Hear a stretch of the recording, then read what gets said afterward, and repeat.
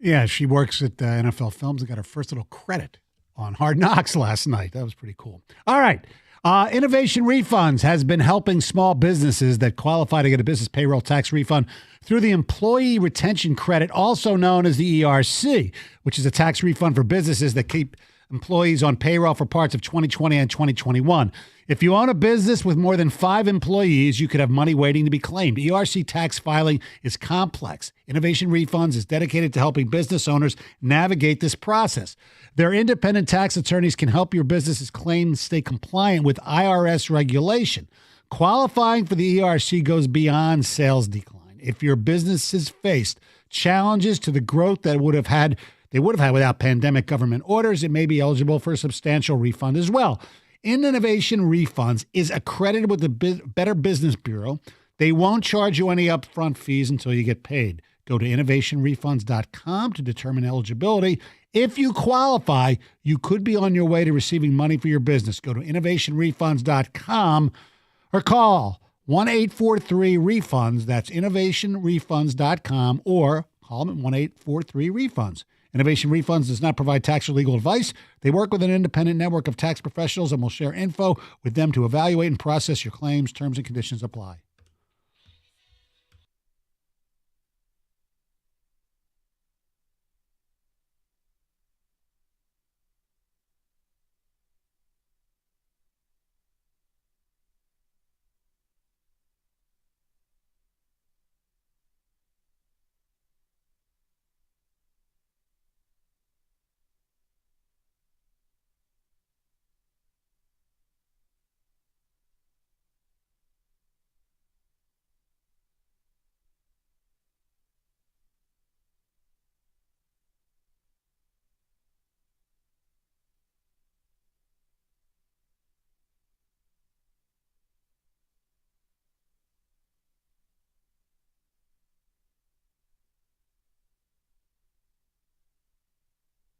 MSU is going to be challenged by Washington, and you're going to get a real test of how much better your secondary is when you face Michael Penix. You get it in your house. It's not going to be easy, though. That's a real test. And if MSU, I mean, obviously win the game, it's a big deal, but if they show an improved secondary and like an identity on defense, now you start to craft this narrative like, hey, maybe there could be something heck of a showdown when they play in East Lansing. That'll be a big test. It'll be a huge test to find out what this defense is. Is Brantley being back? Is he, how effective can he be at that corner position? We saw him play, and he was good. I wouldn't sit there and say against, your vaunted passing attack, he was great. But you start thinking about, and to the last caller's point, there's nobody looking past Michigan State. Talking about Michigan fans, what's the one mar in the last 2 seasons on the regular season record for Michigan? It's in East Lansing. Yep. As I look at them here, look, I may like them to win this division because I think you're getting value. Hold on, Are you let going me to do turn it. them on, the little bottom Come button? on, here you go, Tito. What do you got for me? You got to press the button. Piece of what the hell? Come on. What the hell? That's not what I wanted. Here, give me that. I'll save you from yourself. Silence everyone. I will handle this. I'll save you from yourself. Silence everyone. I will handle this. Value. That's what you get with the Bills. And that thing is Satan's spawn. Holy Hold on. What do you get? Hey, Jimmy, what do you get with the Bills? Just keep going. Hold on, I got to do it again. So when you flip the switch. Yeah, you want me to give you a tutorial? Value.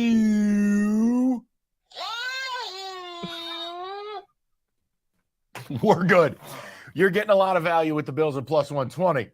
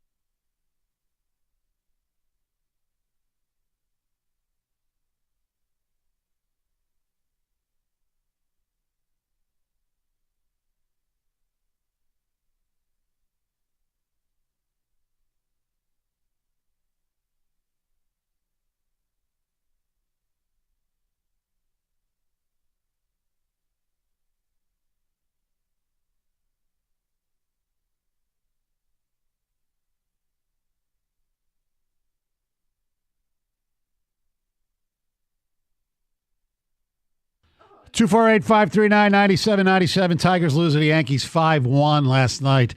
They presented Miggy with a pretty cool New York subway sign by the subway stop right by Yankee Stadium, along with the donation to his charity. He got a hit in an RBI last night. Yeah. So he is now, for keeping score, 3,159 hits.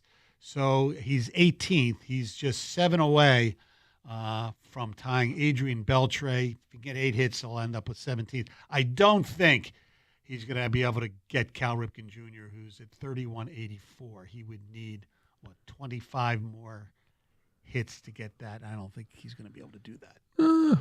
It might be tight. Yeah, it'll be really tight. Especially with the fact that he's probably not going to play every game. Correct. And like last night, they took him out after he got the RBI in the Yeah. 6th inning.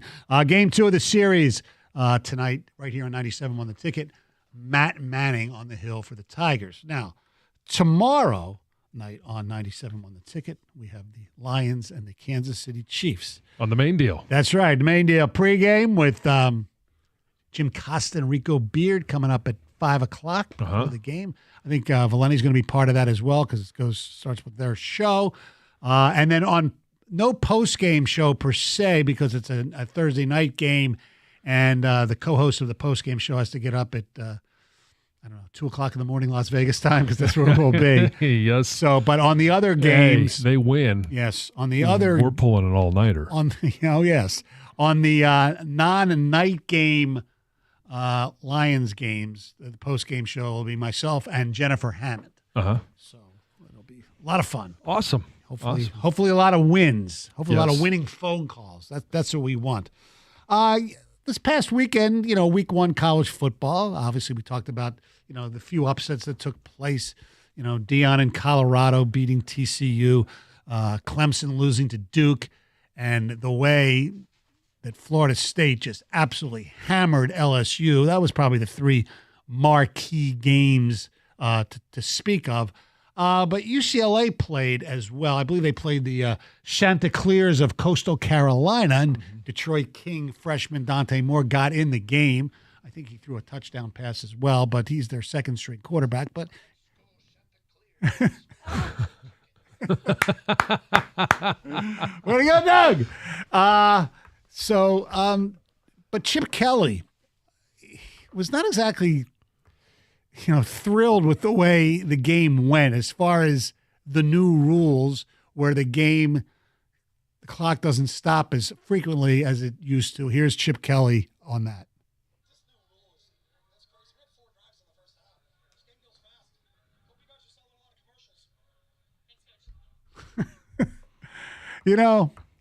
Of all the people to complain about that, the guy who basically invented the hurry up to a certain extent. Remember, well, his that's first why game he's in the complaining about it, because he wants to run the hurry up. He wants to run more plays. And if you get a chance to stop the clock, it doesn't mean you can't run the same tempo. You're just still waiting for the ref to spot the ball, and you're off and going. I get it. There'll be less, if you want to use the old paying for play, axiom, so to speak. Yes, the paying customers will be seeing less football with the new rules. Right. But they're also not going to be there or in front of their television as long. Correct. And, he's not the only one to complain. Lane Kiffin complained, and he put into Twitter to complain. He said, so do you guys buy tickets to go see Morgan Wallen or Taylor Swift or your favorite concerts and want a few less songs at the end? With all the issues in college football, this is what you actually made a change to?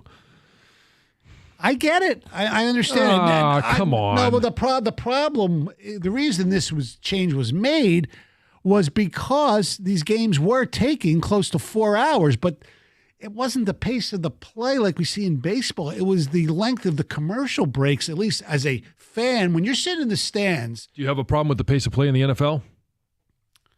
Because they're following the model of the NFL, except for the last 2 games of each half. So into the first half. Yes. You said the last 2 games. Last 2 minutes of each half. Yeah.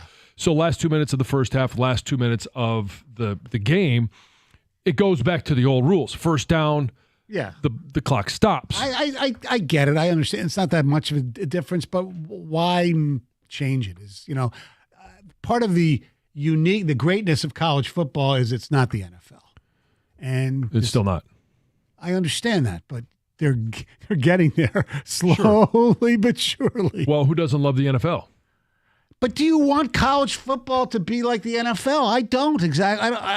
But here's the other question: do you want it to fit in that perfect 3.5 hour time window as a fan, so that when that 3:30 game is supposed to start, you're not sitting there going, "I don't really want to see this game." There's 4 minutes left, but they're not going to leave this broadcast to go to the one I actually want to see until this one's done. Well, I still think they can fit them in a 3.5 hour window, regardless of whether they stop the clock or not. If they have shorter halftime, but I know you have to have the band because the people at home really get to see the band. It's not always about the people at home. There is some pageantry in college football, which but that you don't want that. You want that. So you don't want that, but you're okay with it can't be the NFL. Well, you want to keep the pageantry, but you want to speed it up like the NFL. I'm fine with that. I'm not sitting here going it's bad. I love the speed up games or the speed of the games in Major League Baseball. So do I. This didn't change it. What did it change it? 10 minutes in the overall time frame that we watched games this past weekend? I don't even think it's the time. I think it's the amount of amount of action. That's what it is. Amount of action. You still get action. You still. Snap the ball. Action begins. But it's less of that. There's less plays, so there's less action. It's just simple math. Everybody's going to get used to it, and they'll be like, it'll be like it never was any different. No one is going to care. In fact, I would bet you a majority of people, even though this rule was installed, they didn't even realize it or notice it. And there's not many people going, on 1st and 10 in the middle of the third quarter. Oh, the clock didn't stop. Oh, look at that. Yep. Oh, it's still going. Yeah, but I just love those 3:45 commercial breaks or 2:45 commercial breaks when there's a timeout. That's how you speed up the game. You get rid of that. Okay. All right, it's time for news, and here's Heather. Well, it happens every year, but the days are officially getting shorter. Tuesday marked the last day with the sunset after 8 p.m. in Metro Detroit for nearly the next 7 months. So for the rest of the year, and really until the beginning of April, sunsets will all be before 8 p.m. Now, does that make Wojo's going to be happy or sad? Because usually when it's the longest day of the year, he's pissed because that means from then on it gets shorter. So he's going to be upset. Probably. He's upset until the winter solstice, and then every day starts to get a little bit longer. Exactly. Yeah. So basically it says we'll lose about 3 minutes of daylight each day over the next month, with the sunset scheduled 2 minutes earlier each day. And by September 30th, sunset will be scheduled for 7:15 p.m. And then we roll back our clocks on November 5th.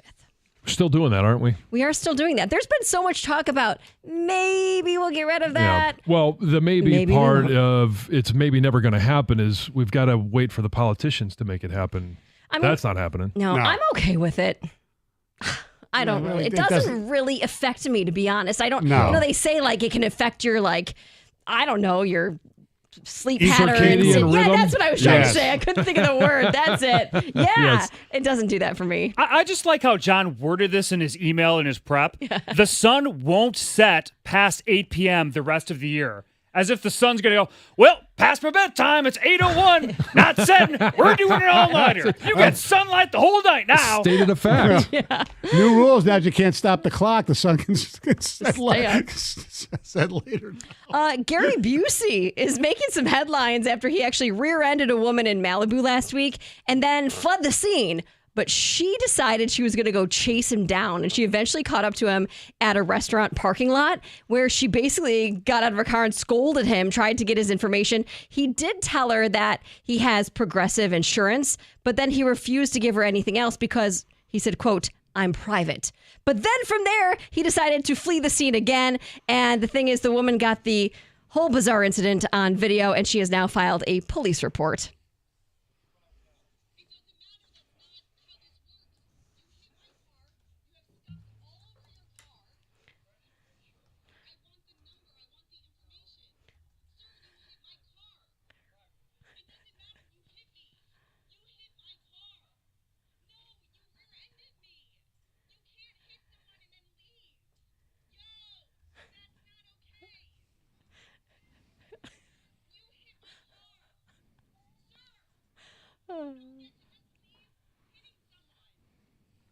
And then he leaves.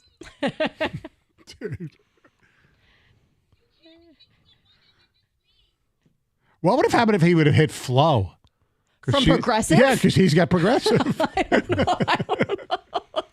don't know. Take his license plate down. Call the police. Yeah. Obviously, she's got it on video. Yeah. She's got his information. I mean, not really on video. She does. So she did file the police report, but he is an odd character. Yes, he is. That's for darn sure. So there's another tourist that is causing problems in Italy. Over and over, we've been hearing about these tourists doing awful things to these ancient structures. And over the weekend, a tourist climbed up on this famous fountain to take a selfie and broke a piece of marble off. And this is like a 16th century site. This man, 22 years old, was captured on security camera, and he caused more than $5,000 in damages to the Fountain of Neptune.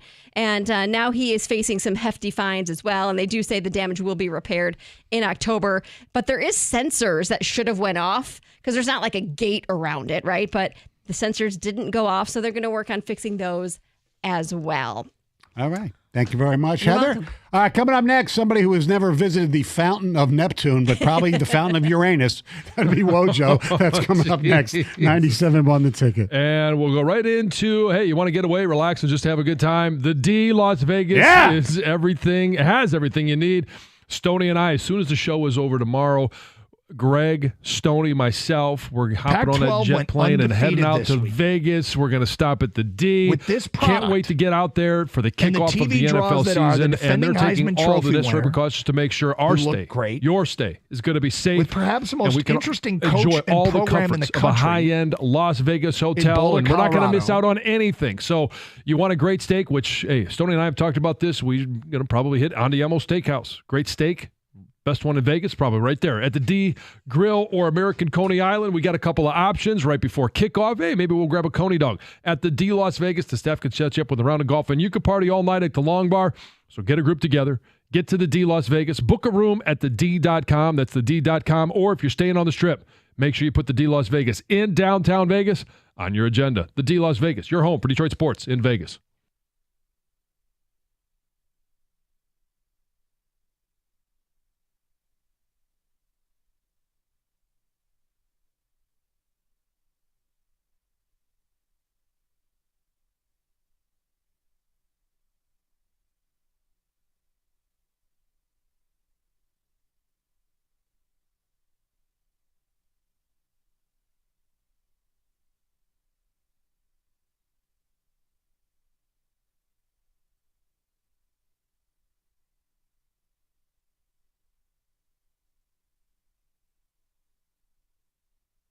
The Pac-12 went undefeated this weekend. With this product and the TV draws that are the defending Heisman Trophy winner, who looked great, with perhaps the most interesting coach and program in the country in Boulder, Colorado, a dynamic player in Washington and Michael Penix, Oregon State, my pick to win the conference, Dante Moore, the Detroit product, who is one of the more impressive freshman performers over the weekend. Utah, who on national TV totally dissected an SEC foe. He's got this product, and he couldn't strike a TV deal. It is so irresponsible and so unbelievable that happened with this product. I think it's going to be a fascinating watch this year. And quite frankly, it's sad.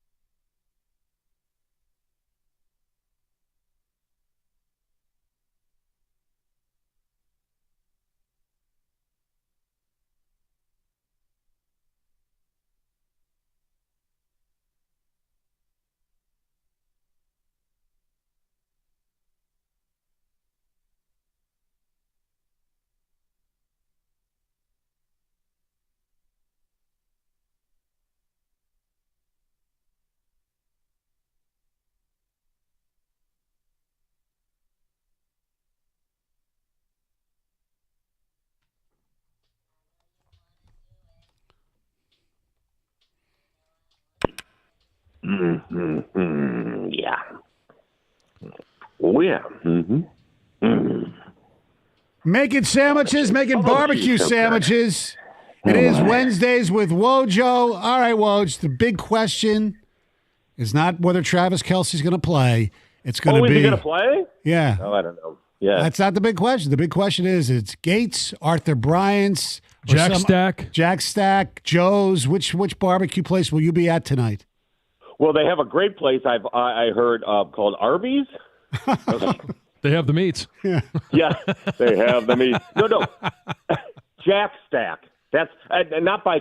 It's so hard to get a reservation for barbecue before our Chiefs game in Kansas City. So yeah, we squeezed into Jack Stack. Should be a day. I love the burnt ends. Have you ever had a burnt end? Yes.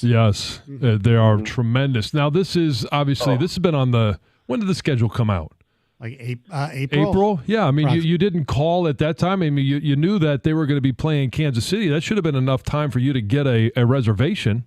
Oh, okay. I leave that stuff up to my people, okay? My people were supposed to hop on that right away. But we're in. We're in. All Good. Right. Well, it's not a burnt end, but it's a tight end. We heard from Travis Kelsey's brother, Jason. God. And he thinks he's going to be good to go. Do you think he will be, number one? Because you are a doctor. And do you think it changes the expectations for the Lions fans if he doesn't play? Well, his brother's description is kind of ambiguous. I know. He said good to go. I think he meant like for the year. Like that was their main point. It's not structural, so it's not a long-term deal. I don't think he necessarily meant good to go for the game, unless I misread it. I tend to think he won't play. I mean, seriously, it happened yesterday. Hyperextended knee. So, and I don't know if Jansen has ever hyperextended knee. I think I might have once. I don't remember. So I think he is not going to go. And yes, that absolutely would help the Lions' chances. Although it doesn't go from a loss to a guaranteed win at all. Just as important as Chris Jones being out. But yeah, the football gods perhaps smiling upon the Lions all of a sudden. So are you a believer in the curse? Is this a sign that the curse has moved on? Why do we put it this way? If Kelsey plays, the curse is still on. If Kelsey sits, the curse is off. What if Kelsey sits and the Lions still lose? Kelsey? Kelsey. Then it's back on. Yeah. Okay. Well, haven't we sort of, although I was thinking about this yesterday, and I'm not trying to tamp down the enthusiasm because I get it. But even like Brad Holmes and a few others, Jared Goff has said, like, I mean, yeah, we're on this hype train and we appreciate it, but have we really done that much? And when you think about it, a 9-8 team that hasn't been to the playoffs, I get that they were 8-2, but the amount of love they are getting is astonishing. And I really think finally, Stoney, you've been a proponent of this. I think finally the nation did sort of catch wind of the fact that the Lions and Lions fans have been starving for this for decades. So it's almost like they're prematurely lavishing them with love. All right, well, now, we'll see if it's warranted, but hopefully it will be. Well, I want you to put on your fan hat or your crack man overalls as a Lion fan here. Right. And Peter King predicted the Lions would go 10-7, win the North, beat Seattle in the wild card, and lose the divisional game at Philadelphia. Would you take the deal and run? Well, who would you root for, Stoney? The Lions or the Eagles? I'd root for the Lions. Thank you. He was so appalled that I brought that up earlier. I'd root for the Lions because it's irrelevant to this discussion, basically. Then why would you take it? Say lose it, lose it. Are you willing to just settle and have a handout? I don't care. Are you willing to lose? Why are you so mad? Or take this deal and just simply say, hey, these are what the football gods are giving you. Take it or leave it. Or do you say, you know what, I don't want to limit these Lions. There could be more out there. What is possible? We got to find that out. Okay. Here's mine. I'll put my Crackman overalls on, and Ron Cracchiola, the great Lions fan, and I will say, you take it. Thank Oh, you. come on. Yes. Well, this year now. Right. After this year, just so we can get a little seat at the table. It's okay. But you win with that seat at the table, according to Peter King, and that's what I'm There's talking only one team about. that wins. I know, but I feel like, and I don't want people to misconstrue this.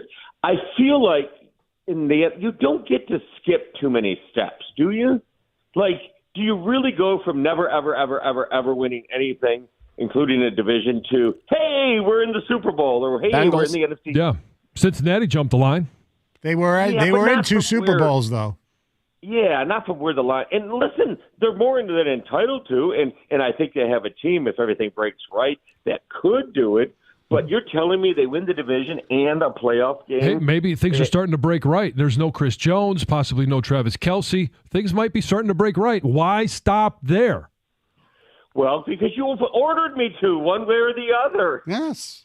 So I had to take your deal. I think most Lions fans would take the deal. Record, somewhat irrelevant. I also think they're going to go 10-7 and win the NFC North.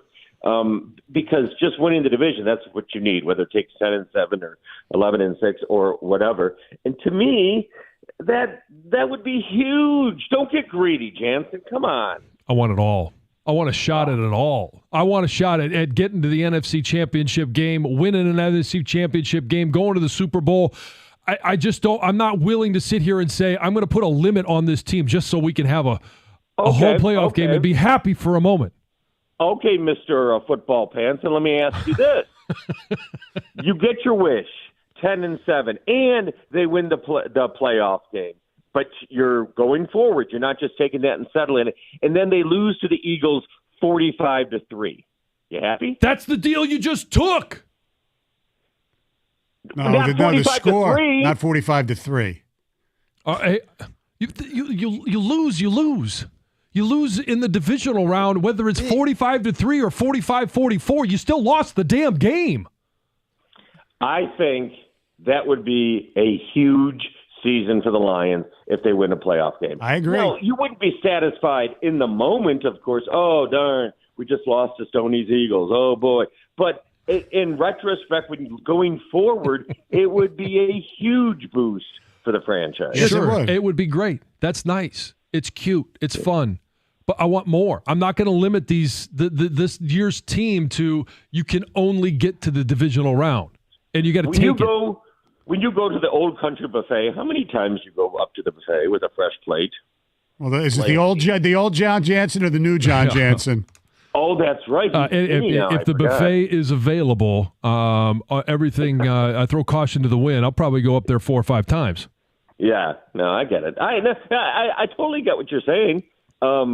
And I think most Lions fans are shooting for that, and I think the Lions themselves believe that's possible, that of winning a playoff game and taking your shot, especially because you'll be at home for the first playoff game if you win the division. I don't think they're getting in without winning the division, just because the division's not going to be that strong, I don't think. But listen, this is the most anticipated Lions season opener. See, I don't want to even limit them to only hosting one game. I know you don't, but if you're Hey, Woj, John's planned the parade already.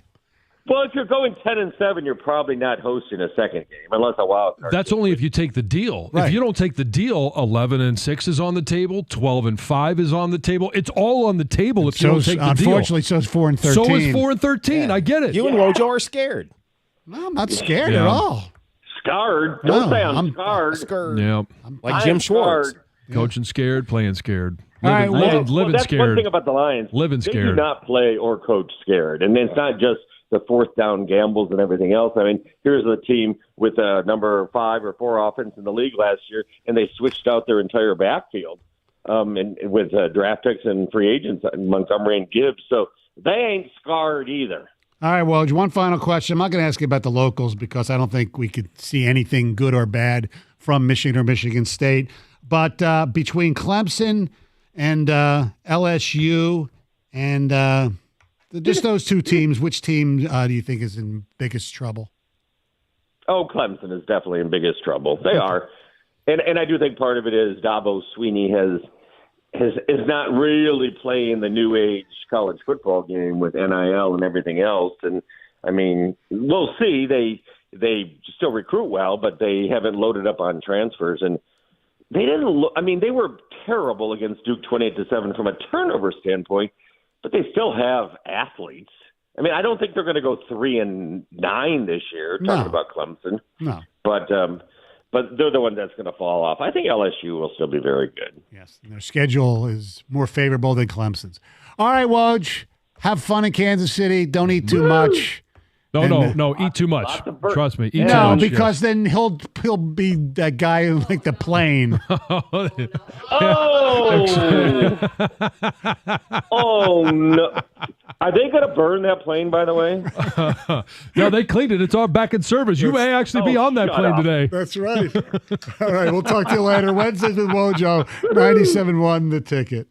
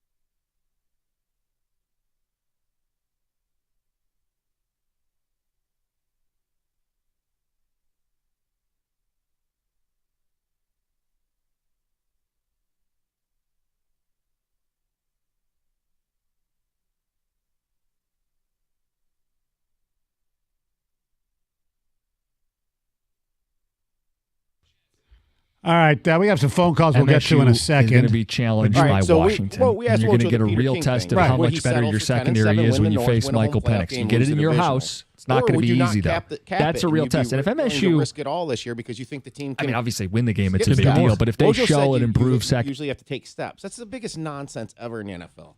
1980, 49ers, 6-10. 81, won it all, 13-3, won 5 Super Bowls in 14 years. How about the greatest show on earth? That was on turf the last time. Right. You know, and that was a shorter run, but they went from 4-12 to 13-3 and had a nice run into the mid-2000s. The Patriots, you know the story. They were 5-11. It happens. Became the greatest dynasty. What about even a team like the 2010 Niners that were 6-10? Got Jim Harbaugh. They went 13-3, made the conference championship, made a Super Bowl, made a conference championship. I think a lot of the Lions fans would take that. Yeah. Well, over the stretch of a time, I'm there for that. If you could tell me part of the deal is they're going to win, they're going to get to the Super Bowl the following year. That's a different story. No, but this whole idea of taking natural steps. You've got to Right. make the first round, then you've got to make the second. Well, in most cases you do, but some you don't.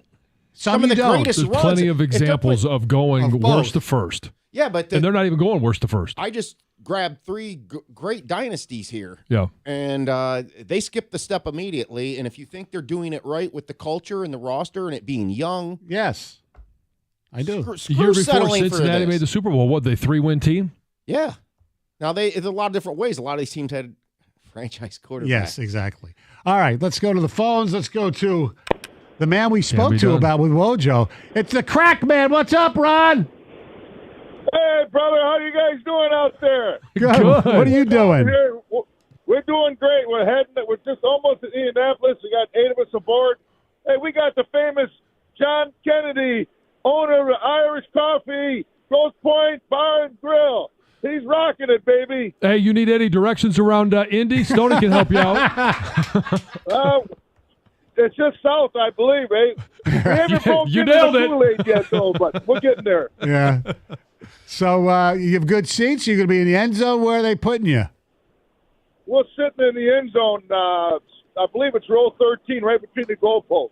Oh, you get to see it all open We'll up. get to see all you on develop. national Yeah. TV, Crack. Hey, we're going to knock them KC fans out of that place.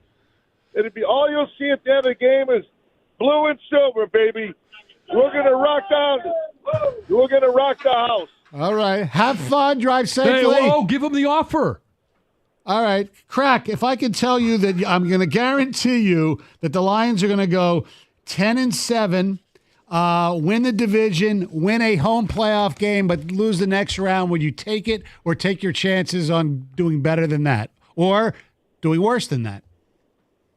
I say do better. Yeah, that's One my at a guy. time, baby. One at a time. Hey, remember back in 60, Cassius Clay? Yes. When he beat Sonny Liston? Huh? Sonny Liston? Well, we're going to do the same thing. We're going to tear up KC. We're All going right. to shock the world, baby. Yeah. All right, Crack. Have a great time. Meanwhile, Stoney and Wojo think they're going to be in the end zone and watch Patterson miss the game winner. Yeah. Well, you dreamt it. Victor in Northville, you're a 97 on the ticket. Hey, what's up, guys? Hey, I Vic. just was listening to Wojo and the question. I think under normal circumstances with a normal you ever see that show Deal or Make the Deal or whatever it is, and when someone's got like, I don't know, like $750,000, and they got like maybe a $10 one and a $1 one, and they're broke, and everybody's telling them to take the deal, and you don't take the deal. It's like, he's broke, man. Take the deal. And John sounds like, yeah, keep going. You know, but look what could happen if the next one is the $750,000. That's what I'm saying with the Lions. That's my analogy. It's like, what could happen if the Lions end up having another bad season? Why, finally, they got the majority of the people on board. Finally. This is the most optimistic fan base. I mean, I've been watching them since, like, Dexter Bussey days in the 70s, and, you know, this is by far the most optimistic. And it was hard for me to come around, you know? It really was. I got an 18-year-old son, and he's all in, and he kept asking me why I'm not all in, and I said I really can't rationalize why I'm not all in, except it's the Lions. Yes, they're more talented. You can rationalize it. Yeah, it's the Lions. Reclaim your understand. youth. Reclaim your youth. That's why. it could be too much damage if we don't get it. That's the only. And then next year, no deal. You know what I mean? I'm with you. We want a playoff game next year, no deal. But this year, I would take the deal because we got way too much to lose. We're broke. Right. It's like even if it's a team like the New York Giants who've actually won Super Bowls, it's different. Risk it for the biscuit. John, you've seen Shawshank, right? Yeah. See, Stoney and the caller and Wojo, they're the people that go to the tree after Red got out and, left, skip parole or whatever it was. And he reads the letter, and then they just stay at the tree. Yeah. Instead of going to Sewataneo. They don't want to go there. Yeah, you know what? Who wouldn't go to Sewataneo? These guys, because they're afraid they might get in afraid. a bus accident. Well, I'll ask you. Peter King says 10-7, win the North, win a home playoff I heard you guys game. talking about this. I think it's kind of a trick question. The question is, would you like the way that makes it more fair is 10-7, win a playoff game, go to Philly. Would you take that? Yeah. Stop there. Oh. Don't have to lose to Philly, but you'll be okay with whatever happens at Philly. You don't have to lose it. Guy comes in changing the rules. Oh. I did completely change the rules, but I started thinking about don't the reason overthink it. nobody It's a wants yes, to no answer.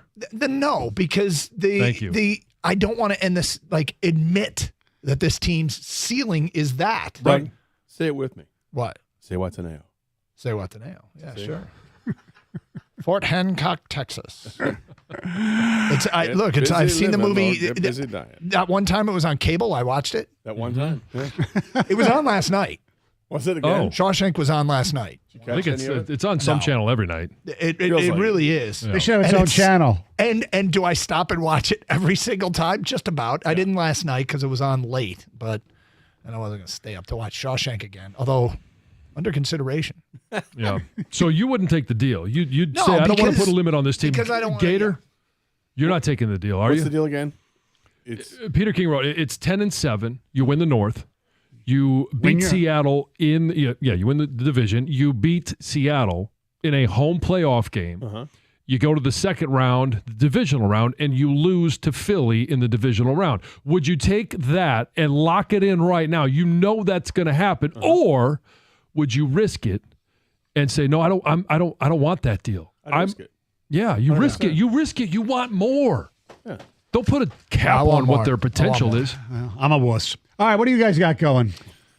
I think we just rip on you for 4 hours. Oh, well, it's on the table, right? It's our annual prediction show. Oh, okay. So we got to everybody gets to go on the record. We record these. Was your bold one, or was that a callers I was listening to yesterday? He was talking about me doing 4 hours of radio. That was in me. Detroit. It was me. It was Detroit goes to the NFC title game, and Stoney goes live from Philly all week long. 4 hours of morning radio in Detroit, 4 hours of afternoon radio in Philly, 8 hours a day, all Stoney, Monday through Friday, leading up to the NFC title game. That was my bold ass prediction. I'm going to play Immaculate Grid with all Eagles and Lions who've played for both teams. Honest to God. Darius Slay, Wilbert Montgomery, Can Gary you Cobb. imagine Philly, Detroit, NFC title game, Mike Stone that week? I went through it with the Wings and the Flyers. Yeah, you did. Yeah, and you I did. rooted for the Red I didn't Wings. really know you that well then. Now I want to watch you go through that. It'll be fun. Live from Philly Yes. all week long. 8 to 8. Carson Anderson next. 97 on the ticket.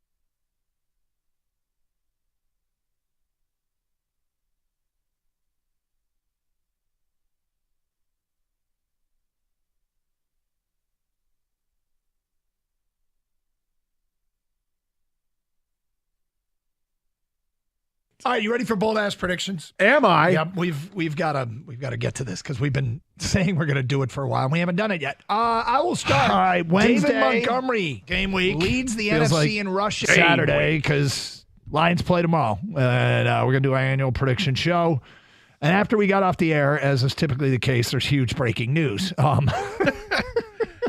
was driving in my car on the way home, and I heard Mike kind of tease it that David had some pretty big Lions news. And I'm like, this is interesting. And I'm thinking, is it a trade? Did they pull the trigger on a trade? It wouldn't make a whole lot of sense just a couple days before the game. Mm-hmm. And listen to the rest of the segment through the commercial break. I'm in my driveway, and I'm not turning the car off. I'm like, I gotta hear what it is. I'm dying. That's how you tease. Yeah. And then David delivers the news that Travis Kelsey has the hyperextended knee and may not be able to play on Thursday night. And I was like, wow, here we go. Mm-hmm. Okay, so there's a few things about it. One is I expect him to play, and I expect him to have 10 catches for 285 yards and 3 touchdowns. Right. But I have often mentioned something that I believe is a real thing, and that is the pendulum of luck. Over the course of time, when you play the long game, all of us have good luck and bad luck in life. And you can create a lot of your own luck. You can create your own good luck. You can create your own bad luck. You can put yourself in a position. You can be prepared to capitalize when the opportunity presents itself, where you can walk through a door and take advantage of something when that good luck arises. But then there's things beyond your control. I feel like the Lions have had an inordinate amount of things beyond their control take place. And I think that it's been cruel by the football gods, some of the stuff that have happened to us. And I've often said that if the Lions ever make it to a Super Bowl, I can totally see an ESPN feature piece on like the last 60 years of Lions football.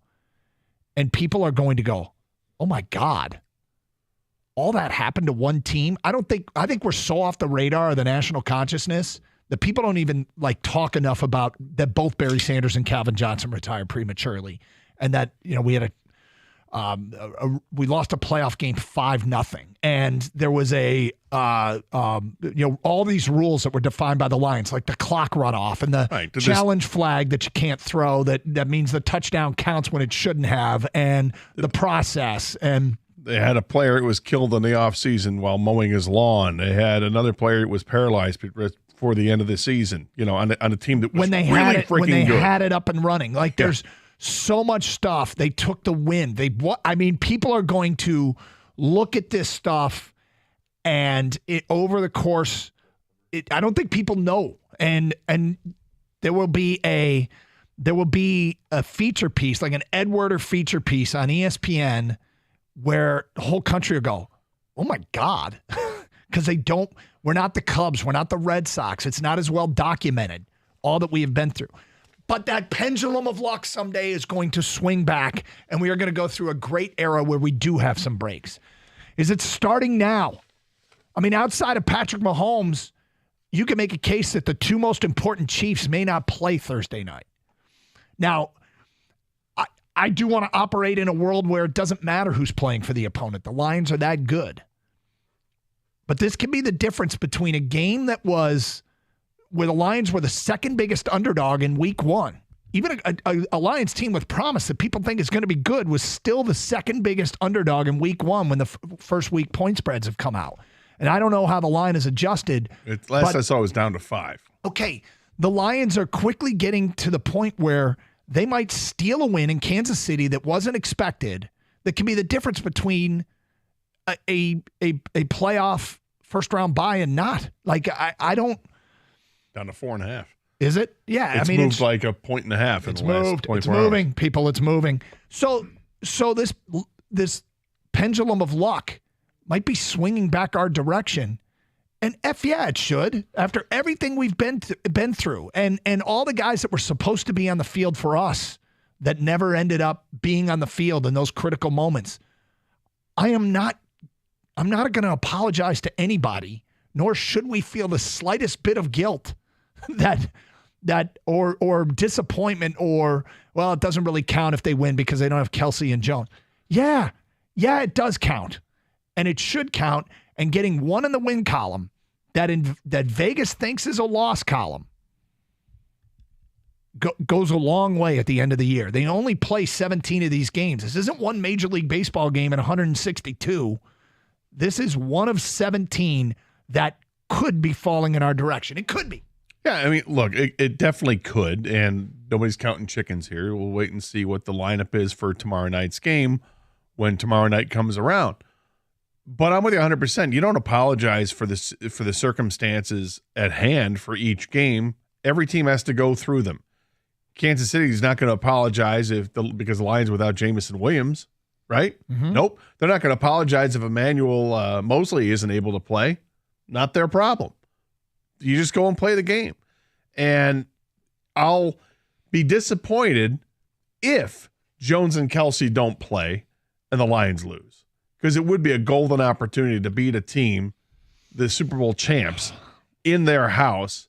And if you can't get it done with those two guys out, that's a big disappointment. But we'll cross that bridge tomorrow night and probably more on Friday's show when we find out exactly who's in and who's not. But I'm very much looking forward to this matchup. I don't care who's out for Kansas City. This is an awesome opportunity for Lions to just slam. I guess you don't slam the door open. You break down the door to get inside the big party and say, we're here. I know you guys are waiting. We finally showed up. Yeah, I agree with you guys. I do not care at all. Like, if Chris Jones and Travis Kelsey don't play, it's not a must-win for the Lions. I feel like it's kind of a must-take advantage of. And people that throw out this notion, it's a lose-lose. If they win, they beat the Chiefs without two of their best players, and they lose, they lost, and Chiefs didn't have two of their best players. No, it's a win-lose situation. You either win the game or you lose the game. That's it, okay? There's no lose-lose, win-win here. Win the game. I don't care who the hell's out there for the Chiefs. This is professional sports. It's football. Guys are going to be hurt. Guys are going to be injured. Guys play, don't play, whatever. You beat the team in front of you, you move on. 100%. The Pistons weren't apologizing to the Lakers because Magic Johnson got hurt in the series when the Pistons swept them. Just like the Lakers weren't apologizing to the Pistons when Isaiah was hurt in a 7-game series and the Pistons lost in 7. God, that sucks. It doesn't matter. Was it Alabama that beat Texas in the national championship Without game when Colt Colt McCoy got hurt on the first drive of the game? Sorry. It happens. And we're still going to hoist the trophy at the end. I do have disappointment in a lot of those situations. Like, I wanted the Pistons to beat the Lakers at their best. The biggest difference is it's totally different when you've had a 60-year drought. It's totally different, everything the Lions have been through.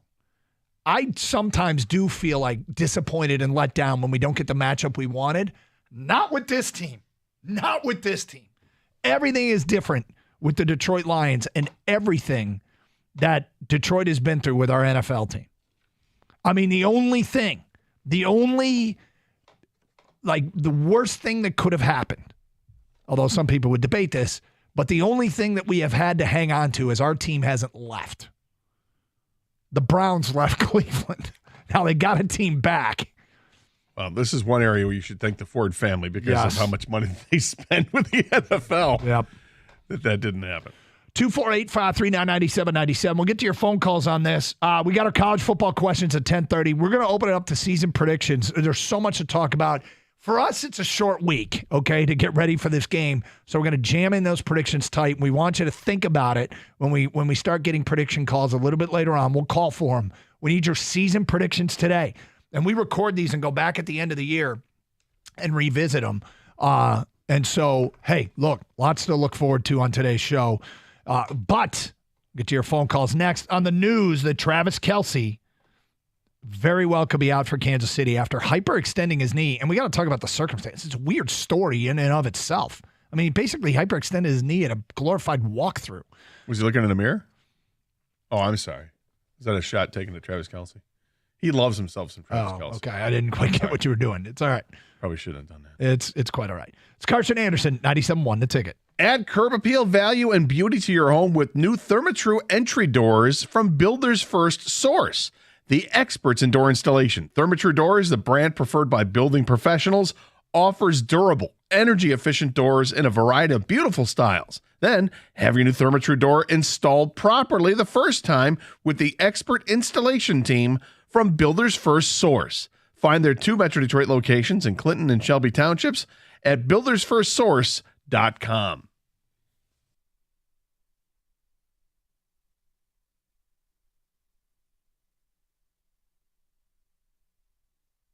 MSU is going to be challenged by Washington, and you're going to get a real test of how much better your secondary is when you face Michael Penix. You get it in your house. It's not going to be easy, though. That's a real test. And if MSU, I mean, obviously win the game, it's a big deal, but if they show an improved secondary and like an identity on defense, now you start to craft this narrative like, hey, maybe there could be a heck of a showdown when they play in East Lansing. That'll be a big test. It'll be a huge test to find out what this defense is. Is Brantley being back? Is he, how effective can he be at that corner position? We saw him play, and he was good. I wouldn't sit there and say against, your vaunted passing attack, he was great. But you start thinking about, and to the last caller's point, there's nobody looking past Michigan State. Talking about Michigan fans, what's the one mar in the last 2 seasons on the regular season record for Michigan? It's in East Lansing. Yep.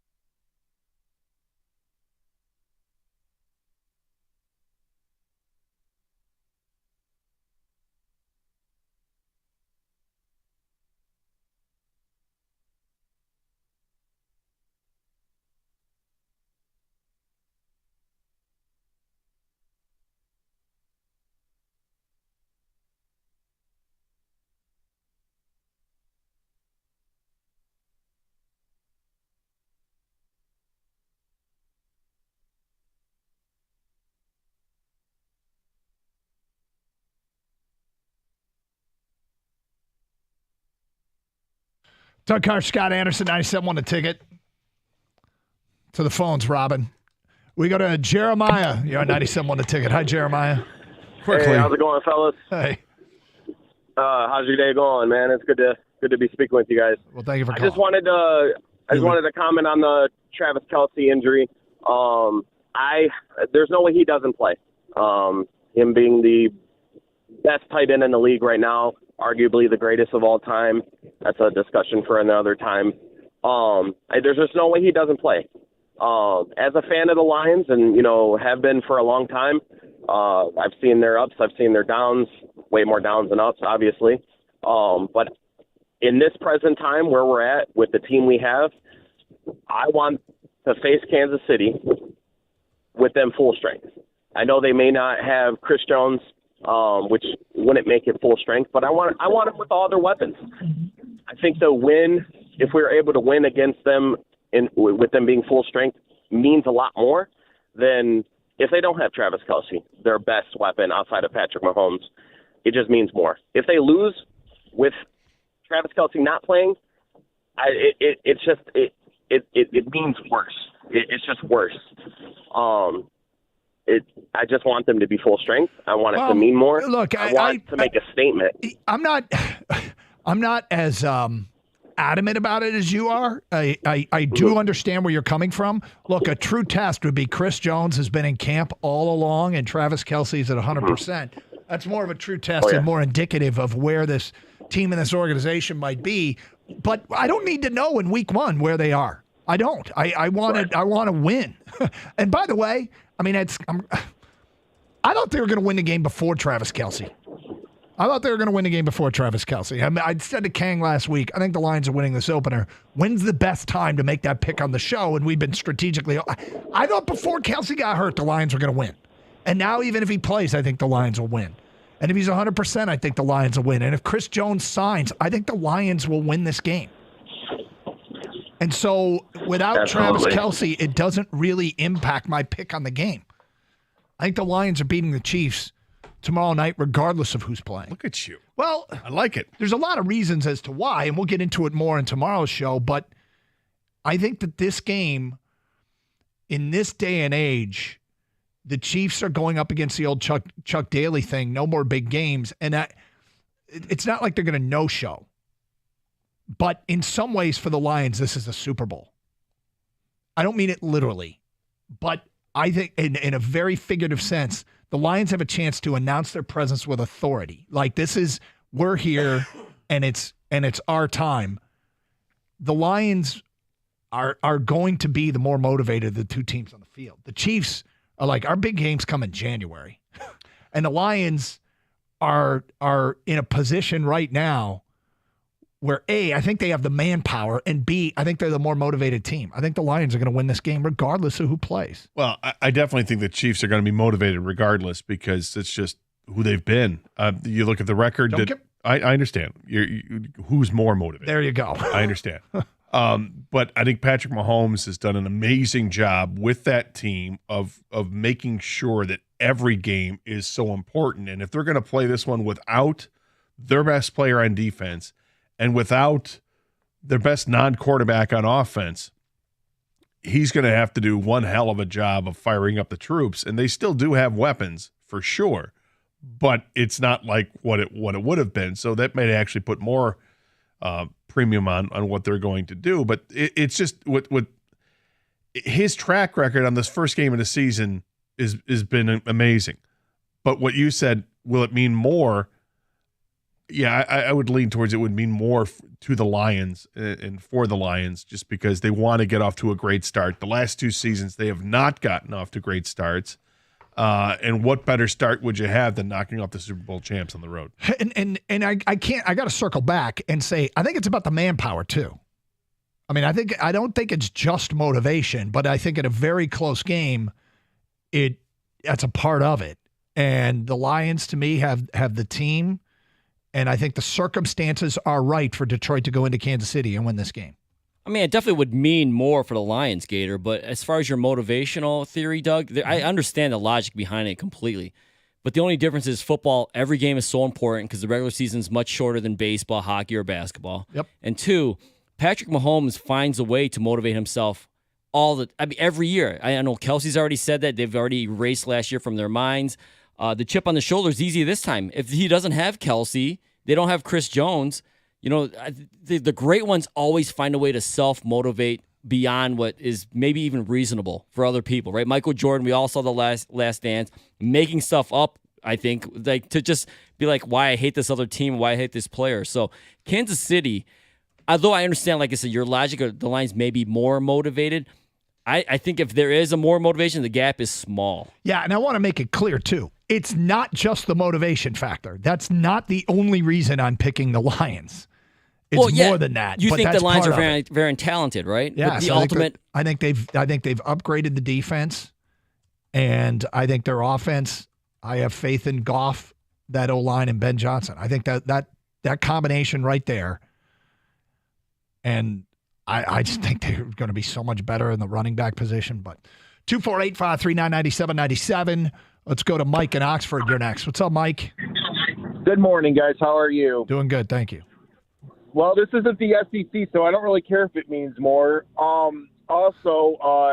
The thing is I think as long as Patrick Mahomes is playing for the Chiefs, it's going to be a good win if they win. I mean, you're still playing Mahomes, you're still playing at Arrowhead. It's still not going to be an easy win. So, I mean, if you think that one or two players being out for the defending champs on the road opening night's going to dampen the win, I think you're sadly mistaking and underestimating a championship team is more than just one or two guys, you know. So, and with their star quarterback, who's probably the best quarterback in the NFL playing, that would be the only time I would say that it's a less, maybe it was a less of a win, you know. So I don't see where that's coming from. In the NFL, a win's a win. College football, it's more about style points sometimes. What would you say about that? I mean, I think it's true because he just put us on hold. I love it. I love it. That's a move right there. That is a move. That was so great. That's like having your own walk-up music, but that's his walk-out music. It's like, peace out, folks. You don't put me on hold. I put you on hold. Yeah, exactly. And now I'm going to hit you with some Alexander Zonchak. Right. I mean, maybe spice it up a little bit. Yeah, I was going to say, maybe come a little stronger than that. That's what he did. Here's some girl from Empanada. It's like, what? Yeah. Here's Herb Alpert and the Tijuana Brass. The Lions are going to win. Here's Kenny G. At least give me some Michael Bolton. Yeah. You know? His whole catalog's good. I can't narrow it down to just one. What did he say? What did he want us to answer? What did He said something about style points in college. Style points don't matter in the NFL. That's right. Yeah, he's right. Yeah, because at the end you got to go out and win on the field.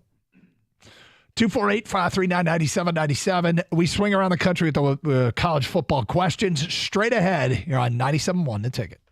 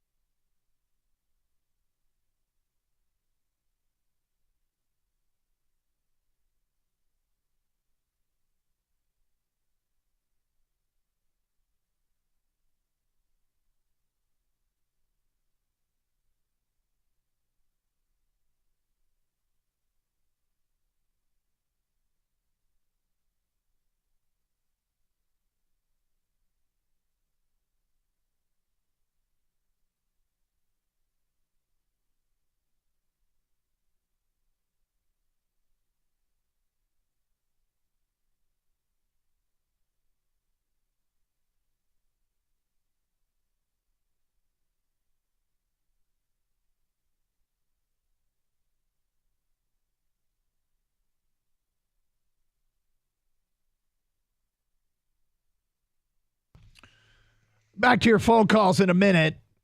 Man, people want to talk about this and people are fired up. But every Wednesday at this time, we swing around the college football nation.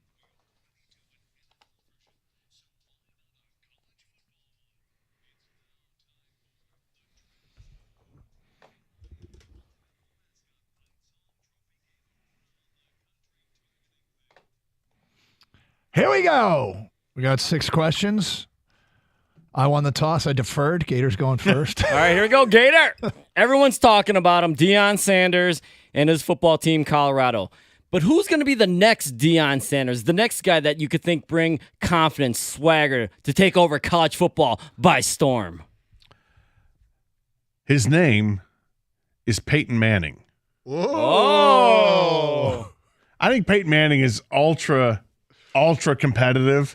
And I know he's got all his hands in all these different business deals, and it's all working out for him. And he's just printing money right now in his life outside of football. He's still involved with football with the Manning cast. You watch him and his brother do the Manning cast, and they are so into the game and all the nuances of the game. And he's second guessing everything. I think this guy wants to get back into football and the coaching aspect. And who would be better than Peyton Manning? Okay, I got a name. And I want this guy to get a job in the Big 12. I want to be a head coach, and I want him to face Deion every year, solely for the theater. Michael Irvin, head coach in the Big 12. And him and Deion play. I don't even care what school, Oklahoma State, Texas Tech, whatever. And he and Deion play every single year. Tell me that wouldn't be the greatest theater ever. That would be amazing. That's a great call. I like good. that. That's a good one. If only Andre Rison could coach. Guys, I've got Trent Dilfer. He's the head coach at UAB right now. The guy is a former quarterback, of course, former media member, so he's media savvy. His tweets, Gator, you know how they go off. Stafford. So I think Trent Dilfer, they're already 1-0. Like I said, he's a former quarterback, so I think he'd bring offensive firepower. I think Trent Dilfer could be the next guy coming and take college football by storm. All right, what do you think of the new Big Ten TV partners, NBC and CBS? I personally love them. I can't get away from Brad Nessler and Gary Danielson means big game. And just their presence alone, to me, reeks of credibility. I couldn't believe they were in Bloomington, Indiana this past Saturday. And hearing them do an Indiana-Ohio State game, which was actually kind of interesting. We watched with an interested eye up here. It was great. And they're going to be in the big house this week, and they'll get bigger games as the year goes on. As far as NBC is concerned, I mean, Tirico's the best in the business. I actually did you see NBC set on their pregame show before West Virginia, Penn State? No. They had a set, and at the end of it were the big giant drums with the logos of the two teams playing. And I didn't see at the end. I was like, are they going to bang the drum of the team they think that's going to win? Matt Castle got very aggressive with his outfit, but I actually like the new TV partners. After 1 week, I haven't really noticed it. Okay. I haven't noticed any difference. I mean, I'm a huge Gary Danielson fan, so I like that he's part of it now and gets to do Big Ten games instead of the SEC games. I don't know if he loves that, but hey, he was a Big Ten quarterback. Why not? Oh, Doug was at Purdue. But it just hasn't really shown me to be any different yet. Maybe I'll feel differently halfway through the season, but through 1 week, I don't notice it because there's still Fox, right? You know, you still Gus and Joel, but the other guys are good. I love Tirico and I love Gary, so that works. I like it. I wish it could happen more in all sports. I understand why it is the way it is, but I think basketball, baseball, hockey, move all the sports, all the teams, all the divisions, all the conferences around the TV. I want my TV to be able to watch any game at any point on any station. All right. Is it too early to say Ohio State has big problems, Gator? No, it's not too early. I mean, Ohio State does have problems, and right now it's getting their quarterback up to speed ASAP. And the reason I say that is because they got a big game coming up in a couple weeks. It's not like other schools that start off with a non-conference schedule where they play nobody of consequence. I mean, they started off with a Big Ten schedule. You know, they played a Big Ten game first off. Now they've got Notre Dame coming up here. It's Notre Dame or Texas? They have Notre Dame. Notre Dame. it's not going to be easy. And to get this kid up to speed, I mean, Kyle McCord didn't look anything special. He didn't step into the role like the other guys before him and stepped into it and immediately became a threat and a Heisman Trophy candidate. And he didn't use his two biggest weapons with those two great receivers they have there. They have more than two great receivers, but the top two guys he hardly used. They got by Indiana, but if Ohio State's going to go somewhere, they better embrace that. And it's not all on him. Their defense has to show up too, because that's been a big problem the last couple of years. Emeka Egbuka and Marvin Harrison Jr., as you mentioned, 5 catches for 34 yards. What happened this past Saturday is not good enough for Ohio State to beat Notre Dame, to beat Michigan, to beat Penn State. But they've got 2 more games before they play Notre Dame, so they've got some time. Additionally, I've seen some decent Michigan and Michigan State teams go to Indiana and struggle more than they should, and Indiana's not good, but they, for some reason, give people problems in what is not a very hostile place. So I do think it's too early, and they've got some time with Youngstown State and Western Kentucky to get it turned around. Is it something about staring directly into Tom Allen's eyes? Is it like a Medusa effect? Maybe. You turned to stone for a minute? Is that it? Maybe. Is it too early? Of course it's too early. Week 1, overreactions. It's Ohio State. They just reload. Did they look great against Indiana? Of course not. But until they prove me wrong, they've been the class of this conference for too long. I cannot count them out. Ohio State, they're going to get it around. All right, Brian Kelly, another one. Is he in trouble already in Baton Rouge? Okay, I'm wondering if it's starting to go the way of Tom Crean at Indiana and Rich Rod at Michigan. And that is, it's okay if you come from a completely different culture and have no history with the program, and you join a program with a deep-rooted history and tradition, but you kind of got to get off to a really good start. And Crean seemed like a weird match at Indiana, and I don't know that the fans accepted him after an initial love fest with any new coach bump. Same thing with Rich Rod in Ann Arbor. I mean, this is a Massachusetts kid who seemed like Irish Catholic Notre Dame guy, and he goes to LSU, and that can work. It can, but I'm just wondering, the moment when it starts to if it starts to unravel early, then the whole "you're not even from here" thing becomes an issue. I don't think he's in trouble because his contract is long and it's expensive, but I wonder if it's going to get that uncomfortable "you're not from here" feeling. I don't know if it gets there yet. I don't think he's there yet. I don't think he's in a hot seat at all. I think you look back at their history, and Nick Saban was a West Virginia kid who ended up winning there. I don't know where Les Miles is from, but Midwest, I'm guessing. No, he's from Massachusetts. Wait, okay. He's a Boston area kid. Les Miles was? I'm sorry, not Les Miles. Brian Kelly. I'm saying Les Miles, I think, was also a Midwest kind of guy. So both of those guys won national championships there. The pressure comes after you've won. That's when the pressure comes. How quickly after Les Miles won were they like, we got to get rid of Les Miles? It happened quickly. Nick Saban left to go to the NFL. And then what about Ed Orgeron? He won a national championship, and 2 years later he's gone. So I think it happens after you win. And Brian Kelly I think he's a very good coach. Kind of takes a little bit, but once he gets going, he's there. And I think he's trying to embrace as much as he can the transfer portal, NIL. I think all that is going to play into the favor of an SEC school. I think he'll be okay, but I mean, it's something to keep an eye on, but I think he should be fine. Yeah, you mentioned those guys, Gator, but they did win. I'm not sure Brian Kelly is going to win there. The SEC is so damn tough. Is he in trouble already at Baton Rouge? I say maybe, and I lean yes, because the SEC and Brian Kelly, the whole, not being there, that doesn't matter as long as you win, but I'm just not so sure he's going to actually do it. The contract is big and long, so he will maybe have some longer rope, but I don't think it's as long as people think. Another coach that could be in trouble is Dabo Swinney's reign over in the ACC. Was it me? I'm sorry. I thought it was. It's over if he doesn't adapt. He has to fully embrace what the portal and NIL is. It's tough for him without his defensive guru. Coach Venables isn't there anymore. He's got to find a quarterback. That was the key to his success for the years that they were untouchable. But right now, Florida State they've arrived again on the scene. This is nothing new for Florida State. They've been here before, and they're here now.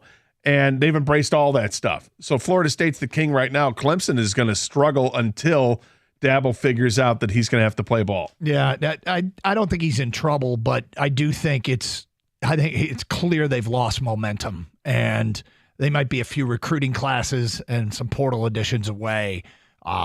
It's going to be a rough couple years here for Clemson. I think he's got enough rope there. He took Clemson football to unprecedented heights that he'll get a chance to turn it around. Yeah, I think it's over, guys. He didn't embrace the portal at all. He's going to be late to the game already. He doesn't have a quarterback. I think that Clemson's one of these stories that, hey, they had a good run, but then it's on to the next. Maybe it's Florida State or another team, but Dabo's reign is over in the ACC. Last question, guys. Who wins the Pac-12? Oregon State. DJU at quarterback, Damian Martinez at running back, the best returning defense. Look at both Oregon State and SC played San Jose State. Oregon State was the more impressive of the two. They did it on the road. Oregon State, that's also a team that is going through this season bitter as hell at what's happened to their conference. Nobody invited them to the party. I think Oregon State wins the Pac-12. I'd like to say that, but I don't think their schedule's as friendly to them as USC's is to USC. USC has other Pac-12 games. They've got 3 really tough games. They've also have a date with Colorado, which could be interesting. But the 3 really tough games they have, 2 of them are at home, and they don't have to play Oregon State unless perhaps they meet up in the Pac-12 championship game. Caleb Williams is the best quarterback in the country. The defense is always going to come under question for a Lincoln Riley team. It's just the way things worked with that. But, they did cut down by 2 touchdowns the last game that they played. But Caleb Williams is the difference. There's nobody like him. They do run the ball. They've run the ball for 7 yards a carry in the first 2 games, and they haven't even really started to load up with the run because they've been able to throw it at will with nearly 800 yards passing in those 2 games. But I got USC. I'm throwing a third dog in the race. I like Washington. I feel like people and fans and media always sleep on Washington. I really like Michael Penix Jr. I'm going Washington Huskies, boys. There it is. A swing around the country with college football. We do it every Wednesday here on Carson Anderson. We have an update on Travis Kelsey's condition. We'll get to that today at 10:48, and your phone calls and feedback here on 97.1 The Ticket. Hall Financial, the lender that saved Michigan residents millions, is reinventing home lending with their exclusive no-fee home loan. Hall Financial is proud to announce Michigan's first no-fee home loan exclusive to Hall Financial clients. Even better, with the no-fee loan, you stay locked in to the no-fee program, ensuring you don't pay fees to Hall Financial when it's time to refi. If you aren't working with Hall Financial on your home loan, quite simply, you are overpaying. The no-fee loan applies to both new and refis.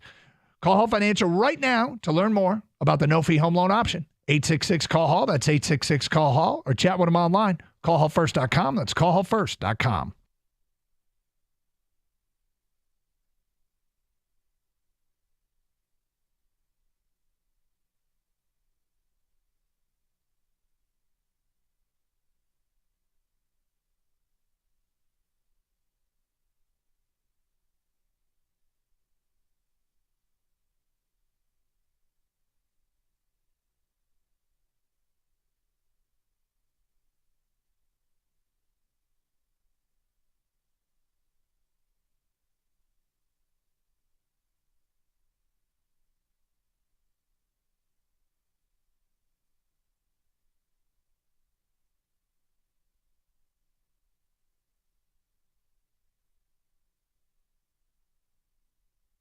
All right, you ready for bold ass predictions? Am I? Yeah, we've got to get to this because we've been saying we're going to do it for a while and we haven't done it yet. I will start.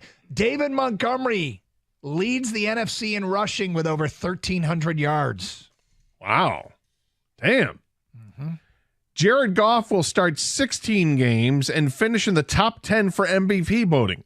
He won't start game 17 because he doesn't have to. Oh. That was a think piece. Lions trade a second-round pick for Devontae Adams at the trade deadline. What? A second? Yep. It's tough. It's tough to give up a second, but he'll be having a good year. Lions play on October 30th, I think, in Vegas, and they'll just get Devontae on the plane for the flight home because I think the next day is a trade deadline. Wow. I would love that. Yep. Jack Campbell will lead the team in tackles with more than 150. Yes! Hard to do with Doug Karsh on his leg, but he'll get it done.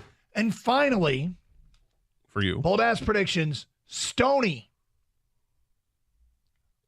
goes out with his hometown team, Philly, hosting his hometown team, Detroit, in the NFC title game. Stoney will be live from Philadelphia all week long, doing 4 hours of the morning show and then 4 hours of Philly radio for an 8-hour day. Stoney all week long, Monday through Friday, prior to the NFC title game. Wow. That's a lot, but that's what he's willing to do. Lastly, Doug, bold-ass prediction. Brian Branch will take a fumble and an interception back for a touchdown this year. Beautiful.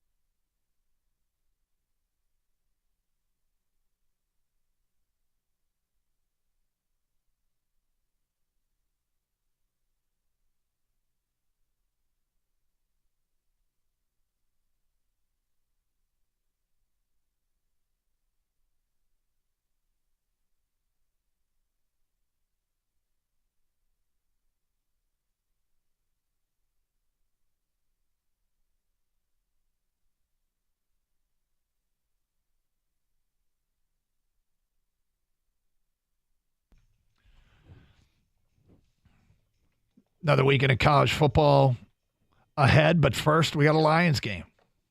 We got a Lions game tomorrow night, which is just wild. So I have not cheated in terms of looking ahead. You said there's some news, and I want to give it my genuine reaction on the air. Okay, Adam Schefter. Oh, that's a big dog. He knows what he's talking about. Writes, after tests today, the Chiefs believe Travis Kelsey's ACL is intact, per source. There's inflammation in his knee, and they will test it again on Wednesday to determine his availability for Thursday night versus the Lions. So, no ACL damage, or at least it's intact. Well, that's good for Travis Kelsey. Yes. I don't want anybody to be hurt severely. But if the inflammation were to linger, for a couple of days, I'm okay with that too. Look, this comes down to a few things here, but the biggest of which is I just don't care if he plays or not. I think the Lions are going to win anyway. I think the Lions have the roster, the manpower, the talent, the coaching, and I think I think it matters more to the Lions than it does the Chiefs. Don't get me wrong. I think the Chiefs are motivated.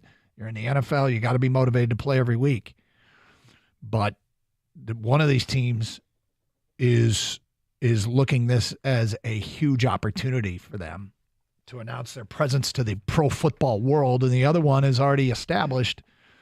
And I don't think you can mimic that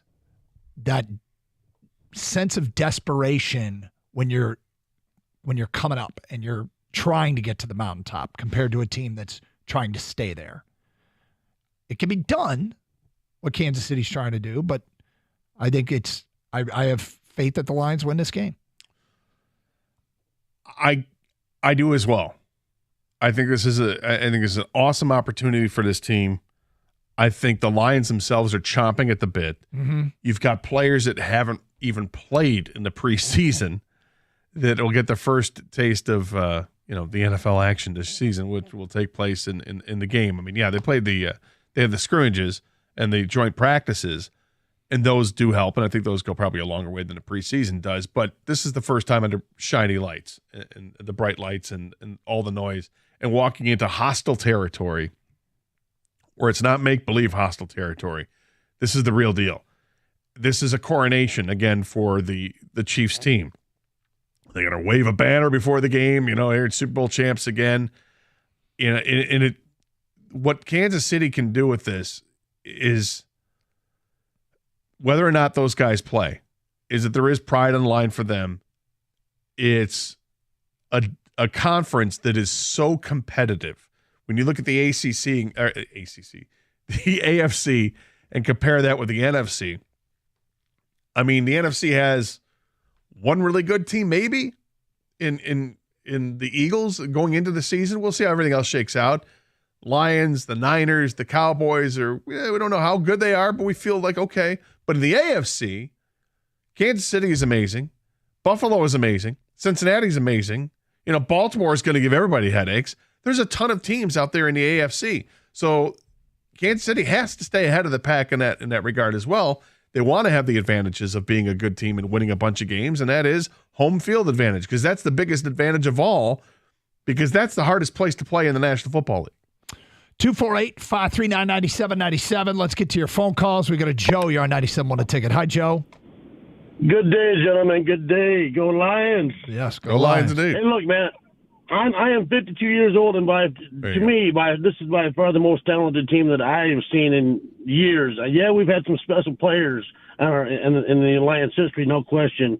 But without a doubt, in my eyes, this is the most talented team. And I want to see Kansas City at full strength, because some Friday morning I don't want to hear anybody, any analyst or anybody saying, yeah, they won, but if this person would have played or if that person would have played, I want the nation to know that the Lions are for real and for them to get the respect they deserve.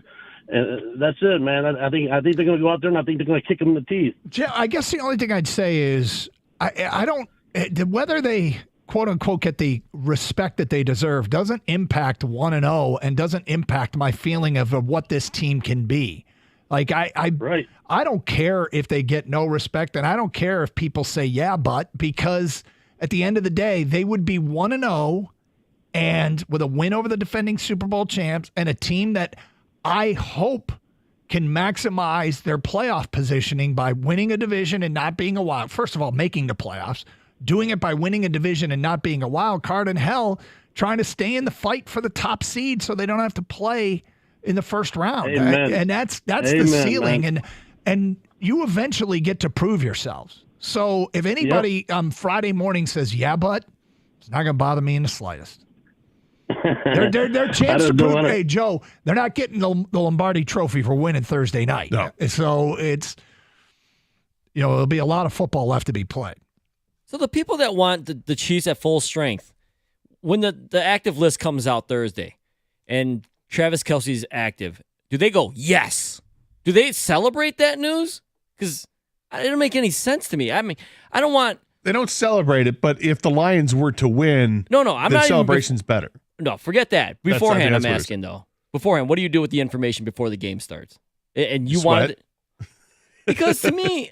I don't get the want them at full strength thing. I'm not wishing them to be not full strength, but it's to root for it. I don't. I understand what you're saying. It's like during the middle of the season, if you find out a player's been, hasn't practiced all week, like Kirk Cousins hasn't practiced all week. Oh, okay, it's a game time decision, and then you're watching, the pregame shows, or you're listening to our fabulous game day uncensored, and Valenti breaks the news that, oh, by the way, guess who's out? Kirk Cousins is not playing. You cheer. You're like, you get all sarcastic. Oh, that's just too bad for Minnesota. Just like what'll happen Thursday night. Travis Kelsey isn't playing. Oh, that's too bad. And if he plays, if he is active, then you go, okay, all right, let's go. Line them up. 248-539-9797. Ron is next. What's up, Ron? Hey, good morning, guys. Hey, Ron. Hey, I've been hearing so much about how good Patrick Mahomes is on opening day. So I went back to look at the teams they played, and I just want to give you guys a list of the competition they was going against. The Cardinals 4-13, Texans 4-12, Browns 8-9, Jags 6-10, and the only team they actually beat with a winning record was the Chargers. So I think the Lions have a better chance than people might think. So I think his numbers and the Chiefs' numbers are a little overinflated. for their first game of the season for the last 5 years. They might be, and thank you for doing the research so we don't have to. We're going to trust you. You're on the honor system, Ron. But if that's the case, and no reason not to think that, then yeah, I agree with it. They do look a little inflated based on who they played and what those teams' record ended up being. But this is Kansas City at home. This is the toughest place to play in the NFL. So I'm not going to put anything past it. They have the best player in the league in Patrick Mahomes. But this could definitely be a team that is not going in there firing on all cylinders because, being to our knowledge at this point right now, their best player on defense, Chris Jones, is not playing. He still hasn't agreed to a contract. And even if he does at this point, how many places is he going to get in the game? And we don't know about Travis Kelsey. At the very least, I would say this. Do you think Travis Kelsey is less than 100% if he suits up? Yes. Okay. Kevin, you're next. What's up, Kevin? Not much. Thanks for taking my call, guys. Sure. Hey, I think it just comes down to one thing for this game. I believe that Patrick Mahomes, in my opinion, is going to go down as one of the greatest quarterbacks ever. I believe that, even if they don't have Kelsey, I think it's just going to come down to one thing, and it's pressure. You look at the two games in the postseason that he struggled with against the Buccaneers in the Super Bowl. Why did he lose that game? It's because he had no time to throw the ball at all. And you look at the game against the Bengals, they had a really good defensive rush that made him uncomfortable. It's never come down to how great our cornerbacks were or how great the defensive backs were in terms of impacting how he plays. I think it's going to be all about our defensive line. If Patrick Mahomes has time to throw the ball, it doesn't matter who you got out there he's got thrown to. I think he'll get the job done. That's why I think it's so important that our front seven gets a good pass rush and we make them uncomfortable. Well, yeah, I would agree that that's a big part of it, and he's really good at improvising. I don't know if there's ever been a better guy improvising in the NFL. He's incredible. So when the pocket breaks down and the play goes off script, Patrick Mahomes suddenly throws left-handed off your helmet for a touchdown, and it's just the way he plays the game. But at the end of the day, yes, making him uncomfortable is a huge part of winning this game tomorrow. Gator, let's get to it. Season predictions. Right now, line them up. We have so much to talk about. We've got to jam these in. We haven't had a chance. Usually it's a 4-hour show dedicated to nothing but that, but we also have a short week. So let's get your season predictions. What will the Lions record be this year? 17-game schedule. Give us a winner and a score and the reason why. We'll do it all next hour. We'll bang out as many as we can. Get your phone calls lined up right now at 248-539-9797. We'll have our predictions for the season at the end of the show. It's Carson Anderson, 97.1 The Ticket.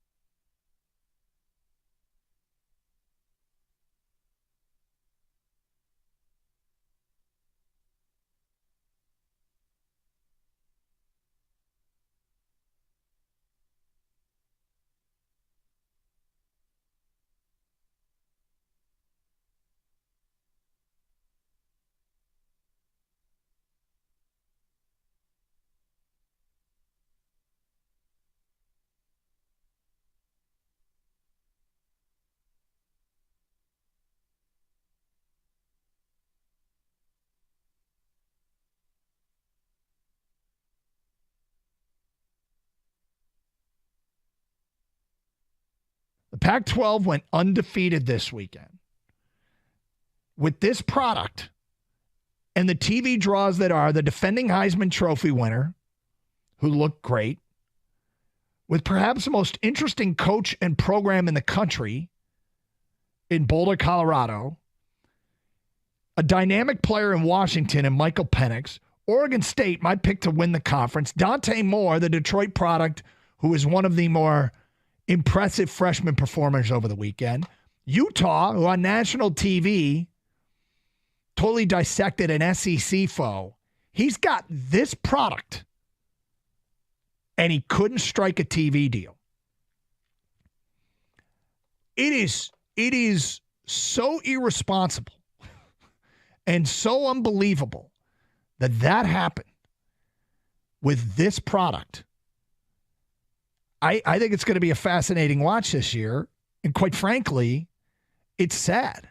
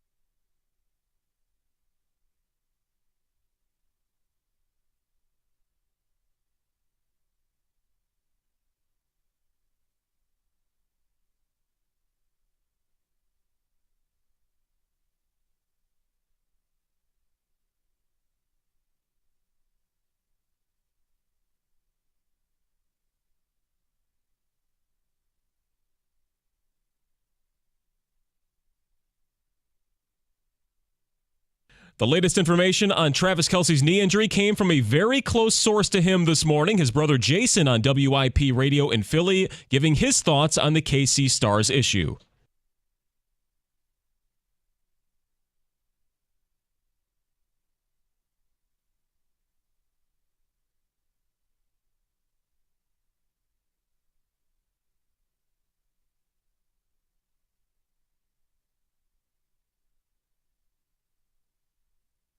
Also, head coach Andy Reid said there's been no updated progress on the contract negotiation of star defender Chris Jones, who's not expected to play. The Lions are making their way out to Missouri before the primetime NFL opener tomorrow night. The line slowly moving in favor of Detroit, down to 5.5 points on the eve of the game per FanDuel. Got it 4.5 now. Yeah, 4.5 now. Is that the Travis Kelsey I know it's ESPN's got him at 4.5 right now. Everyone just believes in the Lions. Also, Matt Manning has been dominant lately in the Tigers' rotation, giving up only a single earned run in his last 4 starts, going 6 innings in each of the last 2. Manning will take the bump at Yankee Stadium tonight as Detroit tries to start up another winning streak with less than a month to go. Dan Dickerson will have the call right here on 97.1 at 7:05.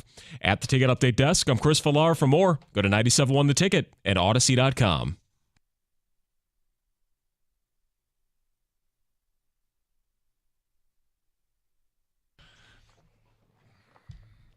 Two 248-539-9797. Doug Carr, Scott Anderson, 97.1 The Ticket. Great to be with you here on a Wednesday. Season starts tomorrow, and we need to bang out season predictions. It has been a long off season, and it's almost coming to a close. It's great to get the college season kicked off locally last weekend, and here we go with this Lions season tomorrow in a hugely anticipated game. And let's get to your phone calls. David in Detroit, you're on 97.1 The Ticket. What's up, David? I think the Lions are going to go at least 12-5. I think they could be better, but I'll go with 12-5. And I want to say something. I think the Lions are going to be a much better team at the end of the year than they are now, simply because, especially in the secondary, those players have to gel as a unit and really get to know each other and be able to. They'll just be more effective and a harder thing to penetrate for quarterbacks by the end of the year. So right now, I think they can beat the Chiefs, but I wouldn't be upset if they lose, and I expect them to be able to beat the Chiefs handily by the end of the year. Handily. That's my. Wow. Handily. Okay. I'm looking for them to compete with the best in the league on day one and win that game, but you think they're going to win handily? That is bold. Got you down for 12-5. We go to Sean. You're next on 97.1 The Ticket. What's up, Sean? Gentlemen, there's not one game on the schedule that the Lions can't win. I'll tell you that. For the first time in years, I really believe that, right? So, but there are some tough ones on the road. I got them winning 12 games, 12-5. That's where I think they're going to finish. And I think it's going to start with a victory over the Chiefs by double digits, 34-24 tomorrow night. Wow. Why are you so confident in that? I just think they're hungrier. There's going to be energy on the Lions side of the bench. It's just going to be tough for the Chiefs to overcome. They've got no issues really. The Chiefs have several. I just think that they're going to come ready to play and they're going to beat them. They're going to take it to them. That's what I think. Sean, thank you. 248-539-9797. John's in Novi, and he's now 97-1 the ticket. Hi, John. Yeah, hey guys, love your show. First of all, thank you. Second of all, all this stuff on Kansas City's injuries. My God, I mean, everybody just give it a rest. When you look at a season, you look at the whole thing. Everybody who gets to the playoffs needs a break here or there. It's schedule, it's injuries, whatever. This it just happens to be one of them. Take what you can get. And as far as Kansas City's injuries making this all of a sudden Detroit's game to win. My God, Detroit is handicapped here. You got a brand new defense, all sorts of new guys who've never played together, who are playing with rookies who have never even played a game. I would take a win out of this and look at it like it's as good as any win anybody can get. I like John's take on that. It's kind of like a coach that gets in front of the podium and they've been given too much praise and he tries to go the other way with it. Mm-hmm. Look, hey, a lot of changes to this defense. Look how many new starters we got. Look at all the rookies that are coming in here. I mean, these guys haven't even played a game in the NFL yet. Can't just think they're going to waltz into Kansas City at Arrowhead and knock off the Super Bowl champions. I mean, that's a tough task. Do you have them winning? Yes. Let's go to Tom. You're next on 97 the ticket. Hi, Tom. Hey, guys. How you doing? 56 years old. There you go, Tom. I just wanted to say, my son's 22, and he's excited as I used to be when I was 22 and 32 and 42. I'm just apathetic now towards this team. Of course, I want them to do wonderful, and I cheer like crazy for them. That's not. But I can't believe there's not one negative person in Detroit thinking they're going to go 6-11 or 5-12. Are you that person? Is that you? Is that you, Tom? Yes. I want to show me. You got to. Fine. You went 9-8. Go ahead. No, I mean, are you? So, what's your prediction? I'm thinking 6-11. So you think they regress?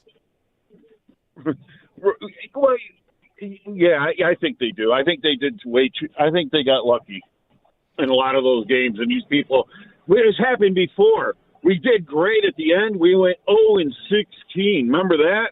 Oh, the Lions are going to be the greatest. We got rid of Campbell, got Mark.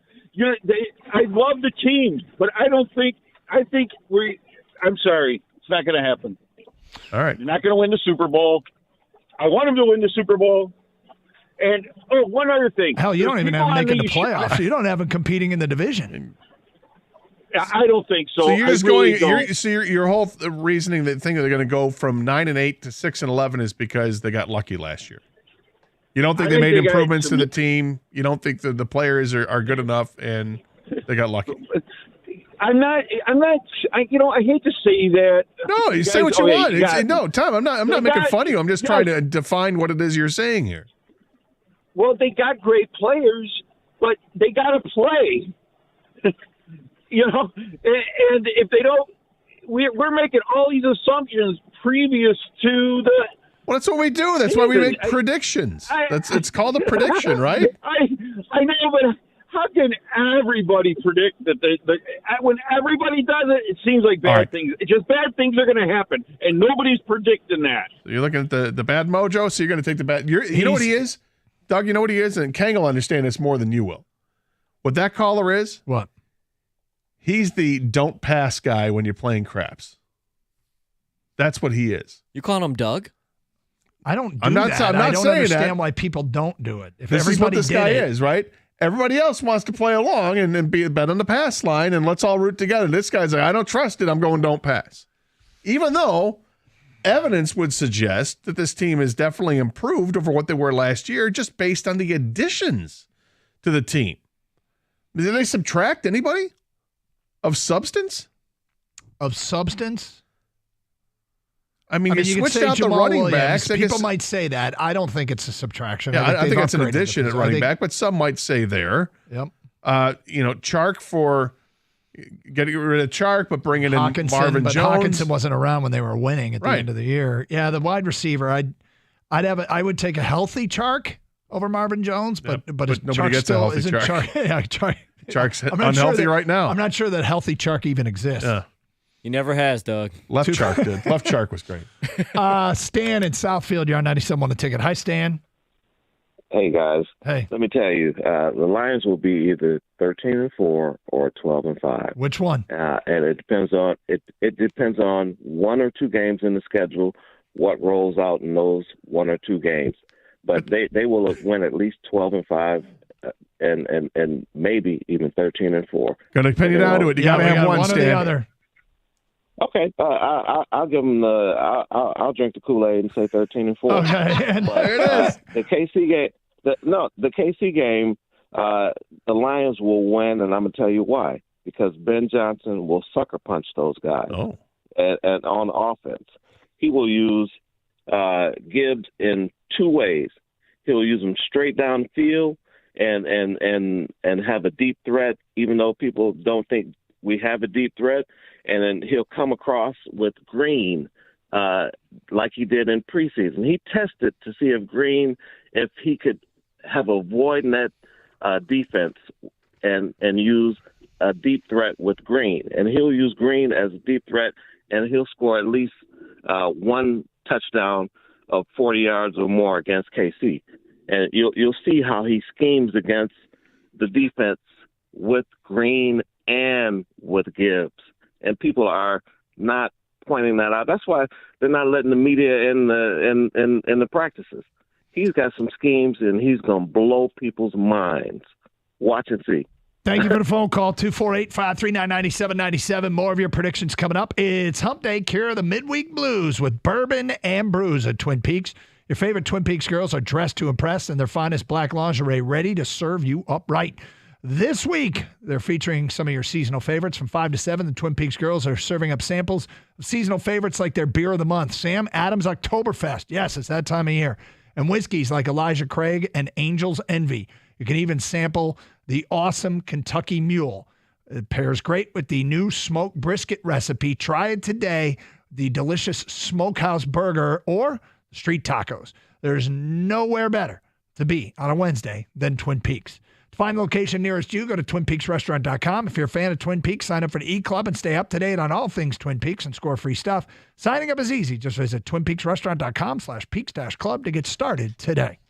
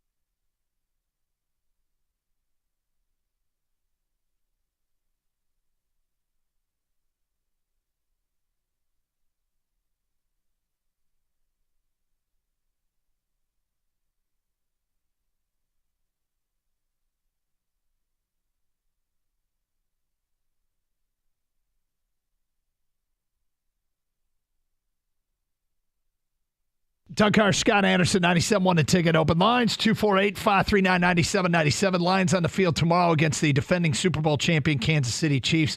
Wow, Gator. I remember when this game got announced, I was like, wow. And now we're just over 24 hours away. Then we got another weekend of college football ahead, 248-539-9797, plus the NFL starting in full on Sunday. Let's get back to your phone calls. A lot of season predictions getting in. We're going to have open windows to get those predictions on the record today, and we'll have ours at the end of the show. Rob's in Port Huron, and he's next. Hi, Rob. Hey, thanks for having me on. Sure. I got them going 10-7, which is probably a little lower than a lot of people. I think their roster is better than last year, but I also do think their schedule is more difficult than it was last year, and I think what a lot of people are overlooking is the jump that I think year two guys are going to be doing, like Kirby Joseph, Hutchinson, and Malcolm Rodriguez. I think they're going to have a huge impact. Got them going 4-2 in the division, lost at Chicago, and home versus Minnesota when we're benching everybody, and losing in a heartbreaker tomorrow, unfortunately. Look, it's not a given, okay? Like I said, I'm confident. I think the Lions are going to win that game, and I thought so before the Kelsey news. And, I'm not sure if he's going to play or not at this point. It sounds like game time decision. Yeah. But bottom line is, if they lose, it's not panic time either. And a team that was 1-6 that turned their season around isn't going to panic if they lose an opener to a Super Bowl champion. Put yourself in the shoes of Andy Reid today, okay? Like the report is they're waiting to see how his knee is today, how the inflammation is. Yep. If the inflammation is reduced, but it's not terribly reduced, it's certainly not back to normal, but you can see it has gone down a little bit. If you're Andy Reid, and this is a long season, do you even bother playing Kelsey, or do you let him sit because, look, it's a Thursday night game, got extra time to rest, or does that give you the reason to play him because it's the early season game, you got extra time to rest? I listened to some stuff out of Kansas City, and what I heard was, there's no need to risk it. There's no need to risk the best tight end in the game just to play in the opener. I don't think he's playing Gator. You wouldn't play him, right? No. I wouldn't play him because the season is long. I'm being objective here. I'm not being, drinking out of the Kool-Aid and going Lions hat and here we go. I do think it would make sense. That inflammation would be gone today for me to sign off and say, all right, Trav, it's good. You're suiting up. We'll play. We got the Lions coming up. We're going to need you. It would have to be completely gone for me to do that. 248-539-9797. Let's go to Paul in Chesterfield. You're on 97 on the Ticket. Hi, Paul. Hey, good morning, gentlemen. How are you? Okay. Well, I hear what you're saying, and I hear what a lot of people are saying, and I'm kind of erring on the side of caution with this game tomorrow. Okay, only because of the fact that you're dealing still with the Super Bowl champions. They're still the Super Bowl champs, no matter how many people you're missing. Okay, and you're stepping into their field. It's not our field; it's their field. There's going to be a lot going on there. Plus the fact that the Lions rookies are the Lions rookies. I like Jahmyr Gibbs. I like the pick that they made. All right, I'm kind of sorry that they got rid of Jamal Williams because. Let's face it, the guy was a character player, all right? He was always up for the game. The guy ran his butt off when he was on the field, all right? He would have been a great character guy to keep around, all right, for Jahmyr Gibbs to mentor under, but obviously that didn't happen. I still think that Jahmyr Gibbs is going to be a great back, all right, but I think it's going to take him some time to initiate himself into the NFL, okay, as well as a lot of the rookies that are on the roster. So in saying that, I guess what I'm telling you is that, yes, I think the Lions are going to make the playoffs this year. I think they're going to go 12-5, all right? and I do. I think they're going to do very well. And if they don't win the division, I'll be very surprised if they don't. They have that much great talent. I think by the end of the year, it's going to be much different as opposed to the beginning of the year, if that makes any sense. It does. The first half of the phone call, I thought you were going to predict them to go 7-10. No. Yeah. No. I really think that they're on their way. Okay. But I've been watching this team since I was 7 years old and I'm 62. There you go. Okay. And to me, this is the best I've ever seen them at. Okay. Even, just watching the 9-8 season last year, I was really impressed, and I'm even more impressed with the talent that they brought in here. But I think people have to understand that when people get let go or they move on, okay, like a guy like Jamal Williams, he played a key role in this team. He really did. And until somebody picks up the torch that he had, all right, and root them on, and I know he was on offense, but it goes a long way, and it goes all the way through the team that way. And that's why I was kind of a heart and soul kind of guy. I hear what you're saying. Jamal Williams is a heart and soul kind of guy, and his loss might not be felt as much as football production, because I love David Montgomery. I'm a huge David Montgomery fan, but his loss might be felt in other ways. Josiah is in Lake Orion. He's on 97.1 The Ticket. What's up, Josiah? Hey guys, great show. Thanks for taking my call. Sure. I've got Detroit going 13-4 this year. They're going to win the division. They're going to make the playoffs. They're going to host a home playoff game. I have them winning tomorrow night, 31-28 in overtime. Wow. So that's my prediction. A kick. Riley Patterson coming through. How many times have we said this in the last week? Yeah. Riley Patterson's going to get it done. As far as the whole season, though, you're pretty confident 13-4. Why do you think it's going to go that well? Because a lot of the top teams that we played last year, like Buffalo 2 years ago, teams like Buffalo and Philly, we played really close games with them, and our team was drastically not as talented as we're going into this year. And I think if we were only that much behind, especially even against Baltimore when Tucker made that crazy kick, we still were hanging in with teams that were way better than us, and now we're way better than what we were. So it's just so hard to imagine not getting better than what they were. Thank you, Josiah. 248-539-9797. Todd in Georgia is next year on 97.1 The Ticket. What's up, Todd? How are you, gentlemen? All right, Todd. I love the show. I think they go 12-5. I think they win the division. I think they win by over 14 points tomorrow and just shock the Chiefs. And I think Jamar Gibbs has over 200 all-purpose yards. I think he's the X factor. Jamar Gibbs, he's going to be that good, huh? I do. I really do. I can't wait to see what they can do with him. Well, it sounds like he's going to be used creatively, and they're going to get the football in his hands. And I'm going to try not to overreact, because I remember the first time I saw Amir Abdullah in that Chargers game. I was like, oh, my God. This guy is a game-changing weapon. This guy, indeed. And really didn't turn out to be that. Couldn't stay healthy. I tell you, if Jahmyr Gibbs has a game, Mm-hmm. we're going to go back and we're going to say, I'll never forget that game. I remember the day that Jahmyr Gibbs pulled a Billy Sims. Billy Sims, his first game as a Lion. Was it against the Rams? Against the Rams. Yeah. Ran for 153 yards on 22 carries. He had 3 touchdowns. He also caught 2 passes for 64 yards. One was a 60-yard screen pass. That was a debut.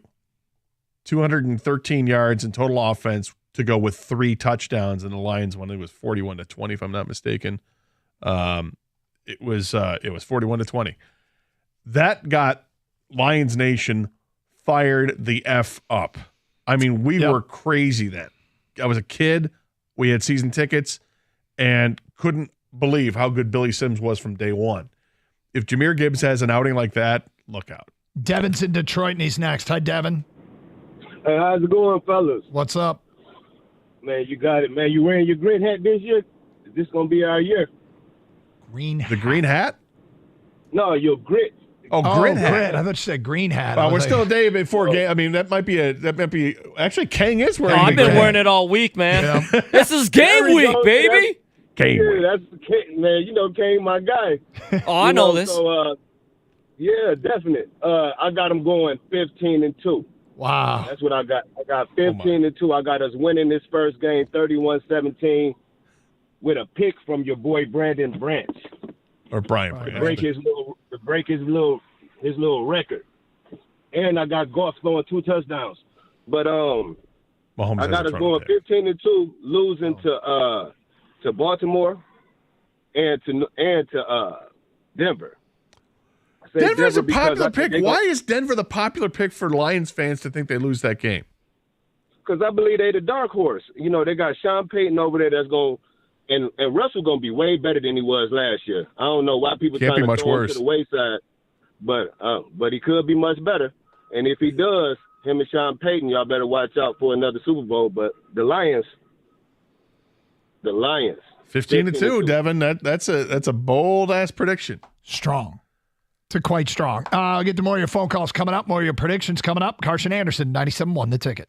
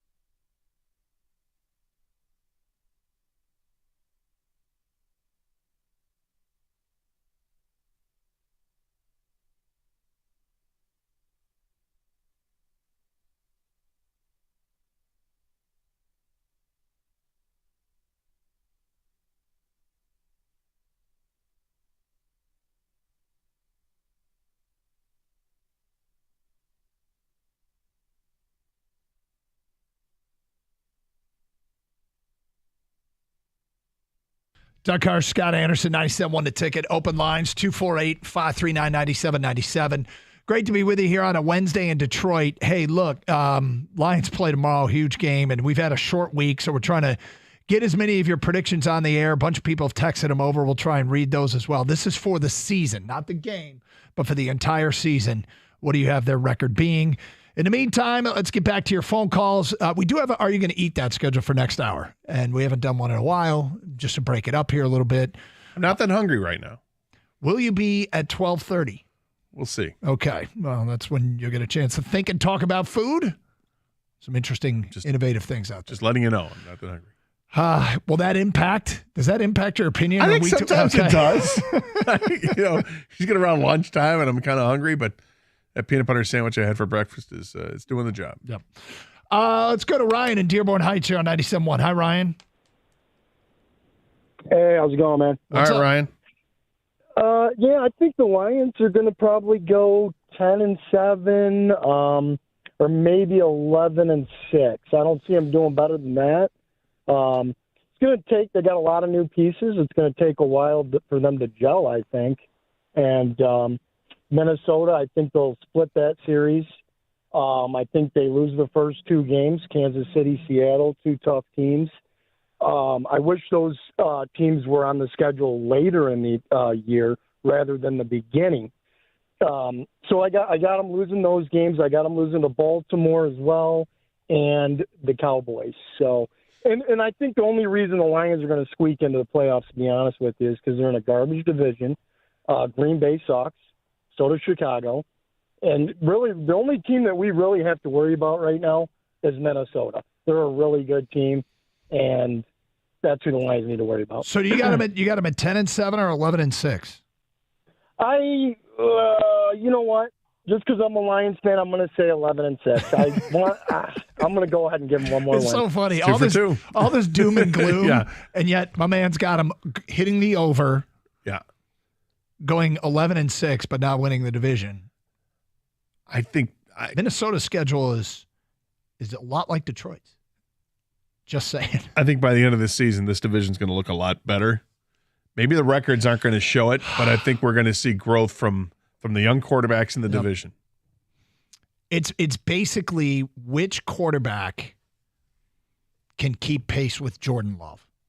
That's what this division comes down. Who can keep pace with media darling Jordan Love? Well, I'm curious. The first guy doing a talk show in a town where our whole team is the media darling. Exactly. Because don't the Packers and the Bears play each other first week of the season?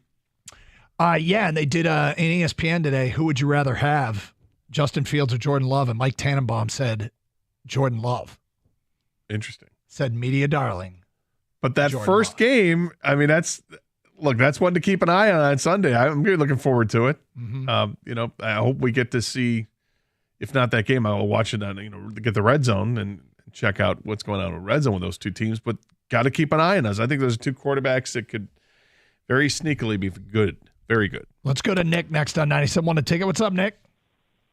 Hey, guys. So I'm not that optimistic about this season. I think there's a lot of question marks. I think at best they can go 9-7, maybe even 8-9. Like, I just don't see there's question marks, like with the running game, for example. Like, I know on paper Gibbs and Monty are an upgrade, but, you knew what you had with Swift and Jamal. You have no idea what you really have with these two new guys. And they leaned so heavily on the running game last year. That's one that is kind of concerning. And two is the pass rush.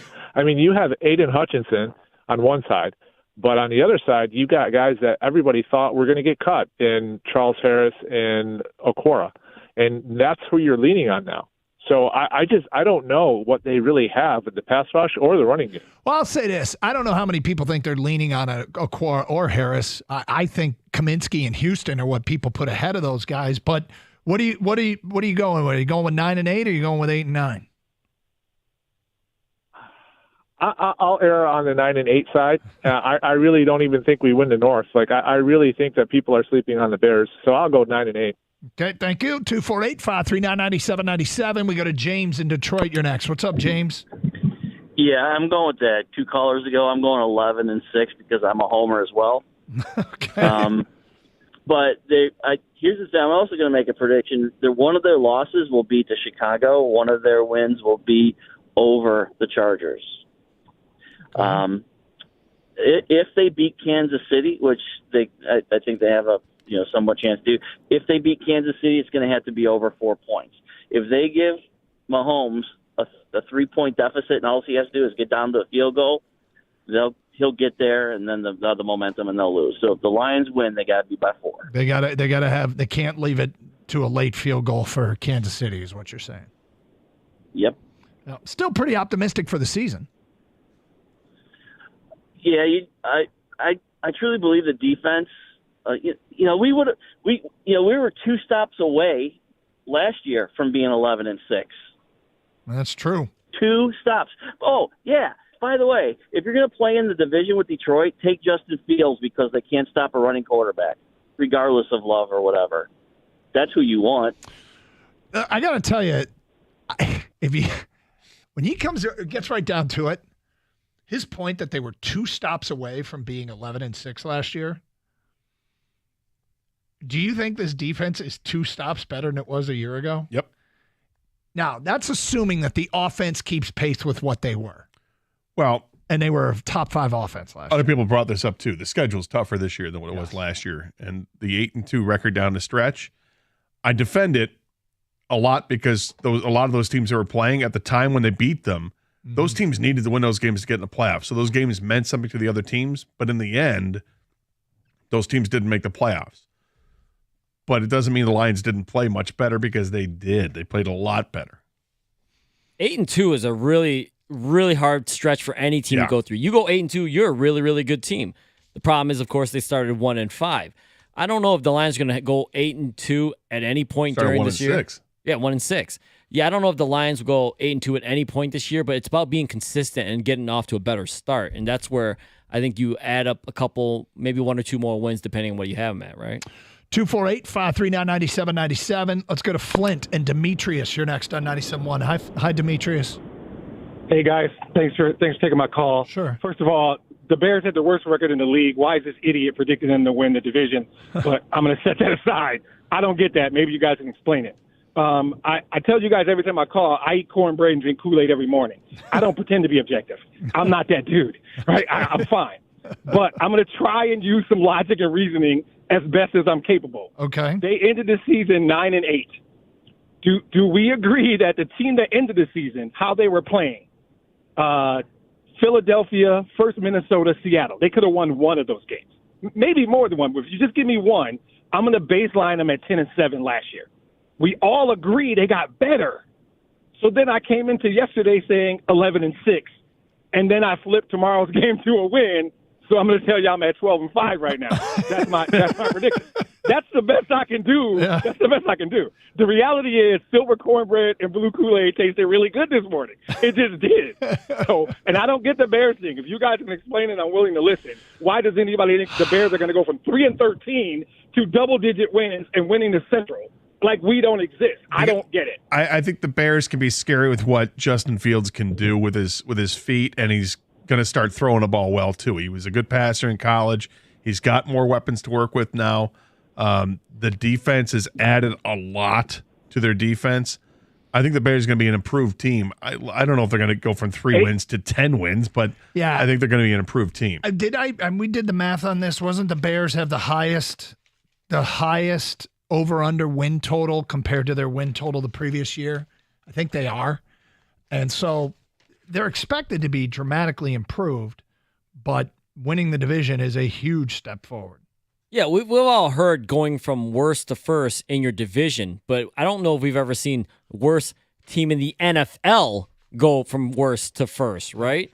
And the Bears are a hot pick, a sexy pick, a hot take, whatever, but they got a long way to go. And I understand what the caller is saying. They were the worst team in the league last year. I mean, this all depends on if Justin Fields makes a huge leap. I think the reason is people saw Jalen Hurts make that leap.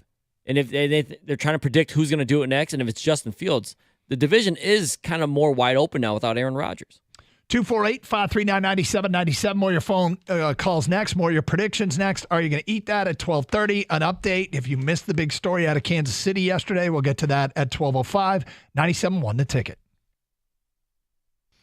Hey, get ready for NFL season with incredible offers from FanDuel, America's #1 sportsbook. Right now, new customers can get $5 and get $200 in bonus bets guaranteed. Plus, all customers who bet $5 will get $100 off NFL Sunday Ticket from YouTube and YouTube TV. Now is the best time to join FanDuel. The app is easy to use. You can bet on all kinds of stuff. Check it out. FanDuel.com. Go to FanDuel.com/Doug and kick off the NFL season with that offer you don't want to miss. FanDuel, official partner of the NFL. Must be 21 or older and present in Michigan. First online real money wager only. $10 first deposit required. Bonus issued as non-withdrawable bonus bets that expire 7 days after receipt. Restrictions apply. See terms at FanDuel.com/sportsbook. Gambling problems? Call 1-800-270-7117 for confidential help. NFL Sunday ticket offer ends September 18th. No refunds. Terms and embargoes apply. $100 off Sunday ticket, not YouTube TV. YouTube TV base plan required to watch YouTube TV. Redemption requires a Google account and current form of payment. Commercial use excluded. Subscriptions renew. Cancel anytime.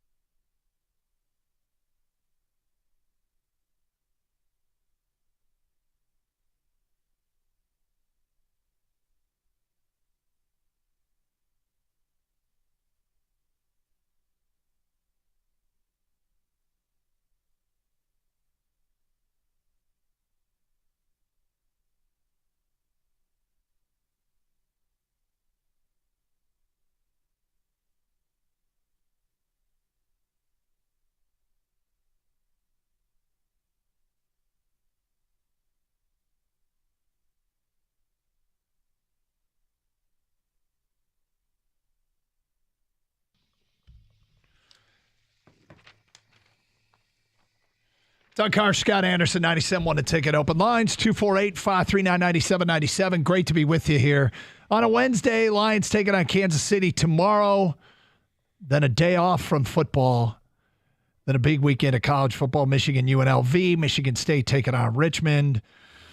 Alabama, Texas, Saturday night. Full day of NFL games coming up on Sunday. Monday Night Football. Bam. We're really starting to get into it. Football fully operational in Southeast Michigan. 248-539-9797. Let's go to JD and Flint. You're on 97.1. Hi, JD. How you doing, guys? Love the show. Thank you. My Lions prediction for the year is 13-3-1. There's always one. Love it. Yeah, go ahead. Why? Well, the tie is going to be Dallas just because they're so evenly matched. It's at Jerry's World. They're going to be focusing on the Vikings, but they're going to take it to them. But I don't know if either team has enough to really win the game.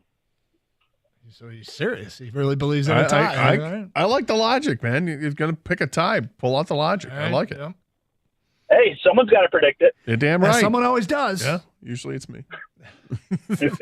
Usually my friend comes up with 2 ties when he does his, and I'm waiting for his prediction to come in tomorrow morning. But I like it. Well, I appreciate the show, guys. I'll be listening. Enjoy it. Thank you. Even if teams are, you know how oftentimes teams are like equally matched? And somehow, some way, it doesn't end in a tie. Most teams are pretty evenly matched. Yeah. He's like, I'm bringing logic to it. Are you?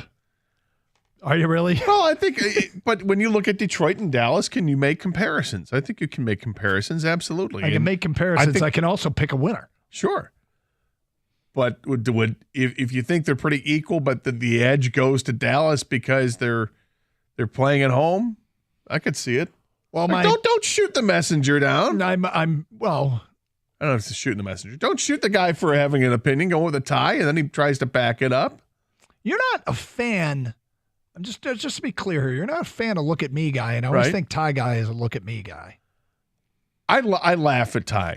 I think it's funny when somebody predicts a tie, because the first time I heard it was from a buddy of mine in Chicago, and he's been predicting the Lions to tie every year for like the last 20 years, and I always think it's funny. Okay. So when somebody brings it to the table on our show, I'm gonna think it's funny, but he said it like he meant it. It wasn't like he's trying to be flamboyant with the pick. He kind of did say it like he meant it, which is even funnier to me. But 248-539-9797. Jeff is in Dexter, and he is next. What's up, Jeff? Hey, long time, first time. Thanks so much for taking my call. Sure. So go ahead. So I could talk about the masterful job Brad and Dan have done with the players that we have, with the players they've signed, with the all the draft picks. What I wanted to talk about is Ben Johnson. I think he's going to be the magic for this season. My floor is 12 wins. And over the last few months, I watched a bunch of really good YouTube videos. One of the YouTubers is Josh McCown, former quarterback. I think he might be a coach for one of the other teams, maybe Arizona or something. And he did some really good breakdowns on how Ben Johnson disguises the looks and the plays. And Kurt Warner did a couple pretty good videos. And then there's this other guy, I think his moniker on YouTube is like All 22 something or other. He did probably 6 or 8 videos about various players, but also give us one point that one of these guys made that sold you. Yeah, just how Ben Johnson, disguises the plays. Imagine over the course of your lifetime, you're scratching your head going, run it up the middle, run it up the middle, run it up the middle. And you go, why are we doing that? But the way Ben Johnson moves guys around and he'll run plays, not even knowing, not necessarily that we're going to get much on those particular plays, but he's testing the defense to see what they'll do. And then later in the game, he'll run those plays with other variations that takes advantage of their weakness. Jeff. And that's how we won a lot of the games. All right, your final prediction for a record is what? Going to get us over the hump this year. Your final prediction for a record is what? Oh, yeah, 12-5 is the floor. Is that your prediction? Yeah. Okay, making sure. All right. Josh McCown is the quarterback's coach with Carolina. I was going to say, I remembered him at Hard Knocks as the first episode of Hard Knocks, or the second episode. The Jets were getting ready to have some joint practices with Carolina. Slick is in Madison Heights and on 97.1 The Ticket. What's up, Slick? Hey guys, how you doing? Good. All right, Slick. Hey, Gator.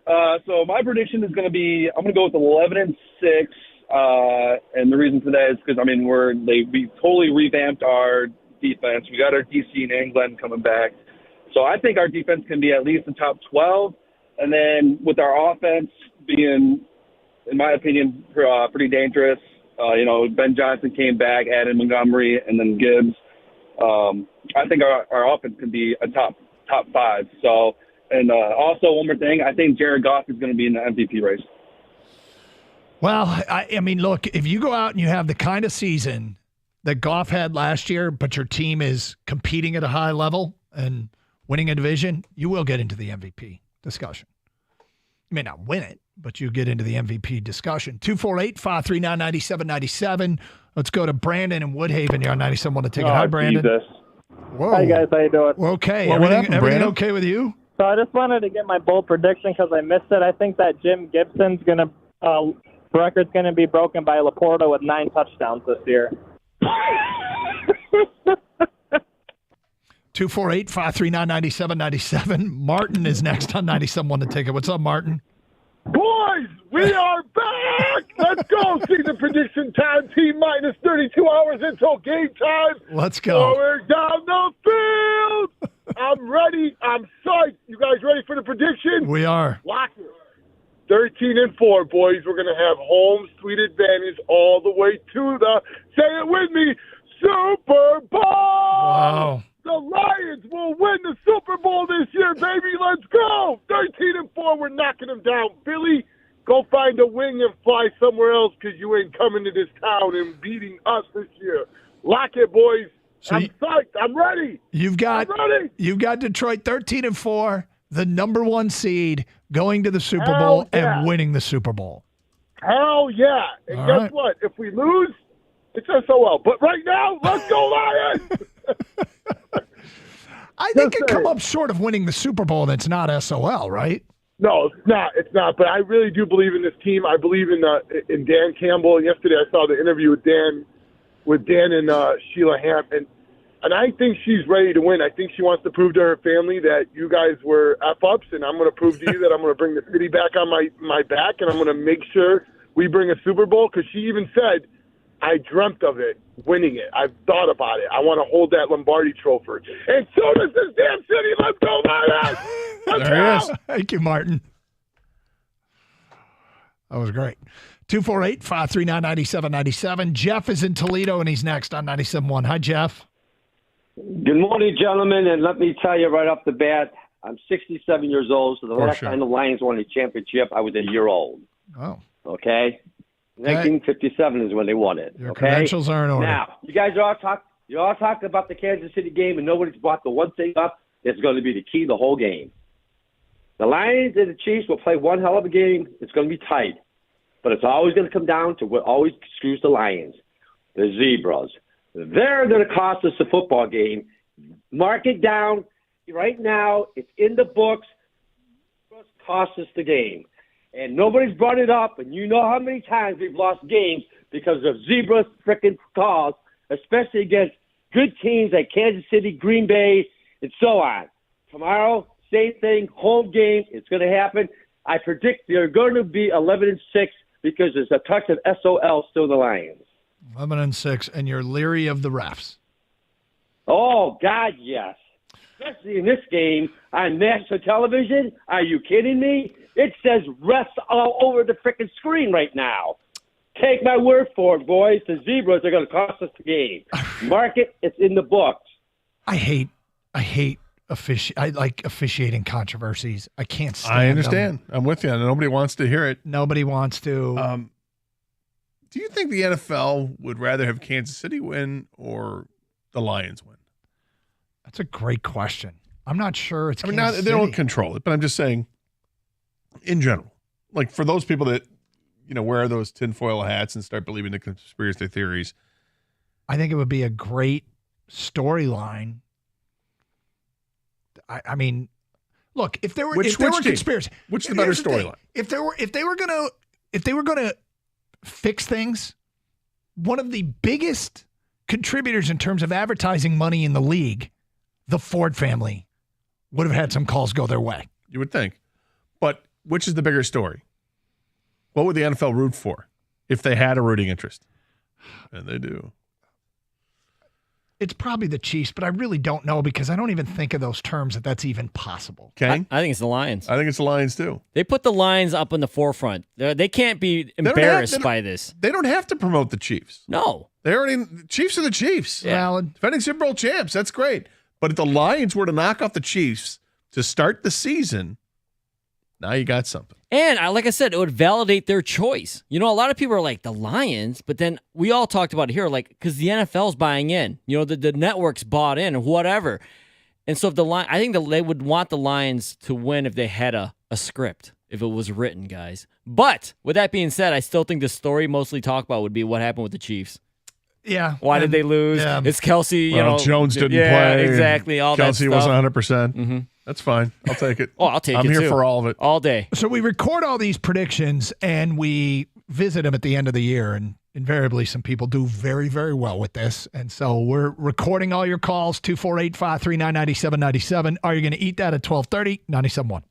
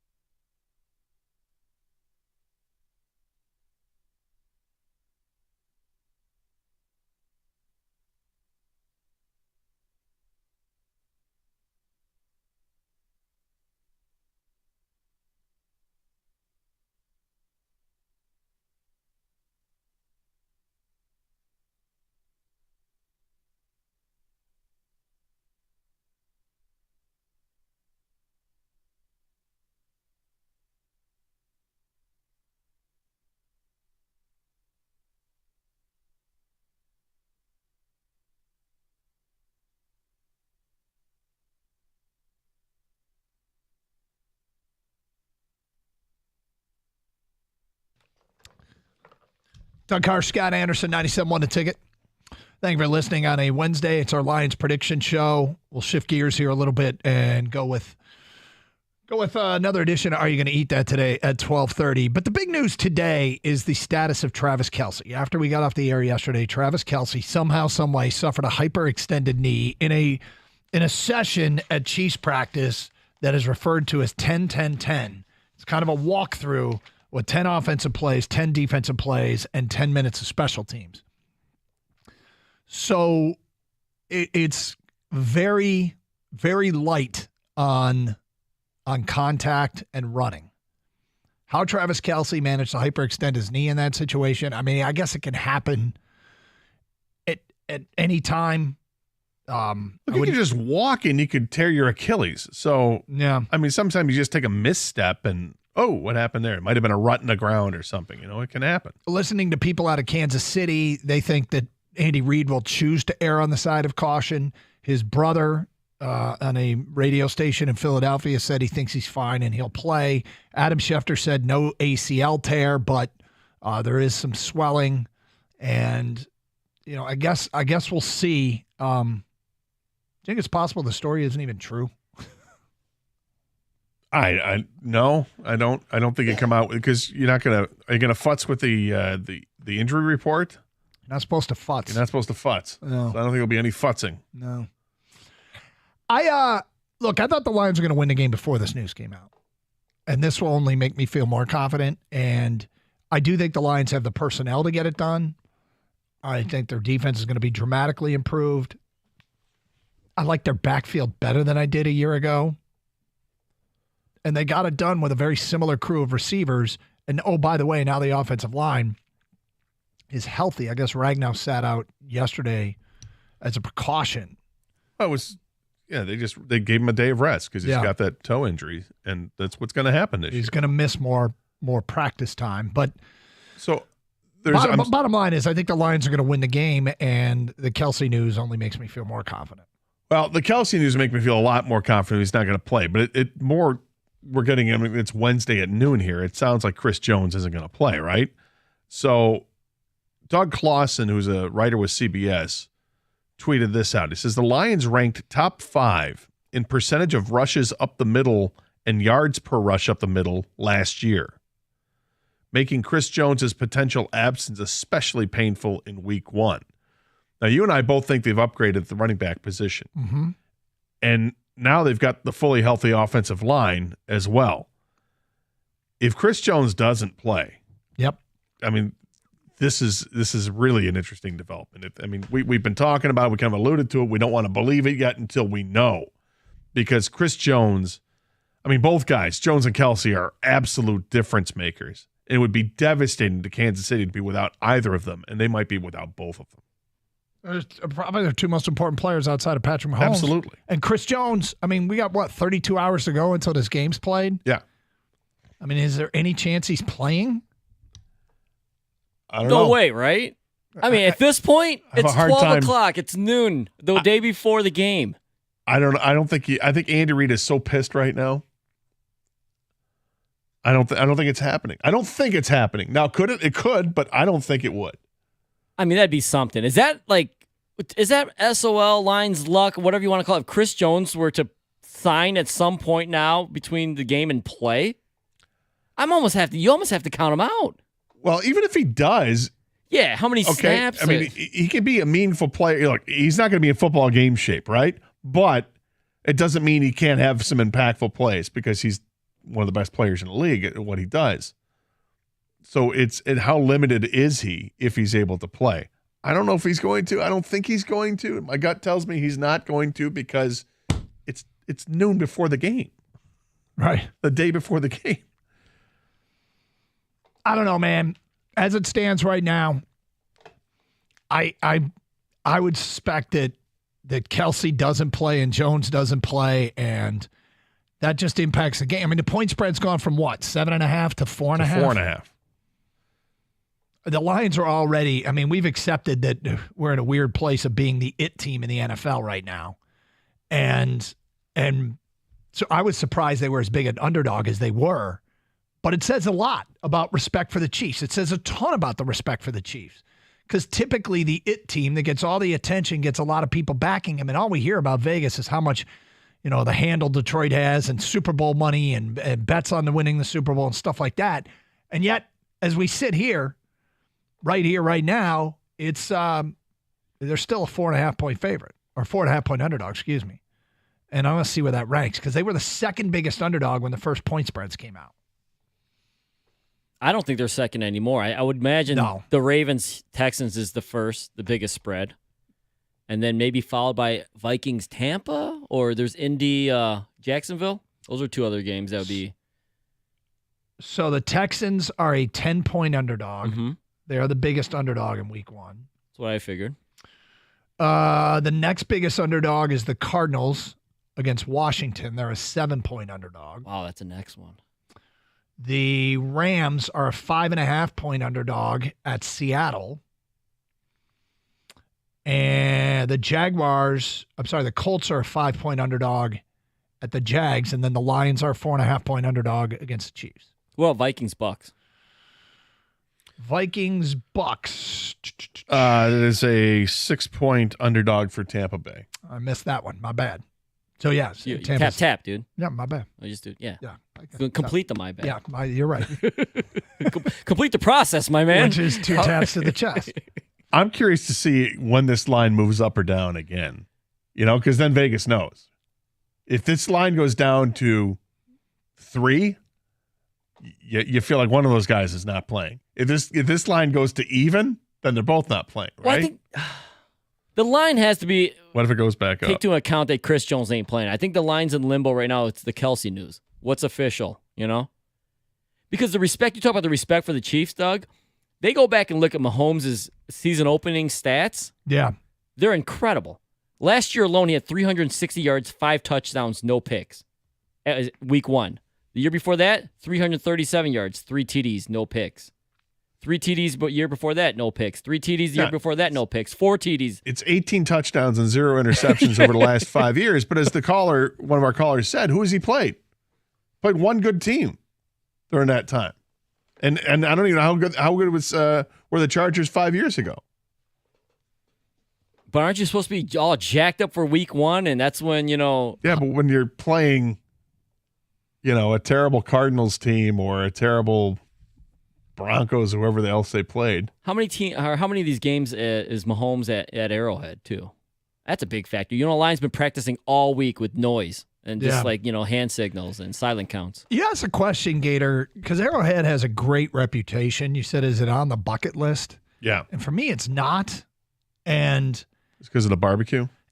No. You don't dine on swine. No, you don't know that. That's not that at all. Neither of the Kansas City stadiums, which everybody says they're great, look that great to me. Neither Arrowhead or is it Memorial Stadium where the Royals play? Kauffman Stadium, whatever the hell it is. You don't think Kauffman Stadium looks cool? I don't think it looks like anything special. I don't know, just to see the waterfall and the whole thing. I think they've changed it. And they're looking to build a new one. But maybe if you saw a rendering. Yeah, maybe. I do like rendering. Maybe you saw people doing yoga in the field there. Yeah, is that a man with a guitar? Exactly. Yep. Is that an acoustic? There you go. But it's about the atmosphere once you're in the game, right? I mean, it's supposed to be great. So does Lambeau look like it's anything special? As a actually stadium? More so than Arrowhead. Does Lambeau, I think Lambeau. It feels to me like you go into Lambeau, you're visiting history, whereas Kansas City's not. Not to me. Isn't it the same stadium that was there for Super Bowl I?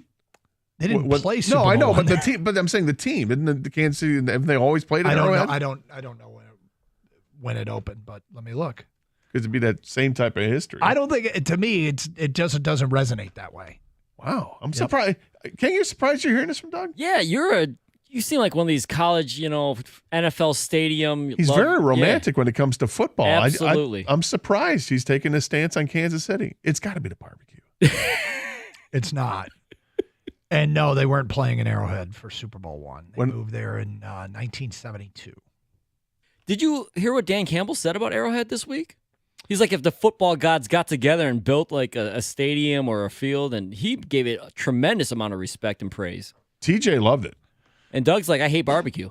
Yeah, exactly. Doug's like, yeah, great pork, It just doesn't look like anything special to me.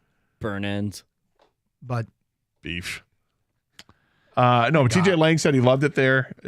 Jansen has said it's a great environment for football. Yep. I mean, is it on your bucket list? I don't have a bucket list because I've never seen the Lions play outside of Detroit. I've seen really? the only other football games, professional games that I've seen are the Super Bowls that I've been to. Okay. The 3 Super Bowls. But beyond that, I haven't seen a game played anywhere. So it's not, I don't have a list of that. But, if you're telling me I have an opportunity to go to one of the games throughout the country, there are a few stadiums I'd like to see. And I think the experience in Kansas City would be kind of cool to watch my Lions team play there. But I'm not mad at people for liking it. It just doesn't do it for me. Beef or for liking Arrowhead? It has nothing to do with beef. Okay. It's the pork. I love barbecue. Chicken. Yeah, they don't do that. But you do admit ribs is the one thing that you Ribs, kind of yeah. think when about. when I'm walking through a tailgate situation and somebody's smoking ribs, I'm like, wow. What are you cooking there? Is there any chicken next to that? Are those turkey ribs? Do they make those in chicken? They are if you close your eyes. 248-539-9797. Hey, it's Hump Day. Cure your midweek blues with bourbons and brews at Twin Peaks. Your favorite Twin Peaks girls, they'll be there serving you tonight for bourbons and brews. From 5 to 7, the Twin Peaks girls are serving up samples of seasonal favorites like the beer of the month, Sam Adams Oktoberfest. Love Oktoberfest. Plus the whiskeys like Elijah Craig and Angel's Envy. You can even sample the awesome Kentucky Mule. Pairs great with the new smoked brisket recipe. Try it today with the delicious smokestack burger, or street tacos. There's no better place to be on a Wednesday than Twin Peaks. To find the location nearest you, go to twinpeaksrestaurant.com. And if you're a fan of Twin Peaks, sign up for the E-Club and stay up to date on all things Twin Peaks and score free stuff. Signing up is easy. Just visit twinpeaksrestaurant.com/peaks-club to get started today.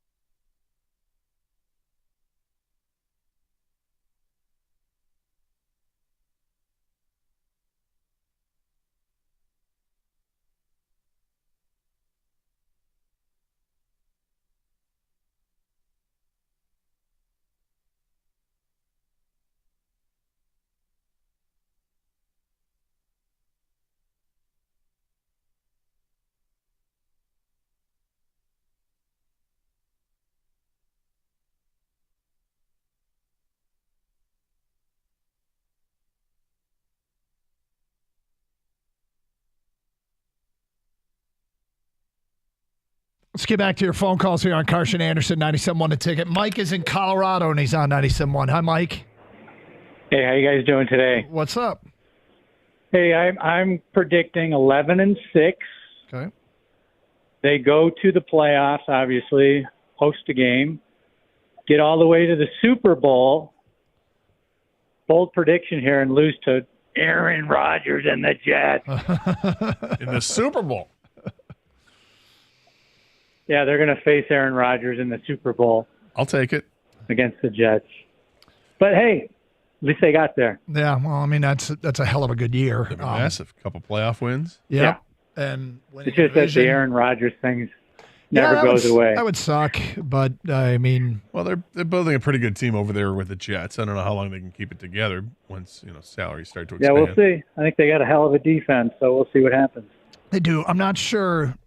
I think there's a lot of want that Aaron Rodgers is all better, and it was everybody else's fault but his, and now he's renewed and all that. But I hold out in the back of my mind a thought that he might have been part of the problem and that he might have crested the top of his career and is rapidly declining. I hold that out. I think he was a big part of the problem last year with Green Bay, but I think it was because his attitude was he was done and he didn't want to be there. And it showed on the field. He didn't care enough to work with the young players enough and to get them up to speed. The attitude he's taken with the Jets is 180 degrees different from that. He's taken a giant pay cut to ensure they're able to sign other players and keep players around. And, I mean, they just added Dalvin Cook to the mix, too. They've got running backs. They've got receivers.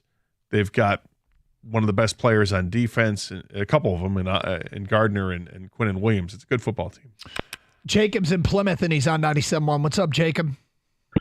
Hey, guys. I have called you many times over the years and been negative. I'm going to be positive and say 11-6. Wow. And my bold-ass prediction is a playoff win, which, if you only have one in 65 years, I think that's pretty bold. Yeah, I mean, I don't know how particularly bold it is. They're the division favorite, which means they'll be playing at home, which means they probably be favored in that game. But if we put everything into the context of history, honestly, anything positive, any kind of official success like a division championship feels bold. Well, I'm worried about a slow start. The last 2 years, they started slow with Campbell, and then I'm hoping that this year that's going to be the opposite. I'm really hoping for a win tomorrow night because I don't want to start the season 3-3 or whatever, 1-5, have everyone get negative and then an awesome finish. I want a quicker start to the season this year. Well, if they're going to reach goals like 11, 12, 13 wins like people are predicting, then they won't start off 1-6 like they did last year. They're going to start off with a decent record. No, I was figuring, I'm just saying, with the first 3 games are going to be hard. So I'm thinking, I don't want an 0-3 start. I would really like to start off with a win and not the last few years have just been slower starts. If they have a slow start this year, it'll feel like that there's an internal issue that's leading to it. The last 2 years, I could see it because they were in the growth process. Right, but why aren't they ready to get things going to start another season? But we'll cross that bridge when we get to it. See what the record is after four games or so. Dennis is in Lansing and next. What's up, Dennis? Dennis. That's actually Brandon. Oh, my bad. Brandon, you're next. My fault. Oh, hey, hello, gentlemen. How you doing? I'm actually in Fowlerville, but it doesn't matter. Yep, gotcha. So, Doug, I was kind of calling to disagree with you on your take with Kaufman and Arrowhead. I grew up in Michigan my entire life. I worked for General Motors. I got transferred to Kansas City for about 10 years, and I spent a lot of time at Kaufman and Arrowhead watching the Tigers and not the Lions yet, but that scoreboard at Kaufman's pretty sweet, and the tailgate, that the whole setup there reminds me of the old school Silverdome where everybody is in the same parking lot, and the tailgate at Kansas City is like no other. I mean, it's insane. It's badass. It's beef everywhere you can see. Nice. Pardon me? It's beef everywhere you look. Oh, absolutely. Beef and smoke. And, I went to a lot of the playoff games there in Kansas City when I lived there for the Chiefs. And when we've left, after the crowd kind of cleared out, and it's a war zone. I mean, there's nothing but the grills. People just left their cheap grills and those pop-up tents mangled to the max, and they have a bulldozer that just comes through the parking lot and just pushes it all out. It's insane. Huh. You think veteran tailgaters wouldn't just leave stuff? Sounds awesome. Oh, wow. Wow. Big concrete parking lot with a lot of trash. I actually like having one parking lot. See, what's funny is when the Lions moved downtown, I thought the tailgate situation was better. There was just so many more places to choose from. It had more character than one giant, bland, well, I wonder if they're going to sterile parking lot. Where's the tailgate now? All over. Is it? It's all over. I mean, used to be there was spots for it. Now there aren't really. People tailgate all over. You have to find your little alcove or your spot, but people tailgate all over. Isn't it Dude, harder I drove to tailgate now? I drove the Dougie buggy. I know. Yeah. Oh, you did drive the Dougie buggy. Yes. But you used to drive the Dougie buggy into the area where they allowed tailgating, and last year they stopped doing it. I wonder if this year they're going to bring it back or not now that they've got season tickets are sold We out. drove the Dougie buggy all over downtown Detroit. God, that was. We should bring it back. Yeah, we really should. Let's talk to Lori. Get the Dougie buggy back. I had a golf cart for a Lions pregame show where I would drive around Detroit just interviewing people at their tailgates the first couple of years at the station. And we nicknamed it the Dougie Buggy. It's fantastic. What a great idea. But I came to love downtown tailgating. I thought it was so much more character and unique than everybody in the same parking lot.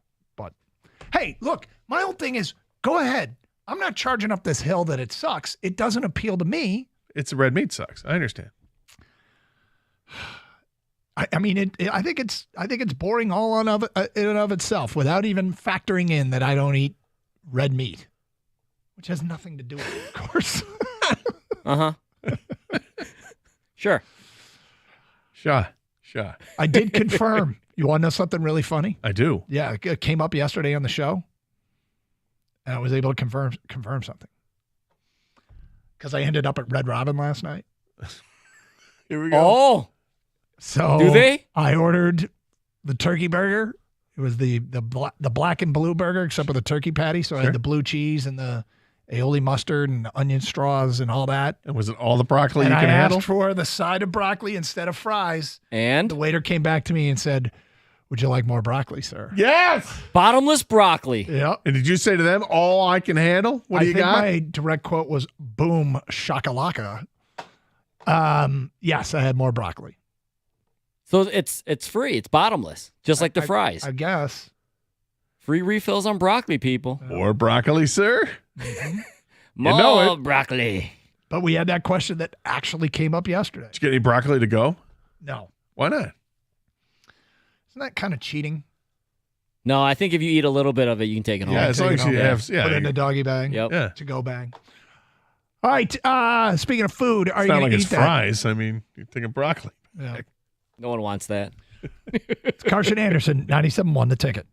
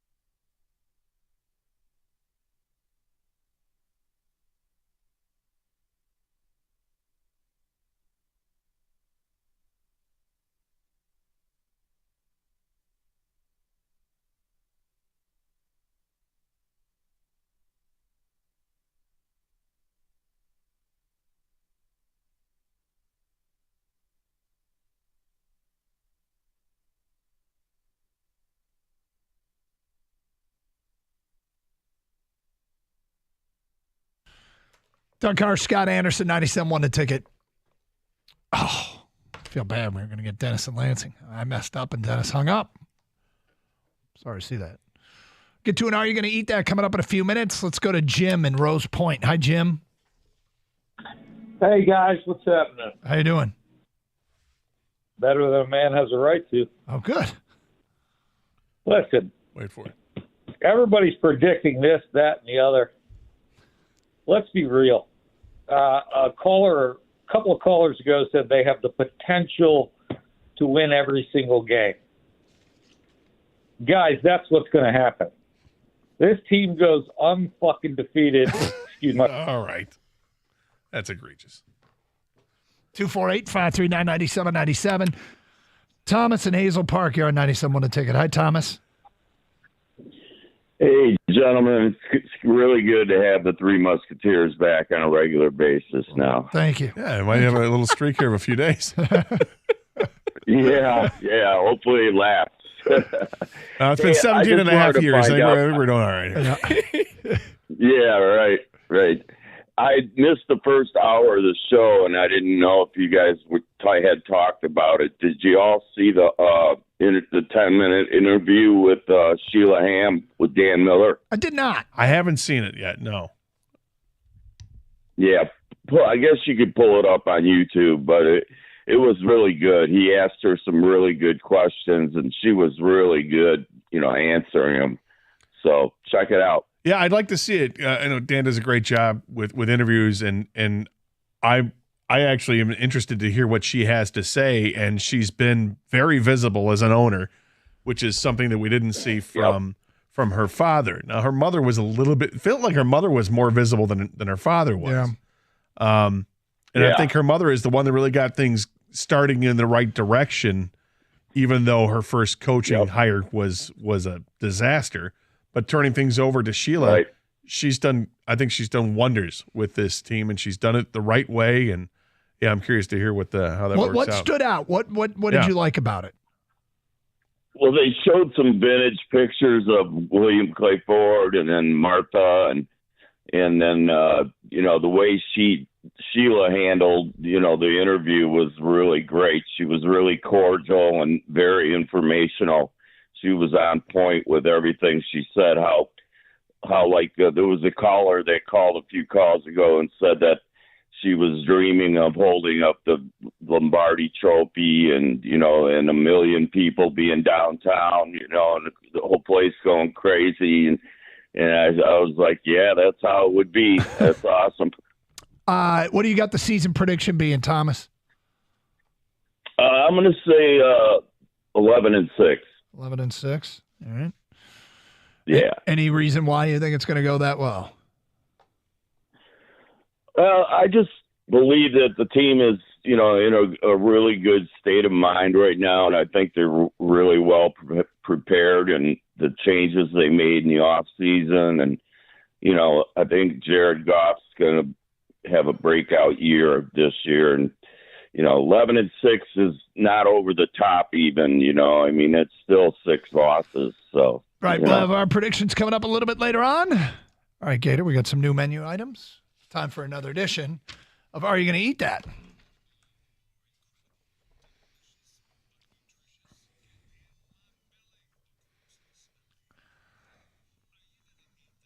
Okay, got a bunch of stuff here. Okay. I'm intrigued to get your opinion on.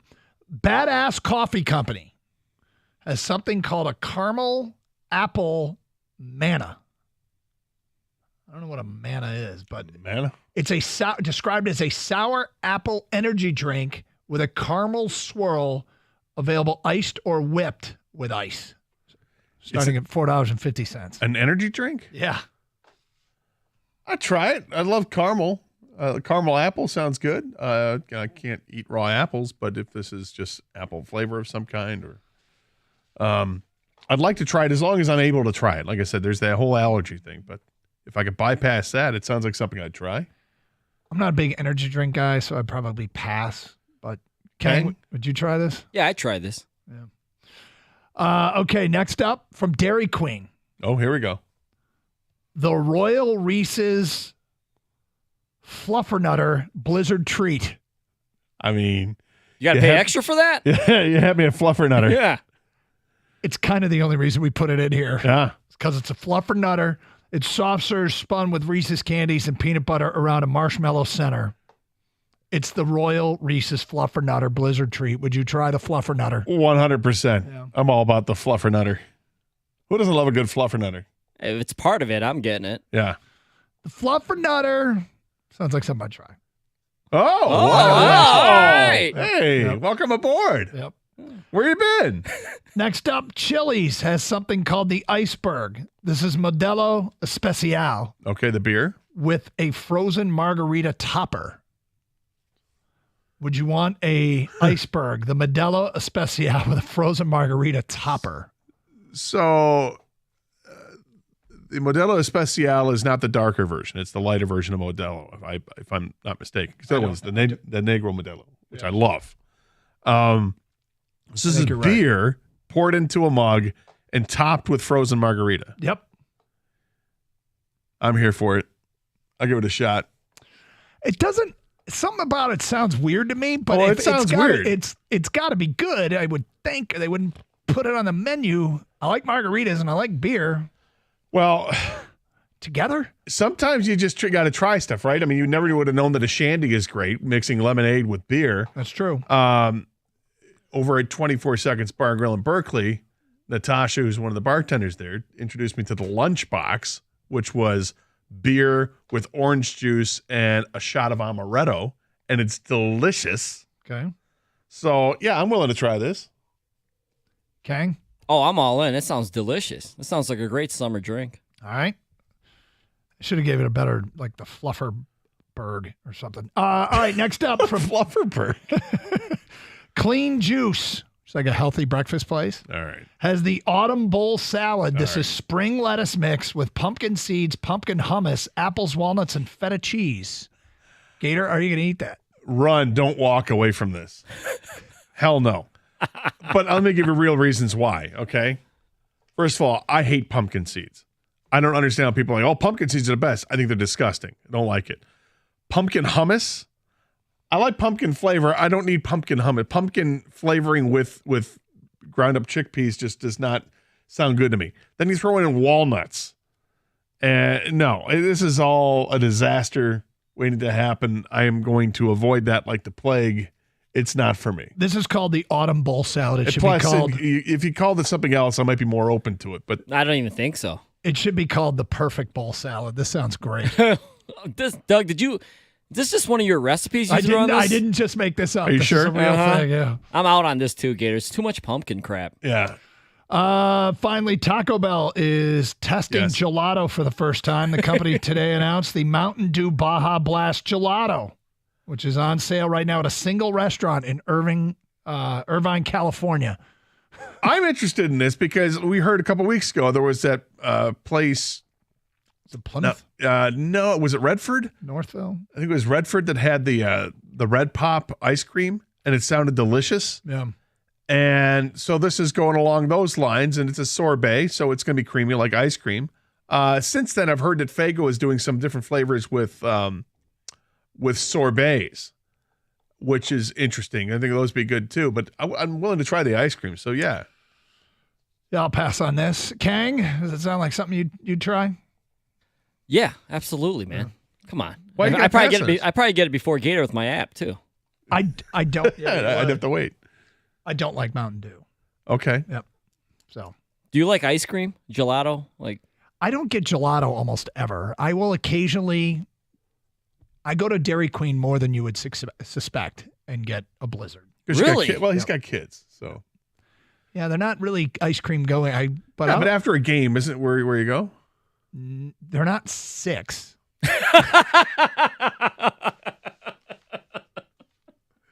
Seriously, it's been a decade since I said to one of my kids, hey, game's over, time for ice cream. You know, maybe if you did, maybe if you opened up a little bit maybe more. they'd like me more. Well, Gator, you might be more comfortable at my household. I don't know. You Tell a still 4-year-old do have kids. Yeah, 4-year-old. Well, ice cream, Gator's in. There we go. All right, there it is. Another edition of Are You Going to Eat That? It's Carson Anderson. More of your predictions coming up. If you send a text, we could read it next. So keep it locked in. 97.1 The Ticket. Hey, if you're looking for something really fun to do, whether you're out on a date or with the family or a bunch of your friends, you can play, practice, and party the way that you want at 5 Iron Golf. It's the nation's leading indoor golf and entertainment experience. And now it's open in downtown Detroit. They've got 13 TrackMan simulators, certified instructors. There's a full bar and restaurant as well. And everyone can tee up some great times there. You can play a bunch of courses, up to 200 different courses. Courses from the state of Michigan. You can play Pebble Beach, for crying out loud.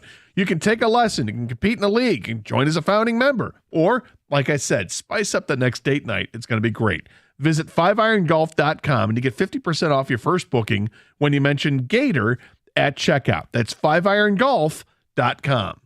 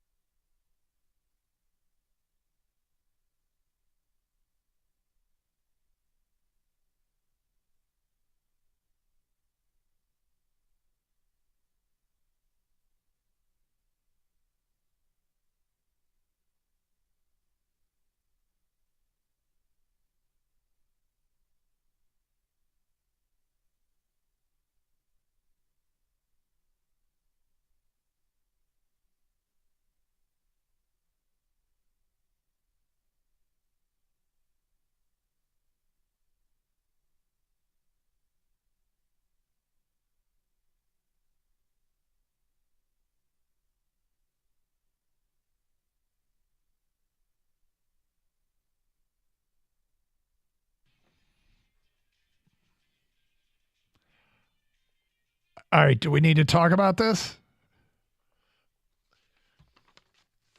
I didn't even know this had happened until I heard one of our updates in the Sports Minute update. Yeah. But you guys know that the Angels had their team picture, I guess yesterday or this week. Okay. And Ohtani couldn't make it for whatever reason. Best player on the team, MVP of the league, right? Yeah. MVP of the AL. And so they had someone stand in for him. You know, put on the number 17 jersey, hat, the whole uniform. Like for the actual picture? Yeah, the team picture. So there's somebody other than Shohei Ohtani wearing Shohei Ohtani's jersey? This can't be real. I got to find it. Yes, there's somebody else wearing his jersey and standing there behind like Anthony Rendon and Mike Trout. Am I saying this right? Is it just some random white dude? Yes. No. I mean, they're not even. That's some white dude. Right? I don't know if he's. He looks like he might be about his size. Was that all they were going for? Because but let's also stop. How can you not have your best player, your most popular player, literally a generational player, not in the team picture? If he can't make it that day, do it another day. Yeah. Right? He only got the photographer from noon until 1 on September 4th. Sorry, guys. Got a bar mitzvah I got to cover here in a couple hours. Too many good Yelp reviews. Can't book her again. Yeah. Is that for real? I just retweeted, reposted it, Gator. All right, I got to look at that because I tried finding it there. Yeah, with the text. There he is, the greatest baseball player ever, Shohei Ohtani, and it's some white guy. Maybe that's somebody we should know who it is. It can't be somebody on the team because they'd already be part of the photo. You know what I mean? Like, it's not like a former coach or a bullpen guy or whoever. I mean, it could be a former. Gator, what the? Was it Mike Trout's little brother or something? Big brother. Right. I mean, honestly, it can't be real. Who is that? Is that Shohei Ohtani or is that Dan Smith? I'm reading the comments. Dan Smith, BYU. He looks different. I just can't put my finger on exactly what it is. I heard he was having procedure, but this is ridiculous. His arm looks fine. Yeah. There's just... Is that Sean O'Henry? They bring back Wally Joyner? What are we doing here? Is that JT Snow? Is that Tim Salmon? Yeah, let's keep going. Is that Bobby Grich? Doug, who is that? I don't know who it is. Is that Brian Downing? Come on, man. You don't have any Angels? Yeah. No, it's Don Baylor. Fair enough. Yeah. Don just as ridiculous. Is that Justin Upton? I'm pretty sure that's not Don Baylor. Is it Dave Henderson? You got to see this. And we've tweeted it out.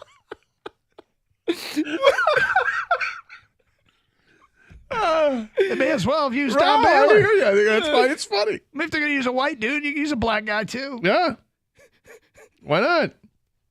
I mean, if you're even going to attempt to do this, why even do it? I don't know. But if you're going to attempt to do it, I'll tell you why. Don't they have authenticity's sake? No, you don't. Hey, you do in your class picture, like when everyone shows up and one kid's missing, they put not pictured. Right, not pictured, exactly. Here's what they're going to do. They're going to Photoshop the face. Or the head. They're absolutely going to Photoshop this, and it's going to be fantastic. They just can't. This can't be real. You can't take a team picture without Shohei Ohtani. You shouldn't. Is that Jim Abbott? I would feel.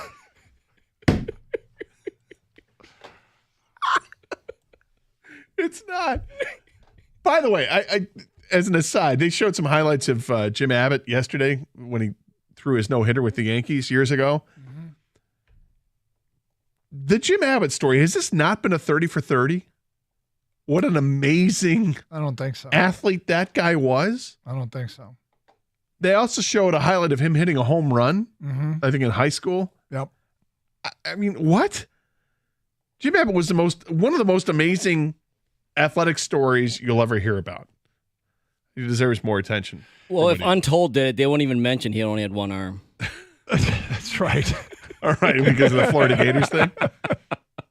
This guy was just really good. All right, I'm looking at the body double team picture. I mean, people got... Did you got the whole team picture? Well, USA Today article here. I'm trying to find the picture. Oh, this is unbelievable. There he is, the greatest player You're ever. right, Gator. He's Shohei going to Ohtani. have to, they're going to have to Photoshop. They're just going to Photoshop the head. And he's right in front of Trout. The Trout looks pissed. Who's this guy thinking he's Shohei Ohtani? Or confused. He's been away for a minute, but he's changed. They use the body double. This is him. Wow. So crazy. Just wow. I mean, seriously, did they basically go say height, weight, they measure his shoulders width or something and say this guy fits the body type? Right. Anybody in the building? Anybody? They couldn't find an Asian guy big enough. Yeah, right. We got anybody that's 6'3" and about 215 pounds? Anybody? No? All right, Charlie, get up there. There he is, the greatest player. But I'm just stocking the machine. Just get out there, throw on a jersey. This is truly the Pepsi delivery guy. This is the Pepsi delivery Here's guy. the crazy. Okay, so if you were asked to do this and you're that guy, you know what I'm doing? I'm walking out with that jersey because you know that's an authentic Shohei Ohtani jersey. Oh, it says Ohtani in the back and everything. That's his jersey. You're taking that home. I'm not giving that back. Let's go to Ryan in Brighton. You're on 97 on the ticket. Hi, Ryan. Oh, there he goes. Just hung up. Fool. Honest to God. Just fantastic. Does What a it feel like the fantastic most story. The Angels have ever angeled? Well, they have screwed up so much this season something fierce, right? Yep. I mean, honestly, unless they know that they're going to bring Shohei back, they had to trade him, and they didn't trade him. And then they actually went for it at the trade deadline. That backfired. Then they unloaded all these players right before September, hoping to dump enough salary so they're not going to have to worry about this luxury tax thing. And it turns out you didn't dump enough. You still have to pay a little bit of a luxury tax. You find yourself way out of it. And now, because you didn't trade him, and it looks like he's going to have surgery, or they're going to try they're going to explore every option to not have surgery, but he's not going to pitch anytime soon. Hey, they got this dude. Doug, you could have been the stand-in. I looked up Ohtani's height and weight. Yep. 6'4", 209. It's pretty close. Right? That's pretty close. Dude, you're Shohei. Should have been me. Shohei Ohtani. Yeah. Oh, Karshay. I could do just as well as that dude did. Yeah. Hilarious. I'm not sure. You're not sold. How's your posture? Is it good to quite good? It's not as good as it used to be. Kyle writes in, the Lions go 11-6, win the North and lose in the NFC title game to the Eagles. They will benefit from a weaker division and a weaker NFC. The offense will be effective without being flashy. The defense will take a step forward and no longer be bottom third in the league. Joe and Howell says, my prediction is 11-6, which is enough to win the division. Anthony and Novi says, Lions prediction 13-4. I was thinking 12-5 before this week, but I'm feeling it. The Lions will start 1-0, 13-4. LFG, also Gibbs and Branch win Defensive and Offensive Rookie of the Year. Joe in Detroit, regarding no potential for no Travis Kelsey in the game now. I want them at full strength because I don't want any excuses. Yeah, other opinions won't change how I feel about my team, but I need to see my team respected. I hate seeing the NFL Network for 3 straight weeks and the Lions are never mentioned. They are talking about us now, and I don't want to be discounted at all. I don't know. Joe gave the disclaimer. I don't know how you would let somebody else and their agenda affect your good time. Don't let it happen. There's plenty of places to hear about the Lions here locally. Tom in Rochester says the Lions will go 9-8. Goff will throw 5 pick sixes, and the improvement on defense will be minimal. Goff will throw 5 pick sixes. Let's see. Lions will go 7-10 because injuries will happen and we don't have depth. Goff will throw 10 to 13 interceptions, which he's been at 8 and 7 in his 2 years in Detroit. He's been very good. Yep. Matt on a mower, 11-6, win the North and claim the 2nd seed in the NFC behind the Niners. I predict the Lions will go 10-6, make a wild card. Love the show. Philip in Livonia. Mike in Royal Oak, my prediction for the Lions is 10-6-1. There you go. I think Jahmyr Gibbs will contend for Offensive Rookie of the Year. Aaron at work, 15-2 after a rough 33-31 loss tomorrow and a loss in Minnesota. Brian in Monroe, I predict 8-9 due to lengthy Goff injury and Bears and Packers being better than expected. Tomorrow's score, Kansas City 42, Lions 38.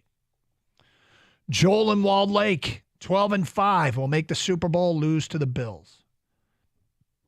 Unnamed texter, everyone picking 12 or more needs to chill. The only team with that many wins last season were the Chiefs, Bills, Eagles, Cowboys, Vikings, 49ers, Bengals. All of them has either a top 5 elite quarterback or exceptionally good defense. Vikings are the only head scratcher, and everyone agrees they were one of the luckiest teams ever. The Lions aren't in that class yet. 10-7 prediction with a loss tomorrow included. Will writes in. Will. The league is built on parity. Lions finish 10-7 and win the division. Week 18 versus Minnesota. Cooter in Ann Arbor. People are sleeping on Green Bay. I got us 11-6, but Green Bay right on our tail, 10-7 and in the playoffs. I thought Cooter was in Hazard. One would think. Adam and Warren says Lions record 10-5. That's all I wrote. Get your predictions in. Last hour to do so in the coming season. 248-539-9797. Guys, we have a Chris Jones update. Let's get to that next. 97.1 The Ticket.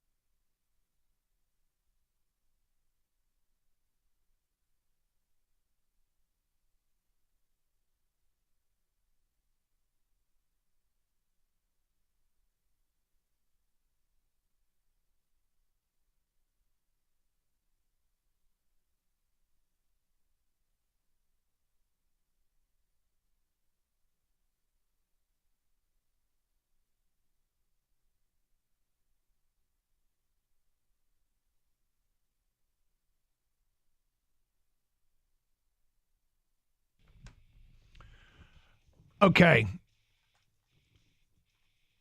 Chris Jones has just spoken with the media. He is at a charity function at a Ronald McDonald's house, which is apparently in Kansas City. Yeah, the charity, not some guy named Ronald McDonald. No, the Ronald McDonald House. Yes, great charity. Yes. Contract came up. These are the quotes. Kang, we didn't even confer that this is what you were talking about. I assume this is what you're talking about. Yes. Yes, definitely.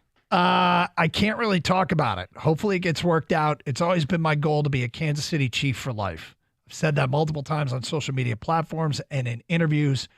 It's been peaceful for me. I've been in Miami just training and staying focused, understanding that this is a process. Some going to like it, some going to respect it, some going to dislike it. You can't make everybody happy as much as you try to appease people. Unfortunately, I'm sorry. I'm just asking for a raise. He adds that he'd really like to play on Thursday. Yeah, I guess he was asked if his contract were signed today that he could be on the field tomorrow. He says that. Mm-hmm. Now, I don't know what his coach would say. But that's the latest update. Now, can it get something worked out today and make things really interesting for tomorrow? I don't know. But I will tell you that I have placed a wager on this game. You know, Doug and I aren't going to do it.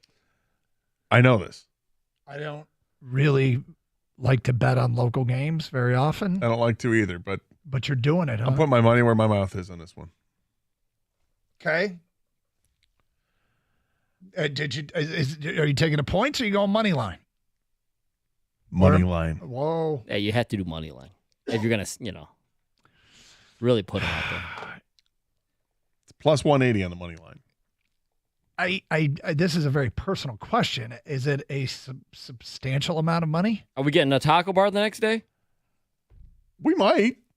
I don't know. I mean, it's not like it's not a huge bet. We're getting a taco. It's decent enough. So more than $1. Yes. But less than 100. Okay. Wow. I mean, bravo. And that was seconds before games. Right before Chris Jones said. The question was asked, by the way, this is the exact question. If a deal gets done, how soon can you be back in the field? Quote, if a deal gets done, I can be out there tomorrow. That's what Jones said. An hour ago, we were talking about this, guys. Like, could he possibly sign a deal today or between now and the game and play? I want to focus on something he said earlier. It's been peaceful for me. Does that sound like somebody who's getting ready for the season? It's been peaceful? Well, in that he's been working out, but he doesn't have to worry about the chirping that goes on in training camp, all that, stuff, the distractions that happen. Coaches yelling at you. Playing in a preseason game, suiting up or not playing in a preseason game. So a whole bunch of stuff that is part of getting ready for the season. Yeah, but he's a veteran player, so he's not new to it. I mean, it's not like he's a 2-year veteran. This guy's been in the league for like 10 years. But we've said it a bunch, and you've agreed with it, that the idea of Chris Jones preparing for the game with his team on the practice field, as opposed to no matter what he does off the field, it's better for them if he's in-house and on the practice 100%. Yeah, I think you thought using the word peaceful. I think it's an interesting choice of words to say that his preseason preparation has been, quote, peaceful. I think the plan that most veterans would like to do is to, have an understanding with the coaching staff. Hey, look, I'm playing. I just, I've been around for a while. I've been here for 10 years. I don't need to go through all of training camp. You guys can trust I'm going to be in shape. I am going to be in shape.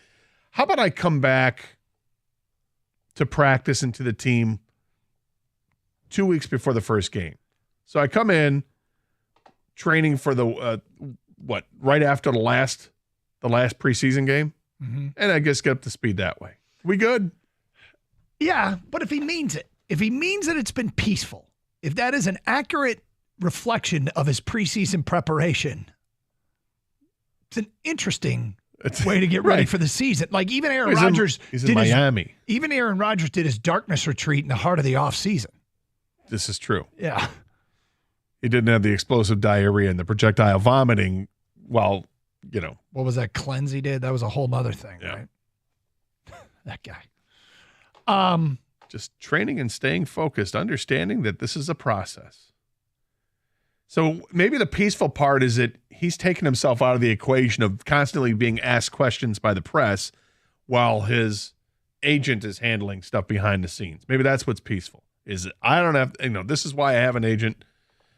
Now, I think this whole thing is a little bit ridiculous. The guy's getting paid $19.5 million to play football this year. Yep. And if he wants a new, an extension, work on the extension during the course of the year with your agent behind the scenes, but you do have an obligation to play for $20 million nearly.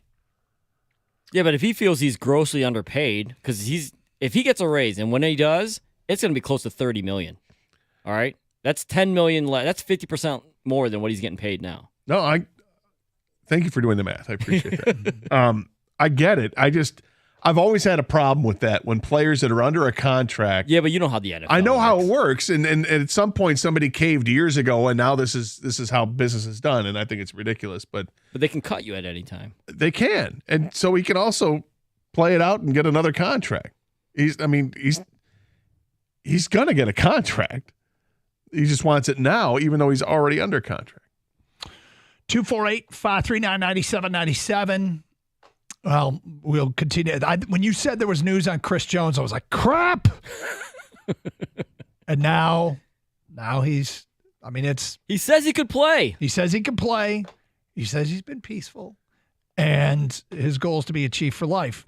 But I mean, if the Chiefs were going to cave to his demands, wouldn't they have done it by now? They don't want him reporting to camp today or on game day. Game day. They don't want him reporting to their facility, I should say, today or on game day. It's a process. Do you think that would give an extra boost of energy to the Chiefs if Chris Jones came, shows up, swagged in, guys, I'm here, and the whole defense gets riled up. Yeah, goes out there for 2 plays and he's huffing and puffing and comes to the sideline. But the whole team, man, I'm tired. But the whole team rallies around Chris Jones' return. I hope not. I suppose anything's possible. I hope they're pissed. I mean, that'll start to feel like, frick only the Lions. This guy returns, doesn't do anything, but the whole team is so jacked up that Travis Kelsey rips his knee brace off and catches a 42-yard touchdown on the last play of the game. Some Hollywood script that goes against us. Why'd you plant that seed, Kang? I'm just trying to get ready for all scenarios here. Wow. Because I don't think it's going to get done. It sounds like they're still far apart, but maybe the reason is you're saying, why haven't they caved yet? Maybe it's some details, Maybe it's a no trade clause. I have no idea. Maybe it's incentive. Well, look, you're right. Anything can happen in the last day. I feel like the motivation, like the real motivation for them to reach a deal, that time is come and gone. It can change, but the Chiefs would have been motivated to have him practicing this week. He would have been motivated to be there before today. Maybe he needed to be in town. He's been in Miami this whole time. Now he's in town. Does that help push a deal across the finish line? I guess it could. 248-539-9797. All right, let's start knocking down some more of your predictions. It's the show where we take these all down. At the end of the show, we'll have our predictions for the coming season. Do our best to zero in on what this season is going to be, how it's going to unfold for our Detroit Lions. Hey, CGC Water wants to celebrate and thank their customers. So come on out to CGC Water's Family Fun Day on Sunday, September 16th from noon to 4. There'll be food trucks, live music, great prizes, glitter tattoos, face painting, and more for the kids at CGC Water, located at 2875 Old US 23 in Heartland. You can check out all their Connecticut water systems that day or ask CGC Water about their Navian tankless water heaters. We just got one of those. Love it. Call 855-339-4242 or visit cgcwater.com. CGC Water Treatment and Plumbing, your authorized independent Connecticut dealer.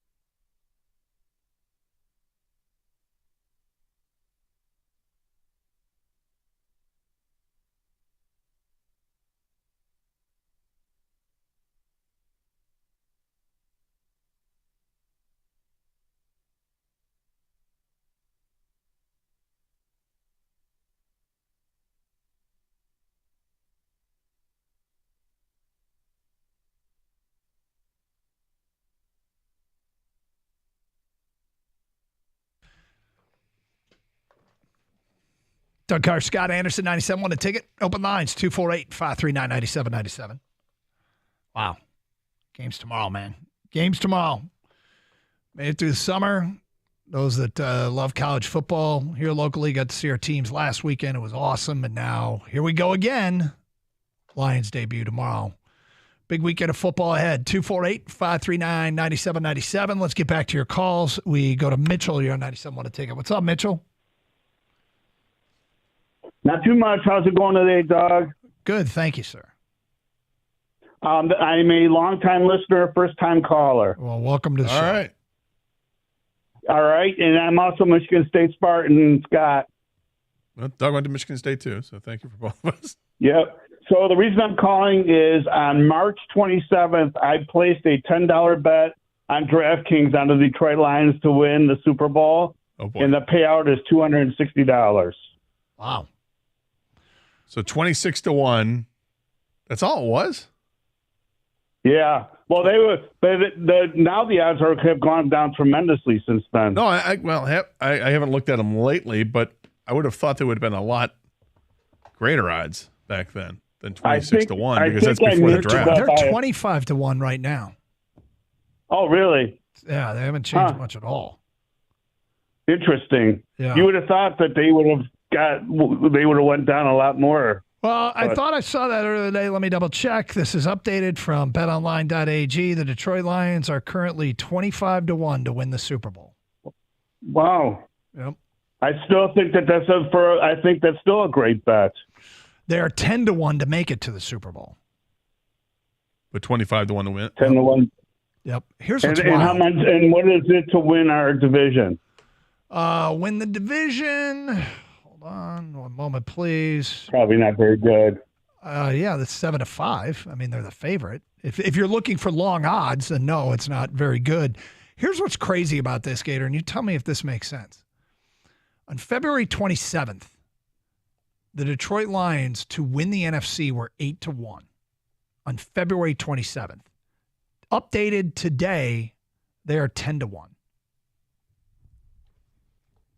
They're a longer shot now than they were on February 27th. Now, whose odds have gone up dramatically in that time? Eagles went from 7-2 to 3-1, which is not dramatic. Basically from 7-2 to 6-2. 49ers went from 4-1 to 7-2, so 8-2 to 7-2. 49ers went from 15-2 to 11-2. This is obviously a little bit better. And the Lions' odds have gone down. Now, you said, did you mention what the odds were for the Lions to win the Super Bowl back in February? February 13th, they were 33-1 according to this, and they are now 25-1. So maybe the guy didn't get the greatest odds he thought. I don't know. But if you can get them at the same odds now, it seems like a sure bet now than it did back then. Let's go to Wayne in Detroit. Hi, Wayne. Hey, how you doing there, Doug? What's up, Wayne? All right, I'm going to get this in with the Motor City Lions. All right, I got a question there, Doug. Okay. Now, being that we lost to Seattle, the Panthers, and Dallas, you think we can get 2 of them games this year? They lost to Seattle. Who else in Dallas? Panthers and Carolina. Dallas. Yeah, I think they can get 2 of the 3. Think they can get 2 of them? Yeah. All right, Doug. Since we paying all these playoff teams, Scott, can I? What about KC, Seattle, and Baltimore and the Chargers? All these predicted. Can we get 2 of them wins? Yeah, I like 2 out of that group. We can get 2 out of that. I like 2 out of that. All right. Well, Kane, what about the division? Can we only lose 1? Can we get the rest of them?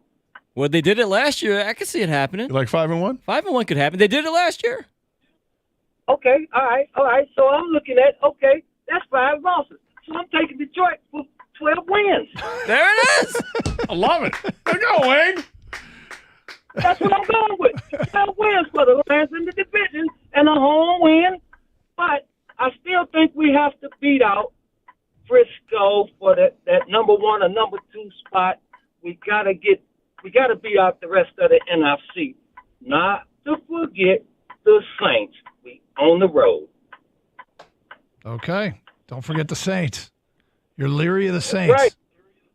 Yep, I'm really of the Saints. 'Cause, hey, we got to do good on the road this year. And thank you, guys.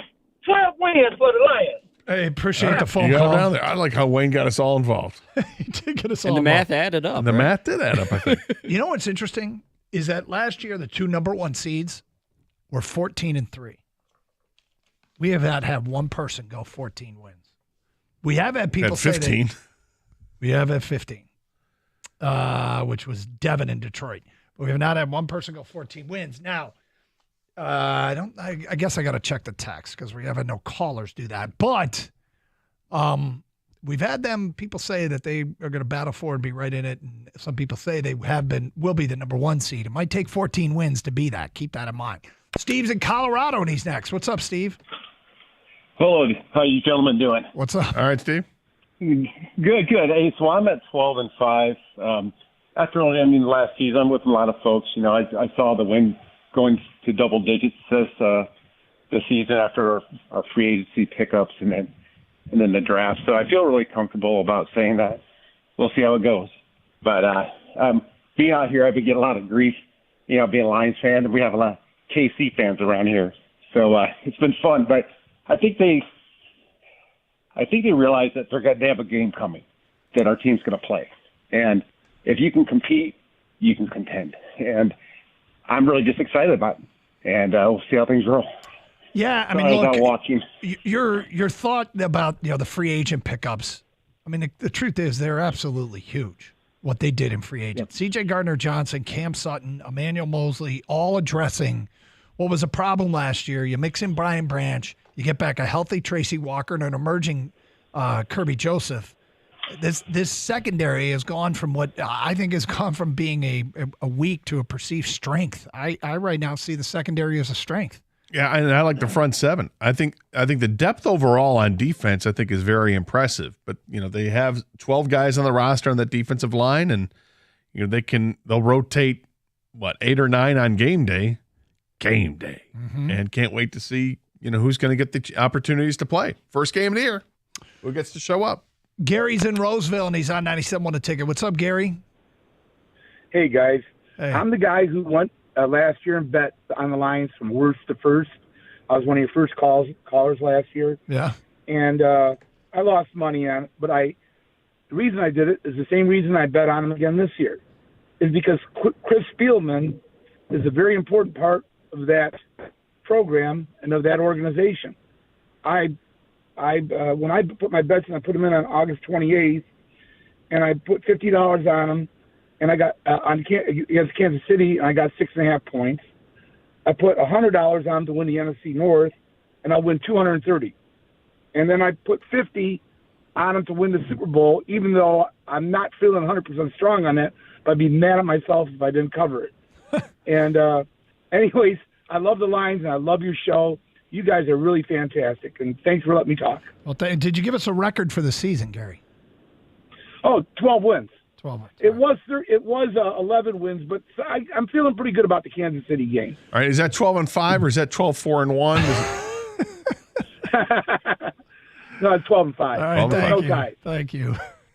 Just need to clear it up. You haven't heard from your buddy? No, I think that's a text message I'll get tomorrow. Is that right? Yeah, probably bright and early in the morning. We were talking earlier about how Mike Tannenbaum was asked the question, former Jets GM. There was a Jets GM. Who would you rather have in week 1, Justin Fields or Jordan Love? Because they're playing each other. And he said Jordan Love. Who scares you more in the division right now? Kirk Cousins, Jordan Love, or Justin Fields? Because based on previous performance, we should say Kirk Cousins, right? Yeah, but the Vikings don't scare me as much as – see, the other teams are on the rise. And I think the Vikings have crested. And I don't know – I think they're going to come down from 13 wins to be sure. But I don't know how far down they're going to come. Are they still going to be a team that's a playoff caliber team, a 10-win team? The other teams are on the rise. And I would rather start my franchise today with Justin Fields than to start it with Kirk Cousins because of the age difference and where the trajectory is going to go. Whatever. Yeah.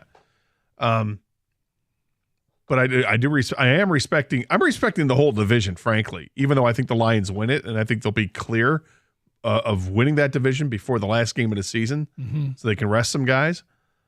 That's the way I feel about it. But I think there's going to be some real competition in this division. 248-539-9797. We talk some college football next. We'll give you our predictions for the coming season. That at 1:48. It's Carson Anderson, 97.1 The Ticket. Well, I was in search of a better night's sleep. I did something about it. I went to True Sleep. They've got a bunch of different locations, including Troy, Warren, Shelby, and Lake Orion. I went to one in Shelby, talked with Paul, test drove some of those mattresses, probably at least a dozen of them, and I settled on the Posh and Lavish. I love it. It's great. I had it now for several weeks. I've been sleeping much better. I've got the adjustable base, and that is a game changer, that adjustable base, man. It's pretty great. True Sleep has reasonable pricing for high-quality mattresses, so check it out for yourself. You can find your perfect sleep system at True Sleep, Michigan's largest nectar dealer in Troy, Warren, Shelby, or Lake Orion.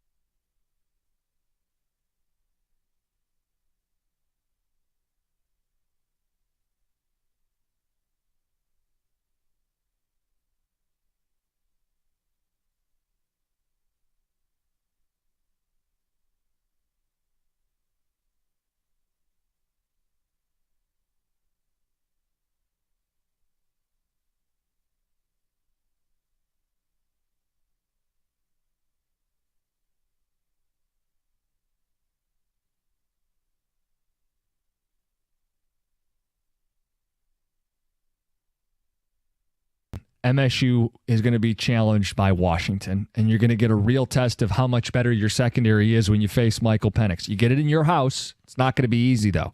That's a real test. And if MSU, I mean, obviously win the game, it's a big deal, but if they show an improved secondary and like an identity on defense, now you start to craft this narrative like, hey, maybe there could be a heck of a showdown when they play in East Lansing. That'll be a big test. It'll be a huge test to find out what this defense is. Is Brantley being back? Is he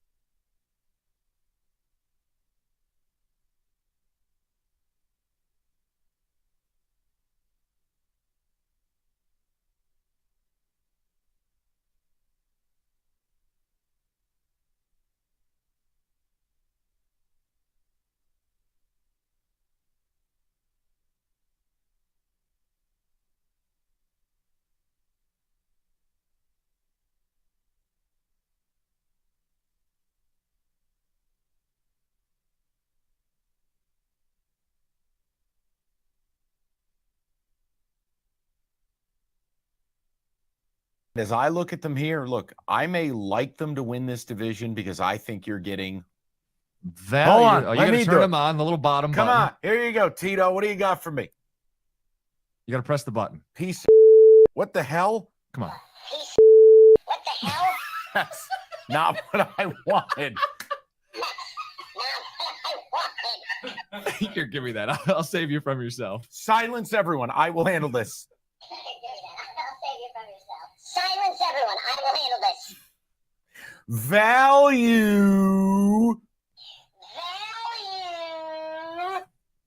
That's what you get with the Bills. And that thing is Satan's spawn. Holy Hold on.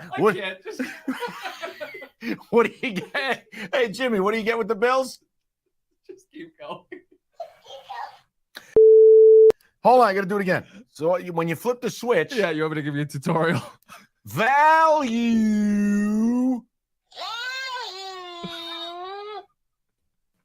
We're good. You're getting a lot of value with the Bills at plus 120.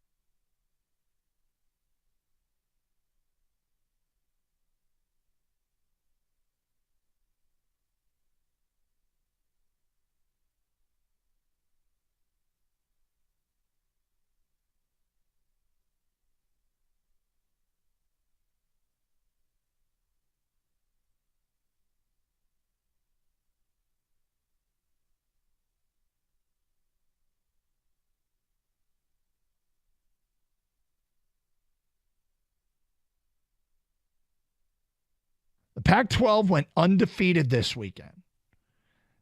With this product and the TV draws that are the defending Heisman Trophy winner, who looked great, with perhaps the most interesting coach and program in the country in Boulder, Colorado, a dynamic player in Washington and Michael Penix, Oregon State, my pick to win the conference, Dante Moore, the Detroit product, who is one of the more impressive freshman performers over the weekend. Utah, who on national TV totally dissected an SEC foe. He's got this product, and he couldn't strike a TV deal. It is so irresponsible and so unbelievable that that happened with this product. I think it's going to be a fascinating watch this year. And quite frankly, it's sad.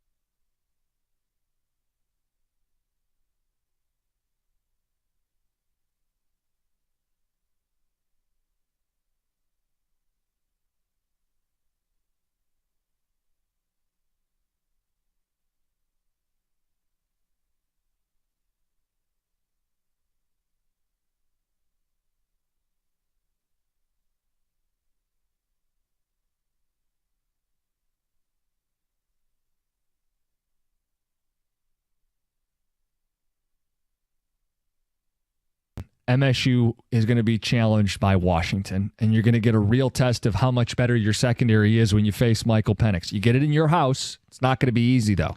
That's We'll a do real test. NFL And if tomorrow. MSU, Meanwhile, if you need a refreshing obviously cocktail, win the game, it's a big vodka deal. that has unparalleled purity and unmistakable taste, Stoli Vodka is the right choice. Whether you're mixing up classic cocktails or savoring it on the rocks, Stoli Vodka delivers an experience like no other. So, if you're in the mood for a premium vodka that stands above the rest, Stoli Vodka is the one for you. Make your moments memorable. Raise your glass and let the spirit of Stoli ignite your senses. Remember, folks, life is all about embracing the extraordinary, and Stoli Vodka is here to elevate your every celebration.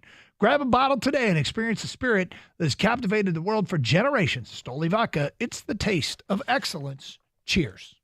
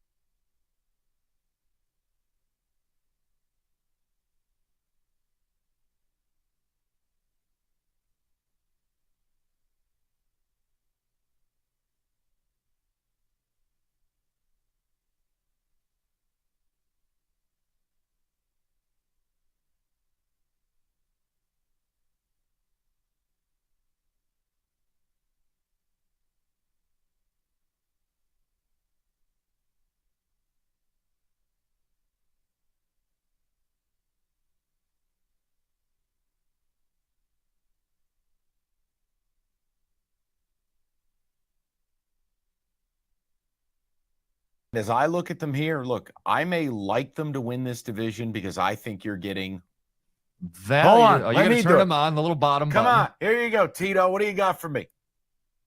You got to press the button. Piece of what the hell? Come on. What the hell? That's not what I wanted.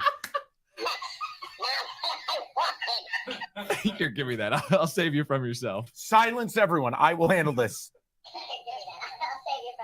Silence everyone. I will handle this. Value. That's what you get with the Bills. And that thing is Satan's spawn. Holy Hold on. What do you get? Hey, Jimmy, what do you get with the Bills? Just keep going. Hold on, I got to do it again. So when you flip the switch. Yeah, you want me to give you a tutorial? Value.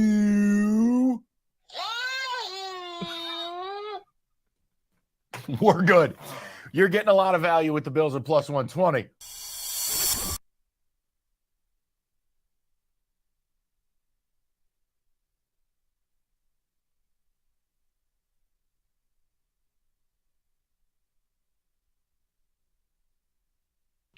Doug Karsh, Scott Anderson, 97 a ticket.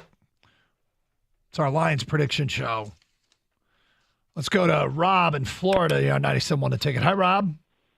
Hey guys, how you doing? What's up? Oh, nothing. Love the show, guys. I hardly ever get to listen to you guys live 'cause I work overnight. I usually got to listen to you on the rewind, so it's pretty cool I get to call in. I heard you guys were doing the Lions predictions. Back in March, I made a silly bet on the Lions before free agency and before the draft. I put $100 on them to win the division and the Super Bowl on a parlay, and it paid just under $6,000. So I took that, and I loved what they did in free agency. I didn't love the draft right away. I've come around to it though. Okay. And I feel really good about the season. So I was going to say 12-5, but for Gator, I'm going to say 12-4-1. There's going to be a tie in there somewhere. So well played. So, yeah. So, and I think the Eagles go 12-5. The Lions go 12-4-1. We get the bye, and everything ends well for me. So yeah, and honestly, I wouldn't even care about the $6,000. They win the Super Bowl, I'll be over the moon. Wouldn't even care about it. That'd be great. Well, it'd be a nice little add-on for you, but I mean, I wouldn't be upset about it. Yeah. What's this, cash? The free agency additions, what they decided to do, a very, very obvious plan of improving a team's weakness in the secondary. And it suddenly looks like a strength. I think wealth of riches is an overstatement, but it could be. It could be. If Kirby Joseph continues to get better, if Brian Branch is as good as advertised, all the veterans do what the veterans do, then yes, it will be a wealth of riches. Now, not everybody performs the same from one year to the next. Some players get worse. Every year around the league, some players get worse. So you just don't know. But Gator, it's time for our predictions. That it is. And I've talked up a few things that I think are going to be key this year. The secondary, which I just talked about. I think the linebacking position is another one that went from being a question mark and maybe a weakness to a position of strength. I'm counting on Malcolm Rodriguez getting better. I am counting on Derek Barnes to be the new and improved Derek Barnes and buying into that. And I love the Jack Campbell pick. I think he makes an impact from day one. Holy crap, they got 4 linebackers there. Up front, defensively, there's a bunch of guys that have high ceilings that can really make a difference. And it's probably the biggest X factor defensively. If Aleem McNeil, John Kaminsky, James Houston, Josh Pascal, Levi Onwuzurike, Mixon and Aquara, if Charles Harris gets back to form, there's a whole bunch of ifs up there to put together with Aiden Hutchinson. We could be talking about a complete defense. I think that's a big ask. I've said a lot of things that need to go right, and they all don't always go right. Offensively, though, one thing that I hope is going right for the first time is the health of the offensive line. I've talked up the additions in the backfield. I hope the receiver position stays healthy, and the Ben Johnson, the O-line, and Jared Goff continue to take a group of receivers that isn't elite and get close to elite production out of the pass game. The offense was top 5 last year. The defense is going to be improved.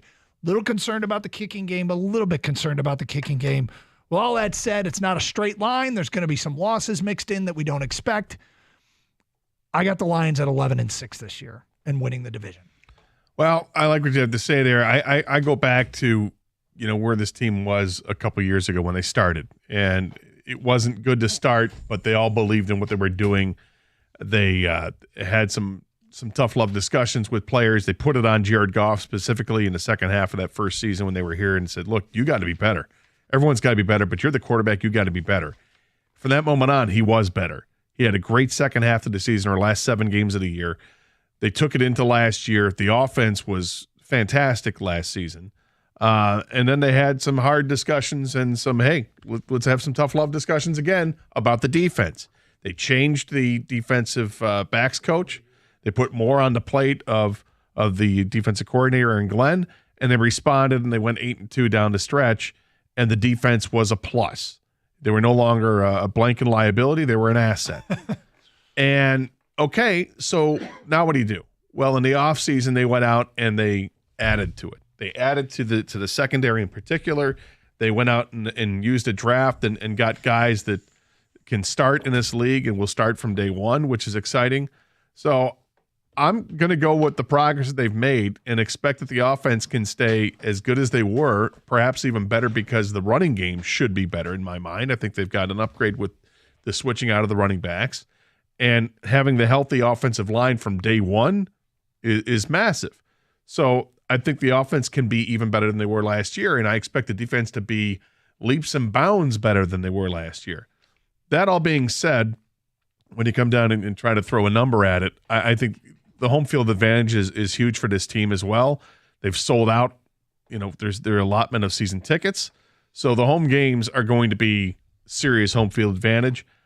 I like this team to go 12-5. Okay. And Kang, what do you got this year?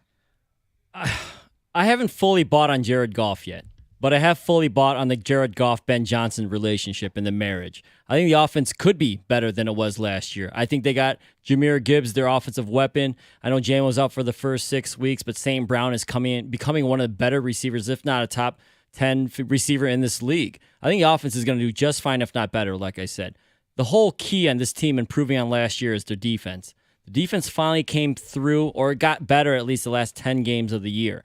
Can they start off better than they did last year? You would have to think so. I think they don't go 5-1 in the division. I think they go 4-2, so they lose a game there. But I think they gain games outside of the division. I think they end up going 11-6 as well, Doug, winning the division. There's not going to be a 1-6 start this year. They know, they've learned. I know they start off with Kansas City and Seattle, but 1-1 is doable. And with what Seattle's going, or with what Kansas City's going through with the Jones and Kelsey not playing possibly, 2-0 is actually foreseeable. I like 11-6, win the division. I believe in Goff and Ben Johnson. It's the defense. They got to come through, and I think they've added enough pieces on the defense, a whole new secondary essentially, and the defensive line should get better. It's going to be fun to watch. Starts tomorrow, and we'll get into the game, the specifics, the matchups, and everything tomorrow here on 97.1 The Ticket. Rico Beard has made his way into the studio. What's up, man? What's going on, guys? How we doing? I'm good, man. Yeah. How are you? Well, we're hanging in there. Yeah. I got to do something, though, before we get to this. Okay. Every no, year, I did not set up cookies. No, every year we have a formula for what the Lions' actual record is going to be. It's been very good to us. Last year, it came within 2 games. I guess it wasn't that good last year, but we take the average of what everybody has predicted and subtract 2 wins. So last year, what we should have done was just go with what they said. Yes, and this year, people spoke. Maybe this year, if they nail it, we'll change our formula. But the average prediction that came in today is just a hair under 12 wins, subtract 2. I expect then the Lions will go 10-7. That's what the formula tells us. Because fans get optimistic, and we might get optimistic, but 10-7 would be the over. The 2-game margin of error. That's right. Well, the fans are spot on last year, so maybe we drop that down to just 1 game. Would you be open to that? I would be open to that, but we need another season to test the theory. Okay, so, fair enough. Yep. Anyway, what do you guys got coming up next, Rico? Mike has an interesting question, and he wants to know kind of, I guess, what would it take for people to just believe in this team? Because he thinks that I hate this team. I don't, but he wants to know, for me and people like me, what would it take for us to have that 12, 13 game enthusiasm that you would have? So you're talking about something you see on the field starting Thursday. Something you see on the field, and it can't be Super Bowl. Can't be Super Bowl. Right, you can't wait to the end. Right. What can you see something early that happens in the from season, day one? Early in the season, something they do, and you go, okay, I'm on board. Yeah. Okay. Because it's easy to say, well, prove it to me. Well, but then they've done, Right. I mean, we do predictions. Yes. Pre means before. Yes. Exactly. Yes. Long term, I would like to. In my perfect world, last year would be the floor for this team, where you just miss out on the playoffs, but you're always there. You don't have to win the Super Bowl. It'd be good to go through it like a decade of that. It'd be nice. Yeah, I mean, heck, the Niners haven't won the Super Bowl since Steve Young, but they've been consistent about it. Also, we're going to do our playoff predictions. We're going to pick our division winners, our wild cards, and we're going to keep receipts on this to see how we look at the end of the year. Have a great show. Stay safe, everybody. Treat each other with respect. 97.1.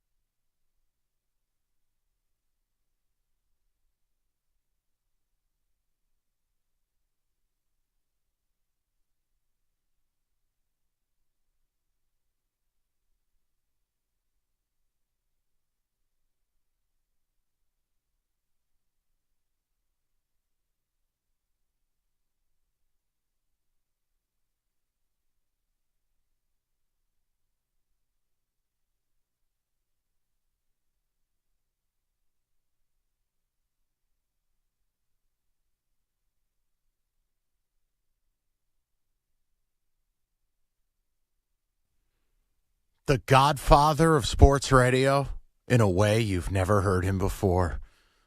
The hell's going on? Rico, how are you, buddy? Michael, yeah, bud. I'm right there with you. Like the godfather of radio. All right. That was something.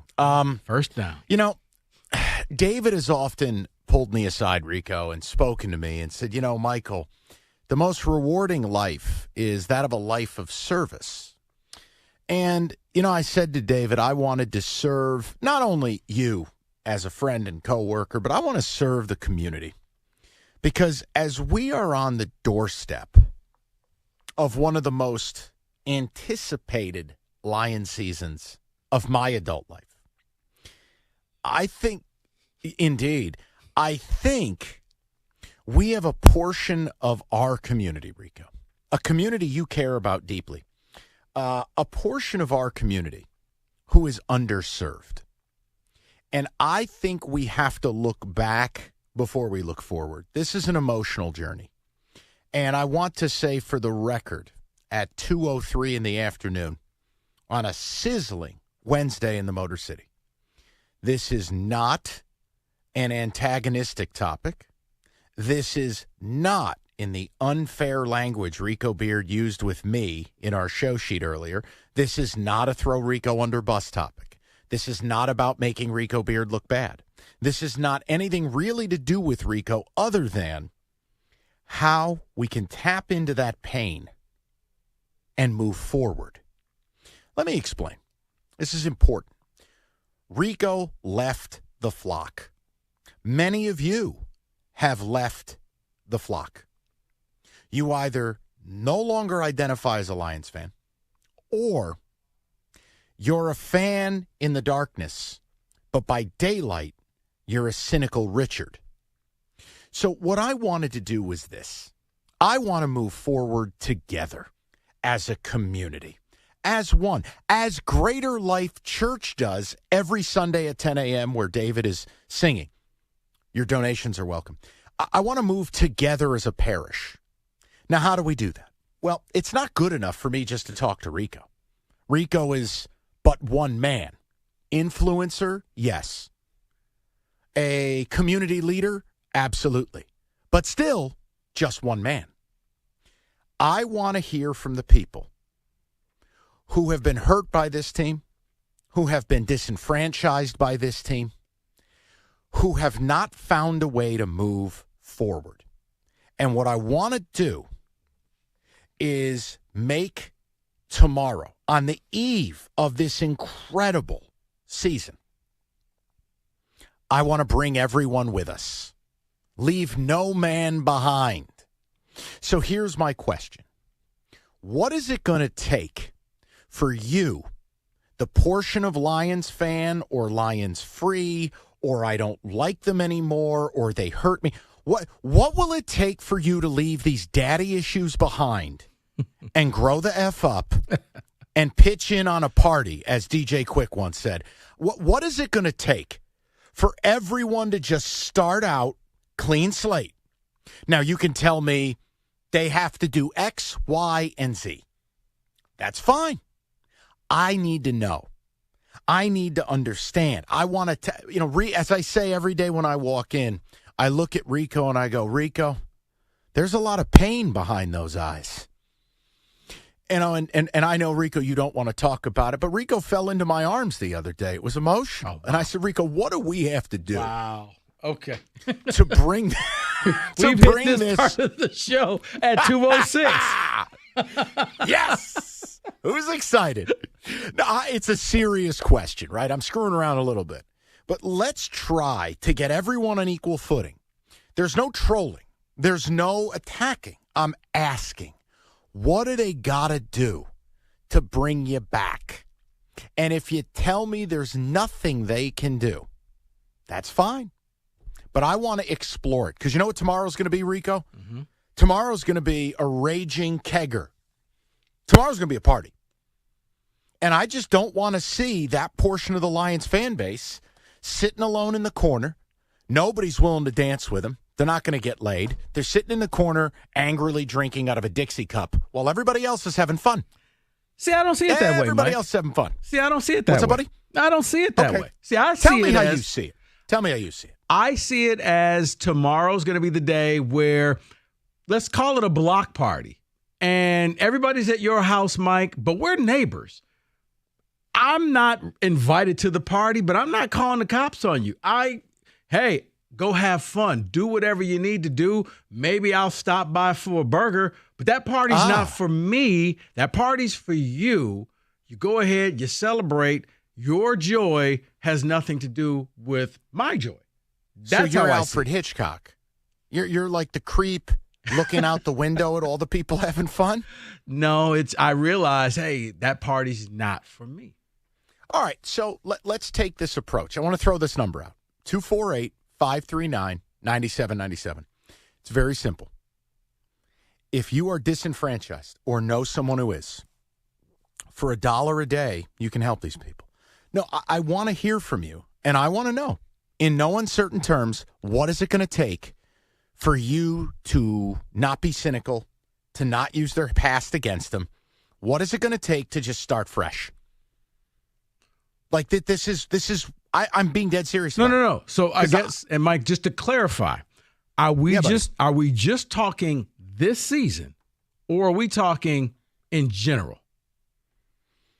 I mean, I think for me, they're both the same. Because see, like for this season, I've told you it's, and I do the same for MSU. I said I'm going to judge this team based off the Washington game. For the Lions, going into the game on Monday night, I needed a 5-3 record.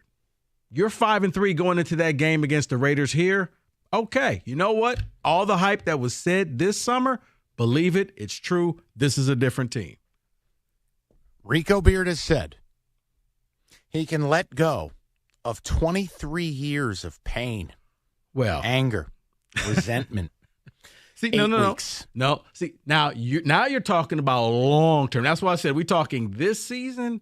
I'll believe the hype. I'm saying, you know what, Rico? Here's what I'm saying. I'm saying for you to give them a chance on any level. Not saying you're getting married. Not saying you're moving back in together. But much like when Kenny gets kicked out of the house, what does it take for him to just get back inside to have dinner? Maybe not even sleeping in the same bedroom. Okay. Just dinner. You know what it takes, Mike? Tell me. For me not to use the past against them, please. You got to give me a present. You got to give me a future. You got to give me 2-3 consecutive years where you just make the playoffs. You don't have to win a Super Bowl. Heck, my team hasn't won a Super Bowl in over 20 years, but they make the playoffs. They're fun. They're consistent. Where last year is the floor. You just missed out on the playoffs. That's what I need to see. Consistency. People, fun. Rico has laid it out in clear terms.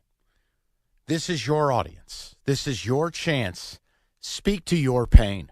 Because what I'm not going to do tomorrow is deal with filth-ridden rats who want to bleep all over my living room floor on the day of the Super Bowl. Tomorrow is supposed to be a good time. I do not want some homeless person showing up asking to use my bathroom. You don't want that worse, plane? No, I do not want the diarrhea plane that had to divert from going to Barcelona to go back to Atlanta. Did you see the video? I would not dare click on it. I couldn't. I got a weak stomach. I can't do things like that. Yeah, don't. So 248-539-9797. David, you're qualified here. You're a Detroiter. You're a community leader. You live a life of service. But you gave up being a Lions fan. Now, I think you're able to see clearly what is it going to take to not bring you back. I think you're too far gone, much in the way Rico is, but to not speak in such a bleep hole cynical tone. Yeah, to not laugh at the Lions sometimes. Yeah, that. Exactly, Pastor. What it will take for me is to win the division and then win that playoff game. Because those two things are things that has never happened since I've been watching football. David, I shouldn't have a collector's item of the last Lions win in the playoff, the ticket stub. That I just thought was just a normal ticket stub. Didn't know every year would go up in value. You're right. consistency. Make the playoffs. You don't have to win a Super Bowl because a lot of teams don't go on the Chiefs or the Patriots type of run. But hell, at some point, every team does something that you're like, okay, the Falcons were good and then they weren't. It's like you've always been a have-not. Be a have. Maybe that's the statement right there. People, floor is yours. 248-539-9797. If you're all aboard the party train, I'm not asking much of you, but you probably know someone who isn't. And if you're one of these people who is going to gloat when they lose, who's going to call this show today and tomorrow, picking against them, telling you how aggrieved you were because of what they did to you in 1993 or 91 or 76, do this right now. Take the podium and tell me what they got to do for you to stop acting this way. I mean, let go of your daddy issues, all right? You're an adult. Tell me what it's going to take. I know for me it's different. All I needed them to do is start acting like adults, build a real team, make real decisions, put a real product out there. Now, do they have to do more to become a big boy? You know, to become the finished product of what you're starting? Of course they do. I don't argue that. Make the playoffs, win the division, win a playoff game, no doubt. But I want to hear from the aggrieved, because what I don't want to do is waste a second of tomorrow not being excited. And it's about Rico not crying anymore. I don't want to see this man in pain anymore. It's not fair. It's hard enough what he has to deal with in East Lansing. And Mike, we don't need any more pain on Sunday. And that's why years ago I said I got to pick one.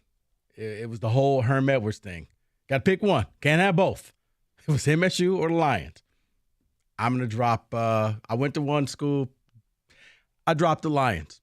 And it's no pain for me, buddy. I want to see joy. I told you. They win that game.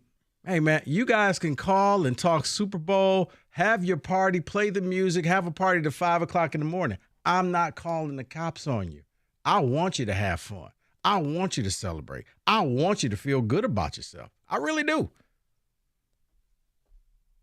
248-539-9797. That's where we begin today, people. It's 97.1. You all know somebody who says, hey, I got the best life hacks, like opening up a can with a spoon, or using your wireless hotspot for your home internet. Well, guess what? That's not that great of a hack. As a matter of fact, you need to tell those hotspotters they don't know what they're talking about. See, Xfinity gives you a 99.9 reliable internet. So you don't have to settle for just using your phone for home internet, because let's face it, you don't want to do that. It means more gaming, more streaming, and looking up other life hacks that really work. So on all your connected devices. So it's time for real home internet. The next generation Xfinity 10G network. The future starts right now. And now through September 21st, get 75 megabit internet on the Xfinity 10G network for $20 a month for 12 months with no annual contract. And ask how you can get one line of free unlimited mobile when you upgrade to the 400 megabit internet. Go to Xfinity.com/10G, call 1-800-XFINITY, or visit the store today. Requires paperless billing and auto pay with a store bank account. Restrictions apply. Not available in all areas. Equipment, taxes, and fees extra. Xfinity Mobile requires Xfinity Internet. After promo, regular rates apply. Actual speeds vary.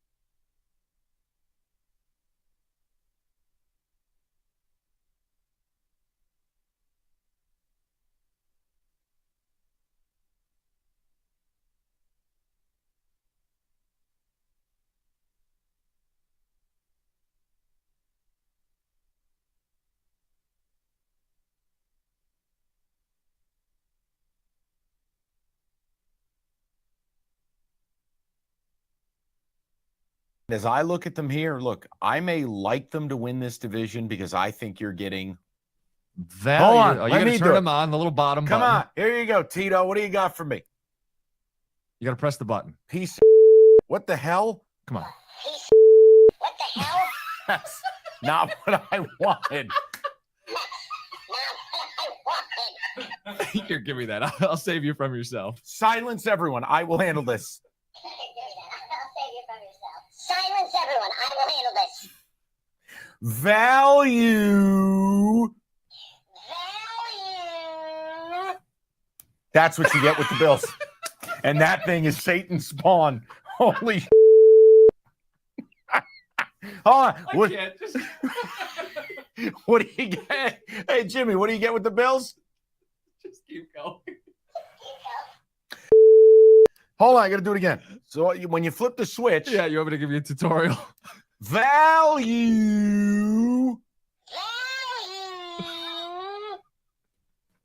We're good. You're getting a lot of value with the Bills at plus 120.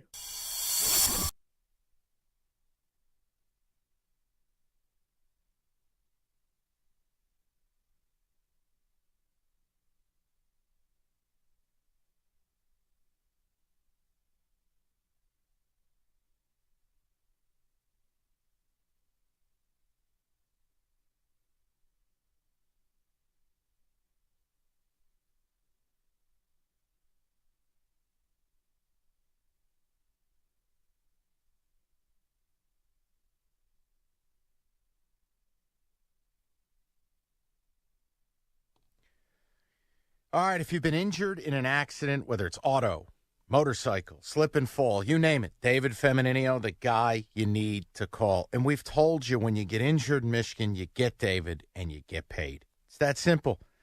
He doesn't take a fee until you get paid. So if you're injured or know someone who has been, call David Femininio today, 855-65-CRASH. Go to that website, getdavid.getpaid.com.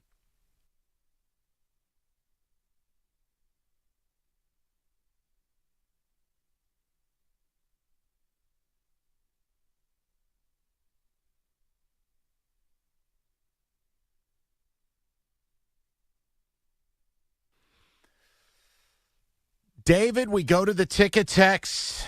We are attempting to live a life of service today and begin with a clean slate for 2023 with the disenfranchised portion of Lions fans and healing Rico's pain. Ticket text to start, and then we go to the people. Oh, my gosh. Win a playoff game. Win a playoff game, and all will be forgiven from me. Someone says. Okay. Another one, Pat and Troy says, win the division, win a playoff home game, then I'm on with the Lions. Okay.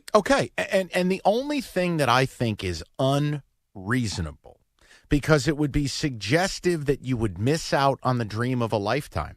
You cannot call up and say, well, I have to win a Super Bowl first. Guys, do you know how many teams actually have multiple Super Bowls? Do you know what you're asking? And, oh, by the way, it means you would be a P. Richard, if you know what I mean, a prickly pear, if you know what I mean, all along a Super Bowl run. No one believes you. No one believes you. You'd be running around fully engorged all playoff run. So don't lie to me on this radio show. Don't lie to me. This is Rico and I's courtroom. Don't lie to me. Well, let me give you another one that's coming across on the text that I think isn't eligible, and it's clean slate for him would be sell the team. Come on. That's not eligible as well. It's not going to happen, but thank you. We didn't make it ineligible, but it's not going to happen. So don't hold your breath. To the people? Yep. Oh, David, please, no. Just David, one more. please. They got to beat Seattle and Green Bay conference games that are important. Then I'm back. Fascinating. Well, that's why I said 5 and 3, because I'm allowing for, you're not going to win all of them, but going into that Monday night game for Halloween weekend, you got a winning record, and you're probably sitting in the driver's seat for the division. A reasonable conclusion from a reasonable man. Rico Beard, everybody. Thank you. All right, let's go to the phones. Can we go to line 7? to start out. I think this is the perfect way to start. Let's go to Travis to lead the proceedings today. Good afternoon, Mr. Valenti. How you doing, sir? Afternoon, T. What's going on? All right, guys. You guys got to stop. This team has been stinking on ice since Eisenhower was president. They always will stink. They ain't going to be nothing but 5-11, and the Chiefs are going to roll them 31-15. And I don't have a horse in the race. My team, well, me and David get along because our team is going to win the AFC North. Are you from here? Yes. Born and raised. All right. So did you make a choice to stop being a Lions fan? Yes. The day they went 0-16. Okay. So just work with me. So there's nothing they could do that would tap you back into your childhood roots. You're just dead inside. Absolutely not. I still think Barry Sanders is the greatest running back ever. But besides that, the Lions, nope. Never. Ever. So Travis, here's a hypothetical. The Lions win this division, and we offer you a free seat next to Kenny Cott in the luxury suite, Honolulu blue Kool-Aid being served. You would feel nothing. You are dead inside. I would give it to my father-in-law or my wife because they're Lions. Wow. Okay. So, he's Rico. You're an expat like he is. You've both sold all your belongings and moved to the Virgin Islands together. What do you believe what Travis is saying? Can you be that dead inside about your childhood team? Yeah, you can, Mike. I mean, it's just like anything. He picked a good time to leave. 0-16, I think all hope, all belief in this team and this organization just left. And you just move on. And just like in life sometimes, you move on and you wish the people well, but this ain't for me. It sounds a lot like you and your dentist. Let's go over to David, 97.1. Hi, David. Hello, Dr. Valenti. Secure of Walsh. Thank you. You're welcome. Listen, I'm old, and I grew up not even liking the Lions, and the Vikings were appealing to me. So I'm a bit of a glutton for punishment. I think 6-3, much like an AA program, kind of lay it out. You got to start out with 6-3, progress that towards the end of the season, so you're wrapping up 11-6, even 10-7, and I'm not even going to hold a playoff win over one's head. They have to look confident in the game because, let's face it, you don't know who you're going to catch in the playoff game. You could catch a hold of a team that is just up and coming and firing and make a run to the Super Bowl and win it. You just don't know. Right. So you got to be a little bit subjective here. You could have all your quarterbacks die like Rico. There is a bit of luck. So agree on that sentiment. Win the division. Accomplish some things. I think that's all we're asking for. But, Rico, for you, it's even simpler. 5-3, week 8, and you are all the way back. No. You're a fan again. No. 5-3, and I believe in this team. Now you got to go out and you got to, Mike, it's going to be required for you to do this in multiple years. And then I'm saying, you know what? Yeah, here's why. If you want people to forget about the past, then give them something to focus on. I feel like everything he's saying today, David, could be a T-shirt. Like, these are some serious quotes.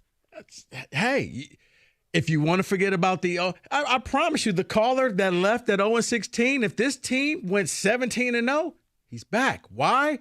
I've forgotten about that. I'm focused on 17-0. Can you go undefeated? So you got to give the people something.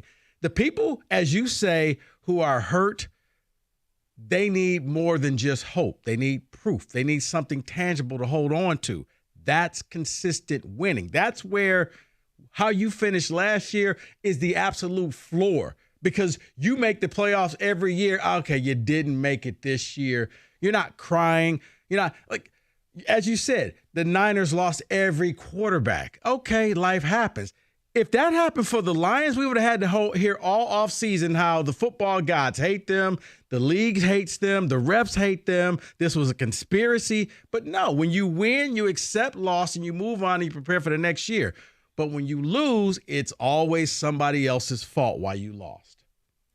Like, here's what I don't get, Rico. It's like, what are the haters going to do when that game kicks off tomorrow? The whole town is partying.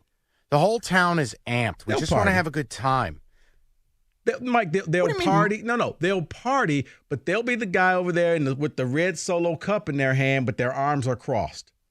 And they're watching the TV like, Right, the minute there's a fumble and an interception, see? Told you. There they go. You idiots believed all that stuff.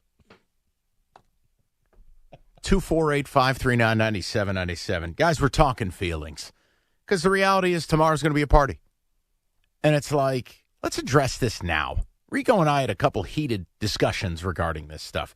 And I said, instead of ball breaking, let's find out what's the source of that pain.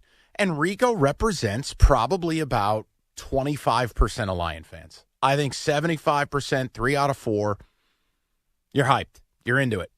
But there's going to be that percentage that's reticent to jump aboard. They're afraid of being hurt again. There are people who are downright angry at this franchise. There are people who have somehow taken their love for this team and done some kind of Marvel comic book reversal of fortune with a laser to where now they root against their team. It's a weird psychosis. To use that analogy, basically the Lions has turned them into the origin supervillain story where 0-16 made them sit in a basement one day and then they discovered, okay, I hate them from here on out. As I said before, I don't hate the team. I don't dislike the team. They've just really given you nothing to root for over the years. That's the problem. And you mean to tell me, if they were in the NFC title game against the Philadelphia Eagles, there's not a part of you that would go all the way back and there wouldn't be even a tinge of young Rico Lamar Beard in a Coogee sweater, Lions leather. There's none of that guy left. What do you mean? He's an Eagles fan. They got all those Georgia Bulldogs on it. Wow. I was about to say, pick a new team. If they're playing the Dallas Cowboys, then absolutely, I want to see them go to the Super Bowl, Mike. I want this city to experience that feeling. See, people? See, Rico's not who you think he is. Deep as an ocean, people. 248-539-9797. We continue this emotional exploration next. We've talked about Northville Lumber for a long time. Oldest company in the state. Largest Trex decking outlet in the country. Nobody stocks more. Nobody sells more than Northville. How do you do that? Well, I mean, having the product is probably a good start. No. Everything's in stock all the time. No special orders. No crying about supply chain nonsense. It's in their warehouse, mile down the road. You order it, it's there. You need somebody to build your deck, they'll introduce you to a Trex certified pro. So what are you waiting on exactly? Hell if I know. Call Northville Lumber today. Get it done and get it done the right way, the right price, and the product keep you on schedule. Call Northville Lumber today or go to northvillelumber.com. That's northvillelumber.com.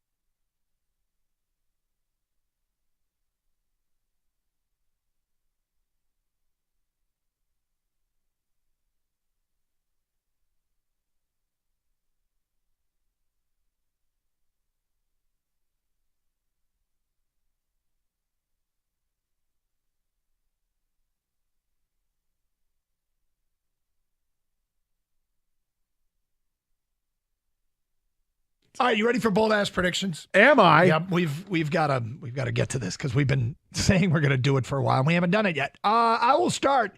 David Montgomery leads the NFC in rushing with over 1,300 yards.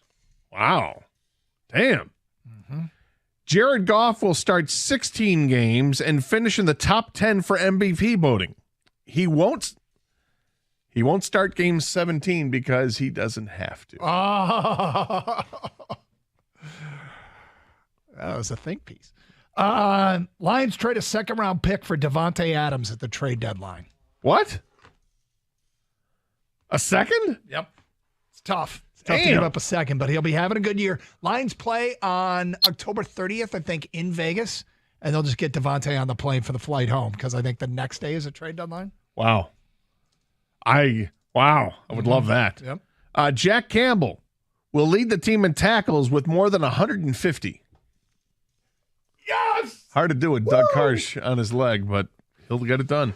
And finally, for you, bold ass predictions, Stoney goes out with his hometown team, Philly, hosting his hometown team, Detroit, in the NFC title game.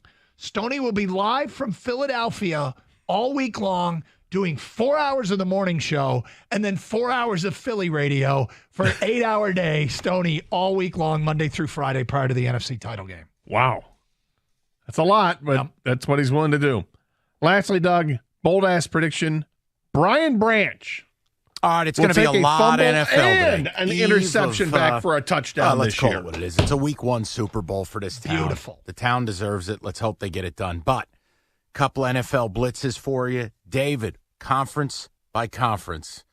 Let's party.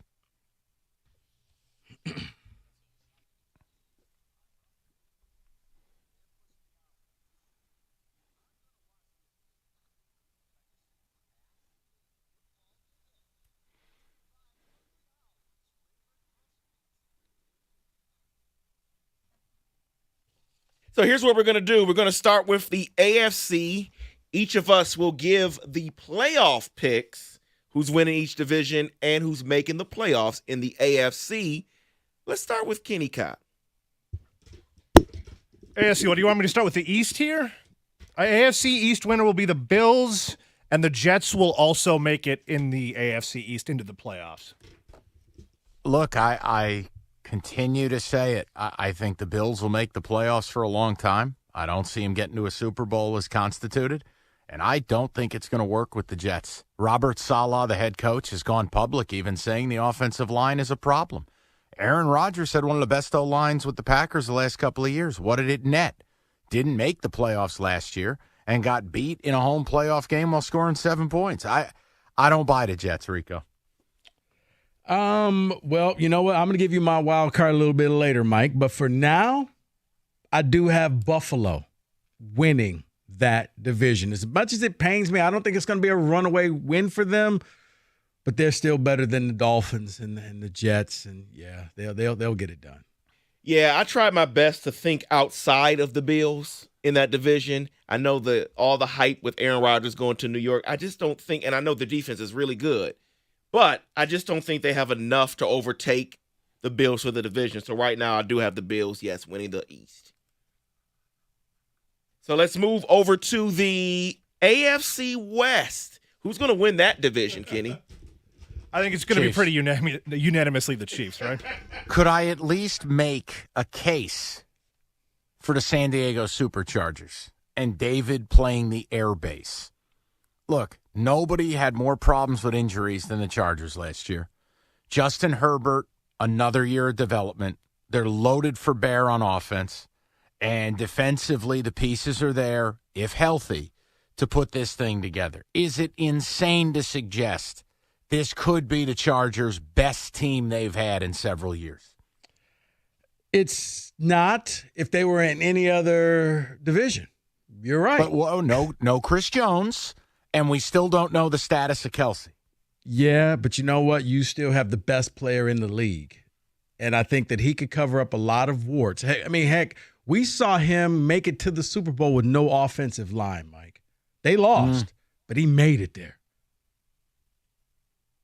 Yeah, I'm sorry. I can't go San Diego, L.A., wherever they play Chargers. I was just offering some commentary. I have to go I mean, if you Kansas just want City. me to nod my head when you say Chiefs, it doesn't make for good radio, does it? No, but then you know what the fun is going to be when we pick the wild cards.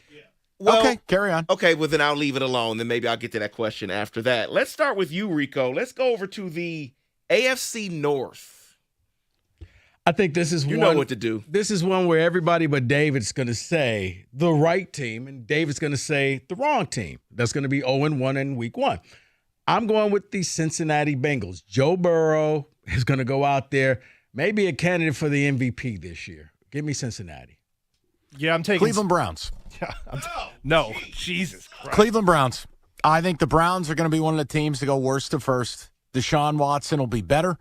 The offensive line is elite. Nick Chubb is elite. The defense, along with new defensive coordinator Jim Schwartz, I'm all in. I'm Brownies. All in on the Browns. Redesigned logo. Get rid of the creepy elf. Give me that dog in the middle of the field. I'm all set. Browns to win the North. Yeah, I'll have the lukewarm take. The Bengals are going to win it all. I think that's what I have going here. So I'm going to have Bengals obviously win the division. The Browns. That's hilarious to me.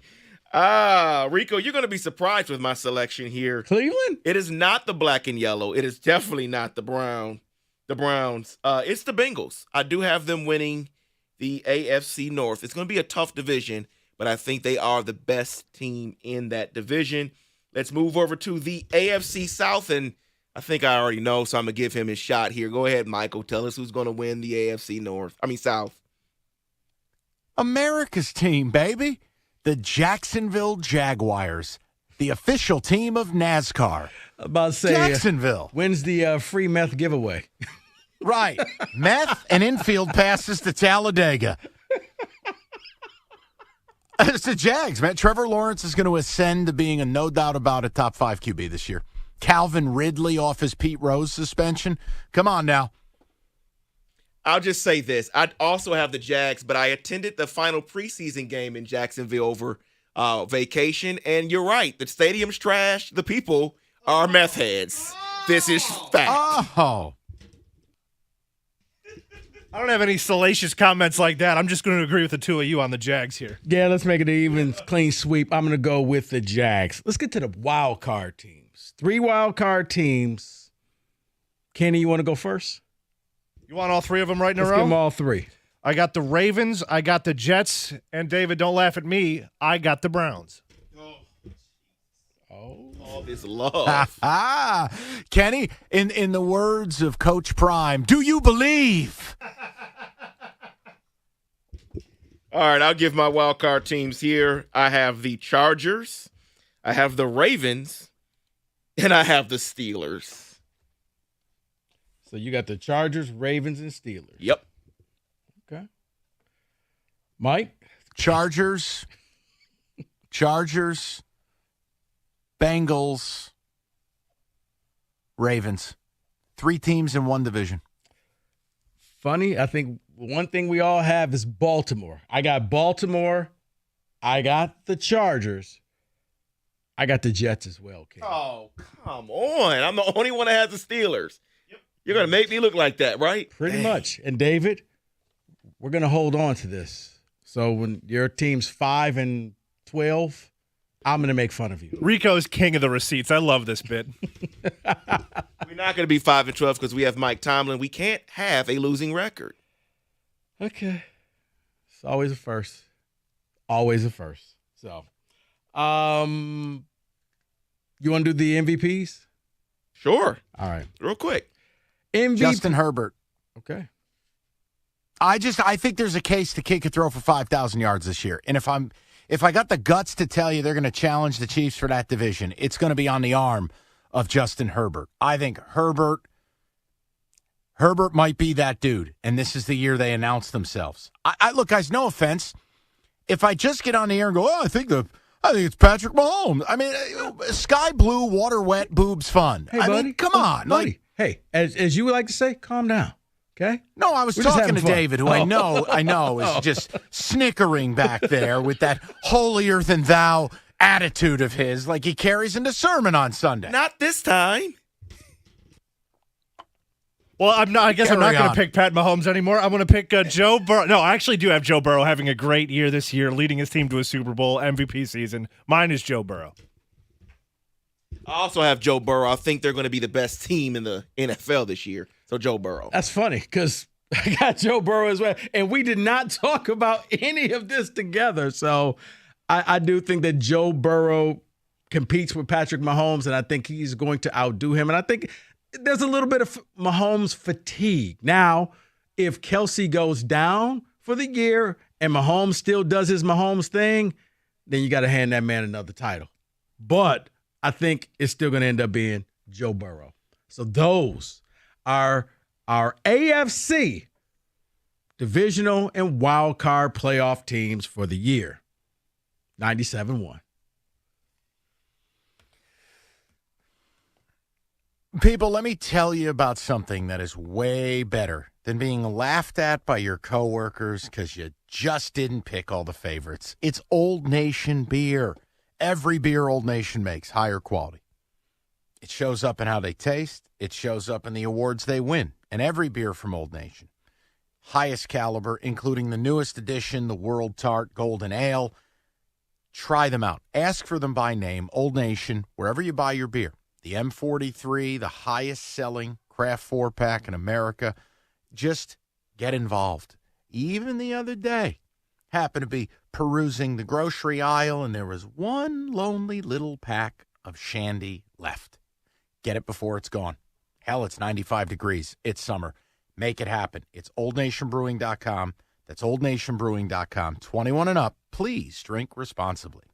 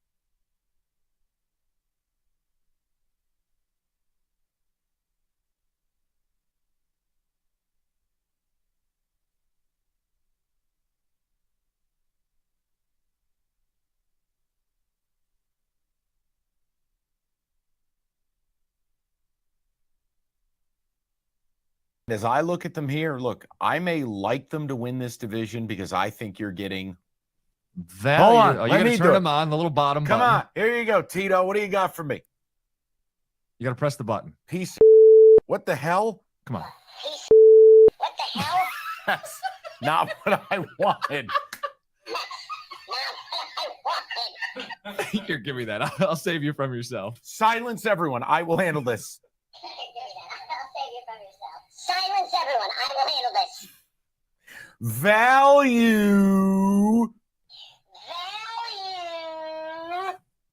That's what you get with the Bills. And that thing is Satan's spawn. Holy Hold on. What do you get? Hey, Jimmy, what do you get with the Bills? Just keep going. Hold on, I got to do it again. So when you flip the switch. Yeah, you want me to give you a tutorial? Value.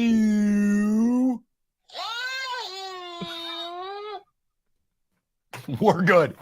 You're getting a lot of value with the Bills at plus 120.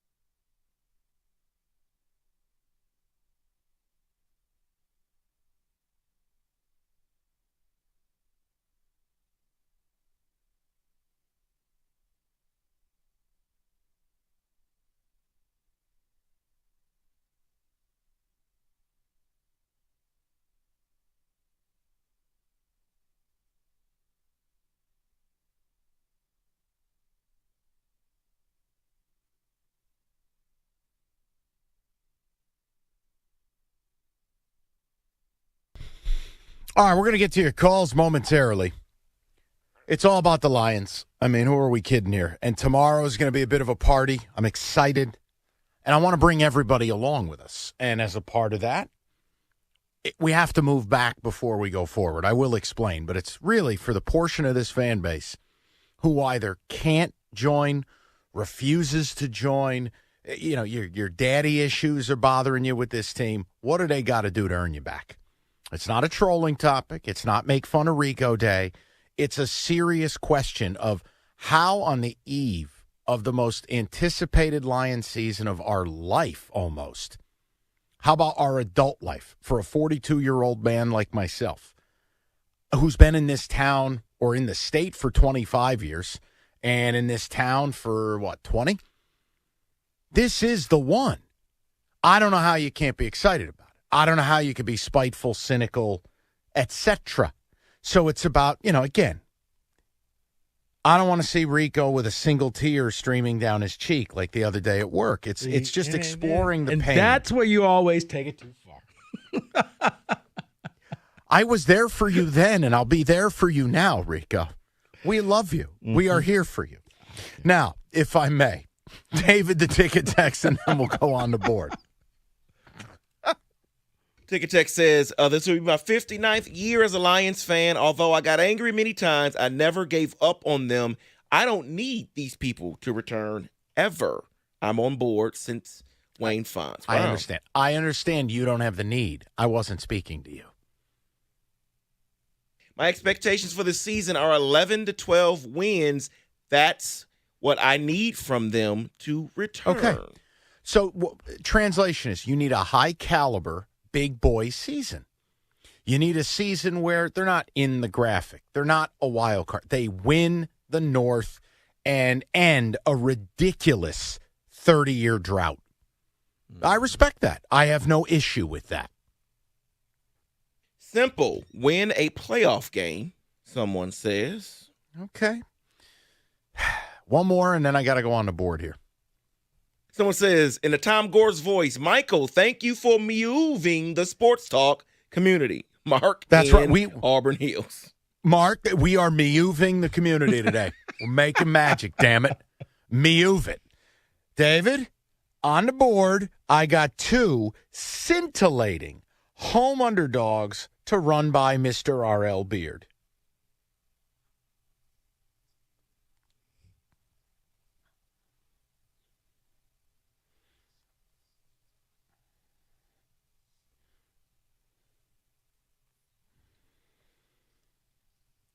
Now listen, much like Riley Leonard, Duke starting quarterback's mommy, tells him before every game, you suck. Literally. His mother calls and tells him he sucks as a way for him to stay grounded. We need to stay grounded. There is no way I'm going 7-2 again to start. So we need to be grounded and we need to be tactical. Rico, I want to present you with 2 you-know-what-to-do underdogs. I want to know which one you like better. Ready? Okay. All right. We got one team in Texas Tech who the AD should be fired. They go on the road to open their season at Wyoming. 8,000 feet in the air, the altitude, lightning delays. There was a caribou who ran across the field. Terrible. They come home in a get-right spot hosting Oregon. Home Bo Nix good. Road Bo Nix. Betty bad. Oregon laying 6.5. I think Tech's interesting. Night game. Lubbock, tortillas, guns up. The other team, NC State, played a sleepy opener at UConn. Nobody saw it. It was on after log rolling on the Ocho. They host Notre Dame, who is the Roberto of college football. They've gotten fat and sassy on empty calories. They crushed a terrible Navy team, and then they decided, let's get a side of ho-hos, and they played like ITT Tech last week. NC State at home catching 7.5, great stop in the run. Brennan Armstrong's a legit dual-threat QB transfer from Virginia, and Sam Hartman's bugaboo has been NC State's defense. Which home dog do you like better? And quick question, Notre Dame, Ohio State, is that next week? That is in, yes, I believe so. So they could be looking ahead. Ooh. You know where I'm going with it, Mike. Mr. Wolfie? Yeah. Nice. Couple of dogs I like this weekend. Yeah. All right, give here's me NC State. Here's Rico. Every Brave did a home run. How about Dominguez, the Martian, for the Yankees to hit a home run? I don't have that one, Mike. But since Okay. it's football season, how about we start scoring touchdowns? And you know what? All this man did, it seemed like last year, was score touchdowns. So, Mike, as the olive branch to you Lions fans, I know everybody's all hyped up on Sam Laporta. Nah, Brock Wright plus 550 to score a touchdown on Thursday. Wow. Rico going deep in the bag. Hey, Kenny Cott. Seems like all he does is score touchdowns. What about Bob Zylstra? Kenny. Well, David is in need of some motivation, so I wanted to tell him that he sucks. No, I'm just kidding. I like what That's a true story. Did you that's see wild. That's absolutely wild. He wears a wristband that says you suck on it. I've never heard of any type of motivation. You know like what? that. But I applaud the mother to keeping her kid grounded, other than most people who tell you how special you are. I hear that on a regular basis anyway. I'm not motivated. Joe Burrow. I liked what we did last segment. Joe Burrow plus 700 to win the league MVP. Right on pace with Josh Allen. You're getting a little bit better odds than you are with Pat Mahomes. A little worse than Justin Herbert. I think that's the right spot. I think he has a big year. Okay. And David Hull. Yes, I'm going to give you a game, a home dog that I like, Mike, in the college ranks, and it is Miami. Simply because I just don't believe in Texas A&M. So go plus 4.5 for Miami in that game for sure. That game Bobby in Coral Petrino. Gables? Yes. Bobby Petrino, neck brace, motorcycle, volleyball player, sunburn, calling plays. I was about to say, don't forget the sunburn, because that was the literal and figurative cherry on top. Right. Now, Kenny, you are aware of the reference I just made. I know that took place before 2015. Yes, I am aware of the reference you just made. Okay. Thank you. Okay. Rico, we talked about it on Cash the Ticket. I stayed away from this game. I think both teams were impressive in week one. I'm not ready for A&M to go on the road laying points, and I still think Miami's a year away. But if you're going to do it, I get what David's doing. 4.5 points, doesn't this seem like a 27-23 kind of game? Nah, I think you were right the first time. Stay away, because these are two unknown teams. Both could be frauds. One could be legit, or they both could shock the world. But let that be somebody else's problem this week, not yours. David, if you lose this bet, I need you showing up to Monday's show, neck brace, sunburnt, crooked hat. I need you to produce Monday's show as Bobby Petrino. Could you do that for me? I can try my Hey, Bobby, who was on that motorcycle with you? Huh? Wasn't it a volleyball player? Huh? I think it was volleyball, right? Soccer? I don't know. I don't. They should do a Where Are They Now? Bobby Petrino's mistress. Like, remember VH1 would do that? Yeah. And it would be like the drummer from Styx or something, and you're like, oh, that's where they went. Petrino's mistress, the twerking chick for Urban Meyer. What about Mike Price's hooker? The tide's rolling, baby. Oh, yeah. Was that a hooker or a strip club? Don't know. I'd like to apologize. She's a real nice lady. And that is on the Went on board. to give her life to Christ. Stop. Oh, God. All right, get ready for the NFL. Great offers from FanDuel, America's #1 sports book right now. New customers bet $5, get $200 in bonus bets guaranteed. All customers who bet $5 get $100 off NFL Sunday Ticket from YouTube and YouTube TV. Best time to join FanDuel? App's easy to use. You can bet everything from spreads to player props and more. FanDuel.com/ticket. Here's the deal. Copious legal copy downloading. It's FanDuel, the official partner of the NFL. 21 and up, present Michigan. First online real money wager only. $10 first deposit required. Bonus issued. Non-withdrawable bonus bets that expire 7 days after receipt. Restrictions apply. See terms. FanDuel.com/sportsbook. Gambling problem. 1-800-270 7117. It's NFL Sunday Ticket. The offer ends 9/18/23. No refunds. Terms and embargoes apply. $100 off NFL Sunday Ticket, not YouTube TV. YouTube TV base plan required to watch YouTube TV. No way. Redemption requires a Google account and current form of payment. Commercial use excluded. Subscription renews. Cancel anytime.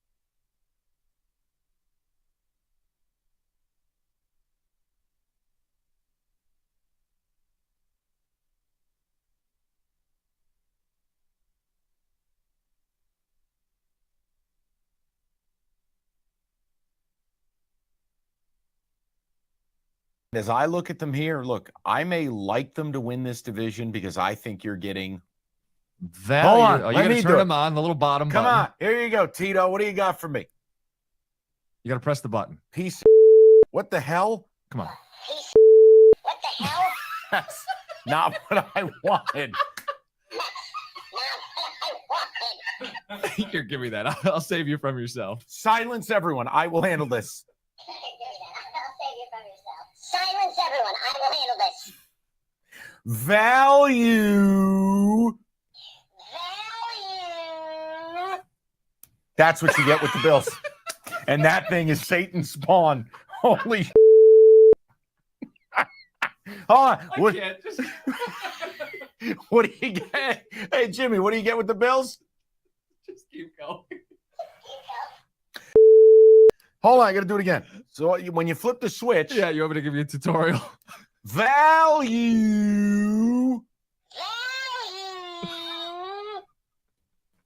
We're good. You're getting a lot of value with the Bills at plus 120.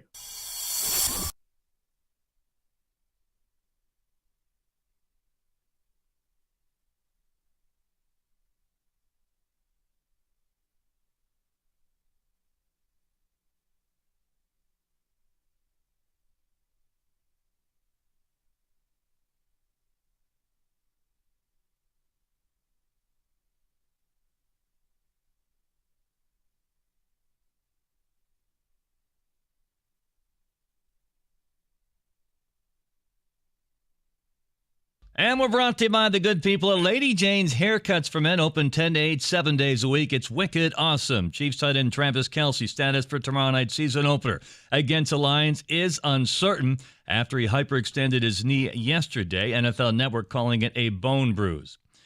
Meanwhile, it's a 7:15 pregame tomorrow night right here on 97.1 The Ticket, your Lions flagship station. Tigers sending Matt Manning to the mound tonight in New York against the Yankees. A 7:05 first pitch right here on the ticket. The Anaheim or Los Angeles Angels of Anaheim, whatever their name is, had their team picture taken yesterday. Shohei Ohtani was not in the picture. So they used a body double for the photo because why not? Why not AI? Yeah. The father of potential number one draft pick Kalen Williams says his son may return to school next year if he does not like the team who drafts him. We're looking at you, AZ. At the Ticket Update Desk, I'm Jeff Lesson. For more, 97.1 The Ticket or Odyssey.com.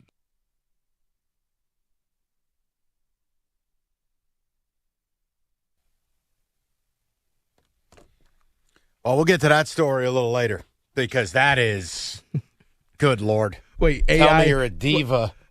I was about to say AI show Ohtani or a Caleb Williams. Oh, the Caleb Williams stuff. I mean, we'll get to it. I want to reset where we started the show. Tomorrow's going to be, I mean, we're all looking forward to it. We're looking forward to the start of the NFL. But, I mean, this is as anticipated a season as there's been for the Lions. And I want to see if we can get everybody to join because I think there's about 25% of you where you either claim to be Lions free, or you're a spite store owner, or you're just a jerk. And you're not ready to start this tomorrow. You're going to be looking for a reason to crush this team. You're going to be looking to delight in the misery of your fellow fan. I want to know what it's going to take for this team to earn you back. That's a legitimate question. What will it take? What do they have to do exactly to earn you back? And I think the only thing where I would say, hey, you're being a little unreasonable, is if you say, well, without a Super Bowl, I can't be bothered. Well, hold on. So you're going to ask them to do something, and you're not going to enjoy it along the way. How many teams even have multiple Super Bowls? You wouldn't even be around for the second time. So I just want to understand. Because, listen, I think Rico represents a lot of Lion fans. And it's one of these deals where I need to gain a better understanding. I don't want to leave anybody behind as we start the journey here. And I'm very excited. And I want to talk about it. Because I think you're going to miss out on a hell of a good time. And I want to know what it would take. Rico, reestablish your position, please. Yeah, short term, I need 5-3 by the time we hit the Monday night game against the Raiders here on Halloween. Got to be 5-3. That means you're in command of winning the North. It means that you went out there and you won some tough games over some good opponents. You don't have to win them all, but you're serious. You were able to carry over what you did last year into this year, because one of the biggest reasons why a lot of people feel this way, Mike, is there's no consistency. Now, long-term solution, man, you got to make the playoffs multiple years for me to really believe, okay, you have turned the tide and you're fun to watch, and it's not just a lot of hope, it's a lot of belief because you do it all the time. 248-539-9797. You want to get to the people? Yes, sir. Rico, pick the order because I don't have the time check. So go ahead. I want to be fair to everybody and make sure who's held longest gets on first. Well, then, Mike, that would be D. You're on 97.1. What's up, fellas? What's happening? What's up, D? I can't stand the Lions. I can't stand their fans. Mike, I love you, my Scorpio brother, but you are drinking Lions Kool-Aid mixed with Flint water. You got to stop, brother. You have to stop. Listen, I want them, I'm like Rico, I want them to do good because they depress the city. All my friends get depressed every time they lose. And I wanted them to see them do good, but I can't root for them. And like David, I laugh when they lose. It's joyous. I take joy in it. Oh, I can't be a Lions fan. One, because you using the what P. Richard word is what you said? Yes.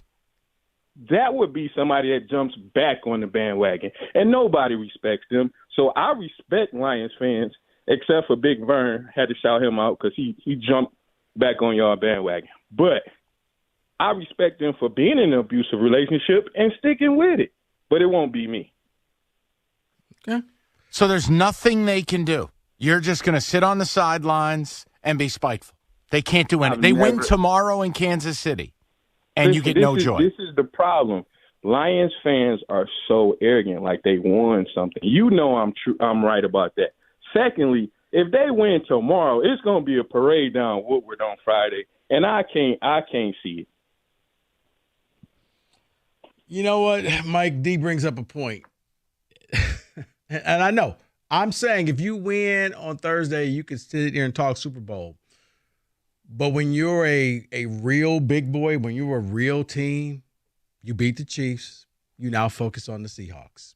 And it's not a Super Bowl type of victory parade going down Woodward. But because it's expected. I think beating the Chiefs is not expected yet. When you get to the point where you start to expect those things and when it happens, it's no big deal, now you've turned the corner. That's how I see it. Let's keep it rolling. Okay. Let's hit Nathan. You're on 97.1. Yeah, as a broken Lions fan, I got to agree with Rico. For me, it's not a one-year fix, but I want to be fair about it. I mean, I think for me over the next 2 years, it's just, can you put together double-digit win totals? And, can you play 3 playoff games in 2 years? That's what I'm looking for. So bar's not that high, but you just need some consistency, right, Nathan? Well, I need consistency, and I need you to prove that you can do it when the expectations are there. Because, I mean, for me, I don't know. It still feels like it would be on brand if the Lions did something like, go to the conference championship and then followed it up with 6 years of 5-win totals. I mean, that still feels on brand to me. So you need to change the narrative. All right. Appreciate the phone call. Consistency, multiple years in doing it. And I think I'm being fair. I'm not saying you got to win the Super Bowl, but when everybody, because see, the thing is, Mike, everybody's patting you on the back. I need you to live up to those standards this year and go out and prove to everybody that you've earned that respect, and it's going to be here for a long time. And it's not just one of those, man, I fell for it. Yeah. So. That's fair. It's fair.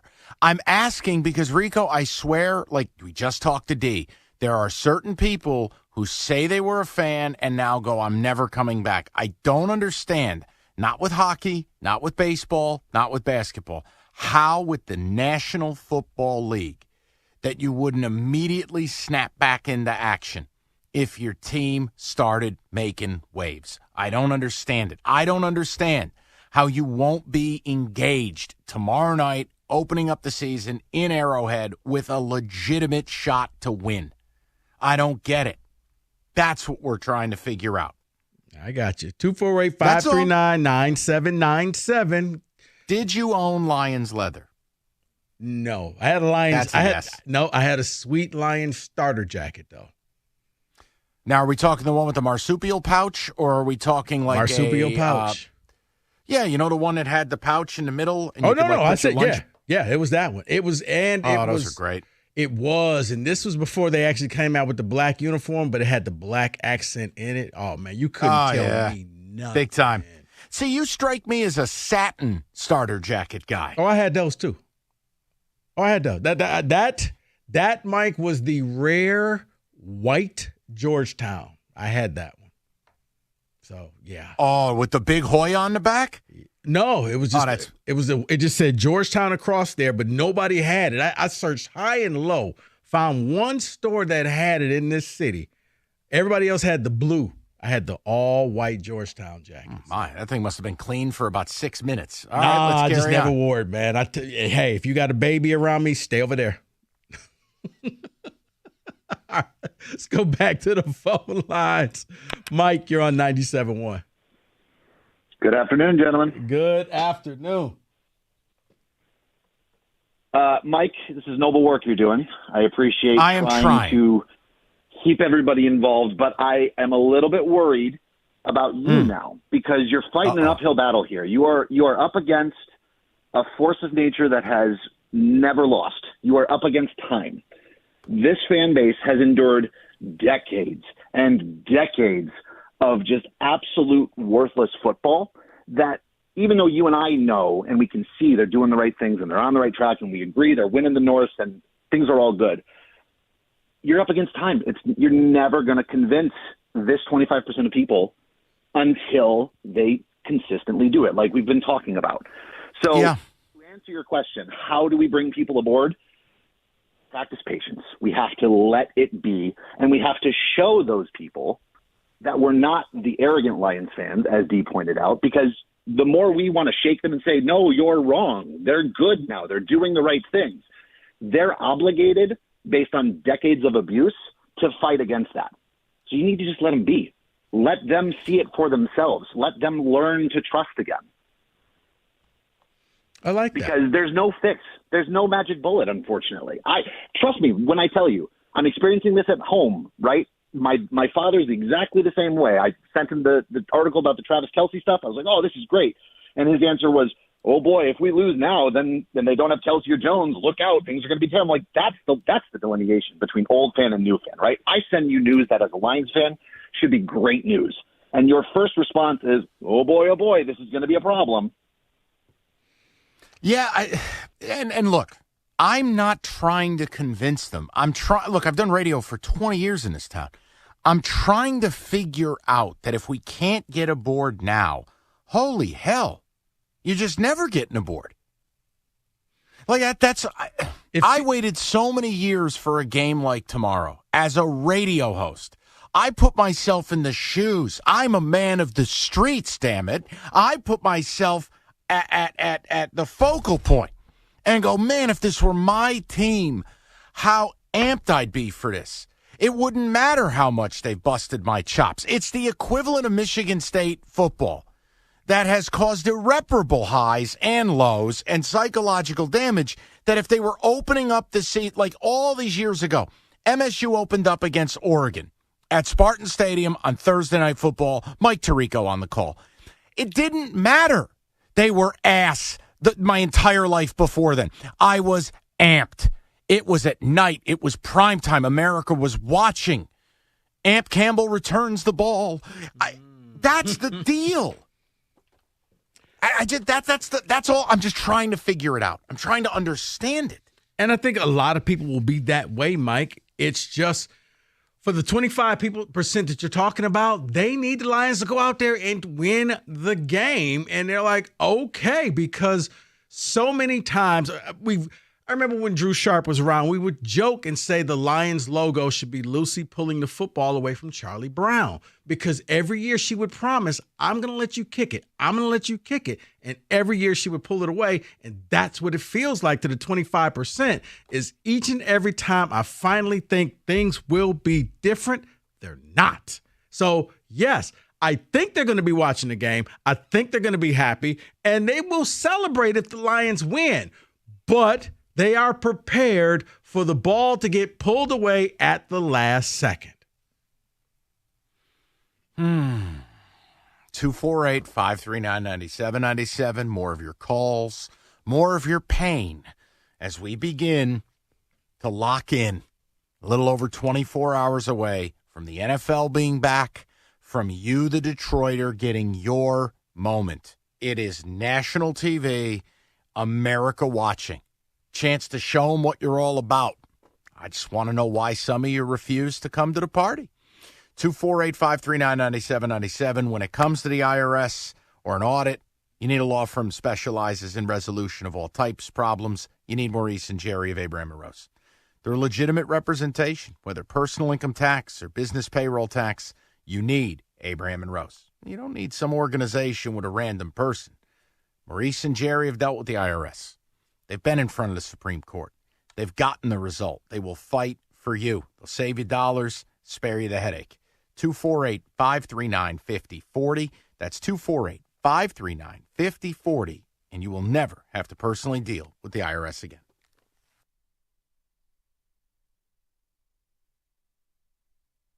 All right, you ready for bold ass predictions? Am I? Yep, we've got to get to this because we've been saying we're going to do it for a while and we haven't done it yet. I will start. David Montgomery leads the NFC in rushing with over 1,300 yards. Wow. Damn. Mm-hmm. Jared Goff will start 16 games and finish in the top 10 for MVP voting. He won't start game 17 because he doesn't have to. Oh. That was a think piece. Lions trade a second-round pick for Devontae Adams at the trade deadline. What? A second? Yep. It's tough. It's tough to give up a second, but he'll be having a good year. Lions play on October 30th, I think, in Vegas, and they'll just get Devontae on the plane for the flight home because I think the next day is a trade deadline. Wow. I would love that. Yep. Jack Campbell will lead the team in tackles with more than 150. Yes! Hard to do with Doug Karsh on his leg, but he'll get it done. And finally, for you, bold ass predictions. Stoney goes out with his hometown team, Philly, hosting his hometown team, Detroit, in the NFC title game.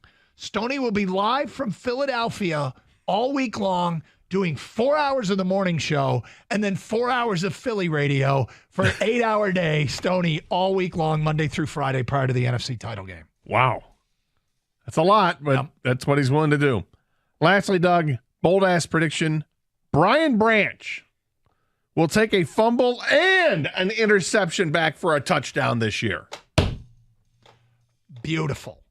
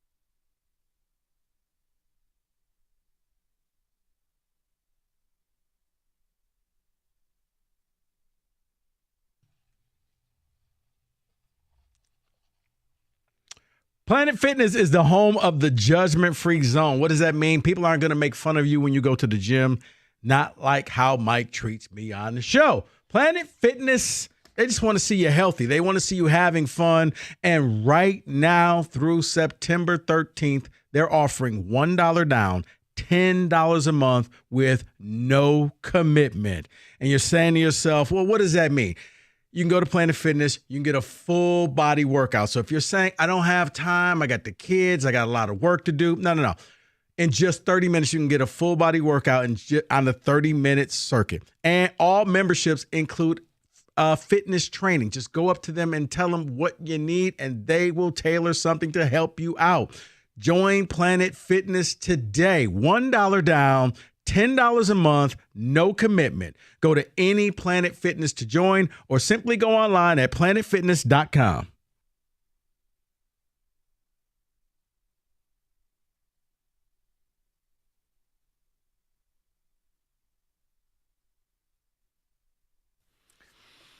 All right, cruising along on a Wednesday.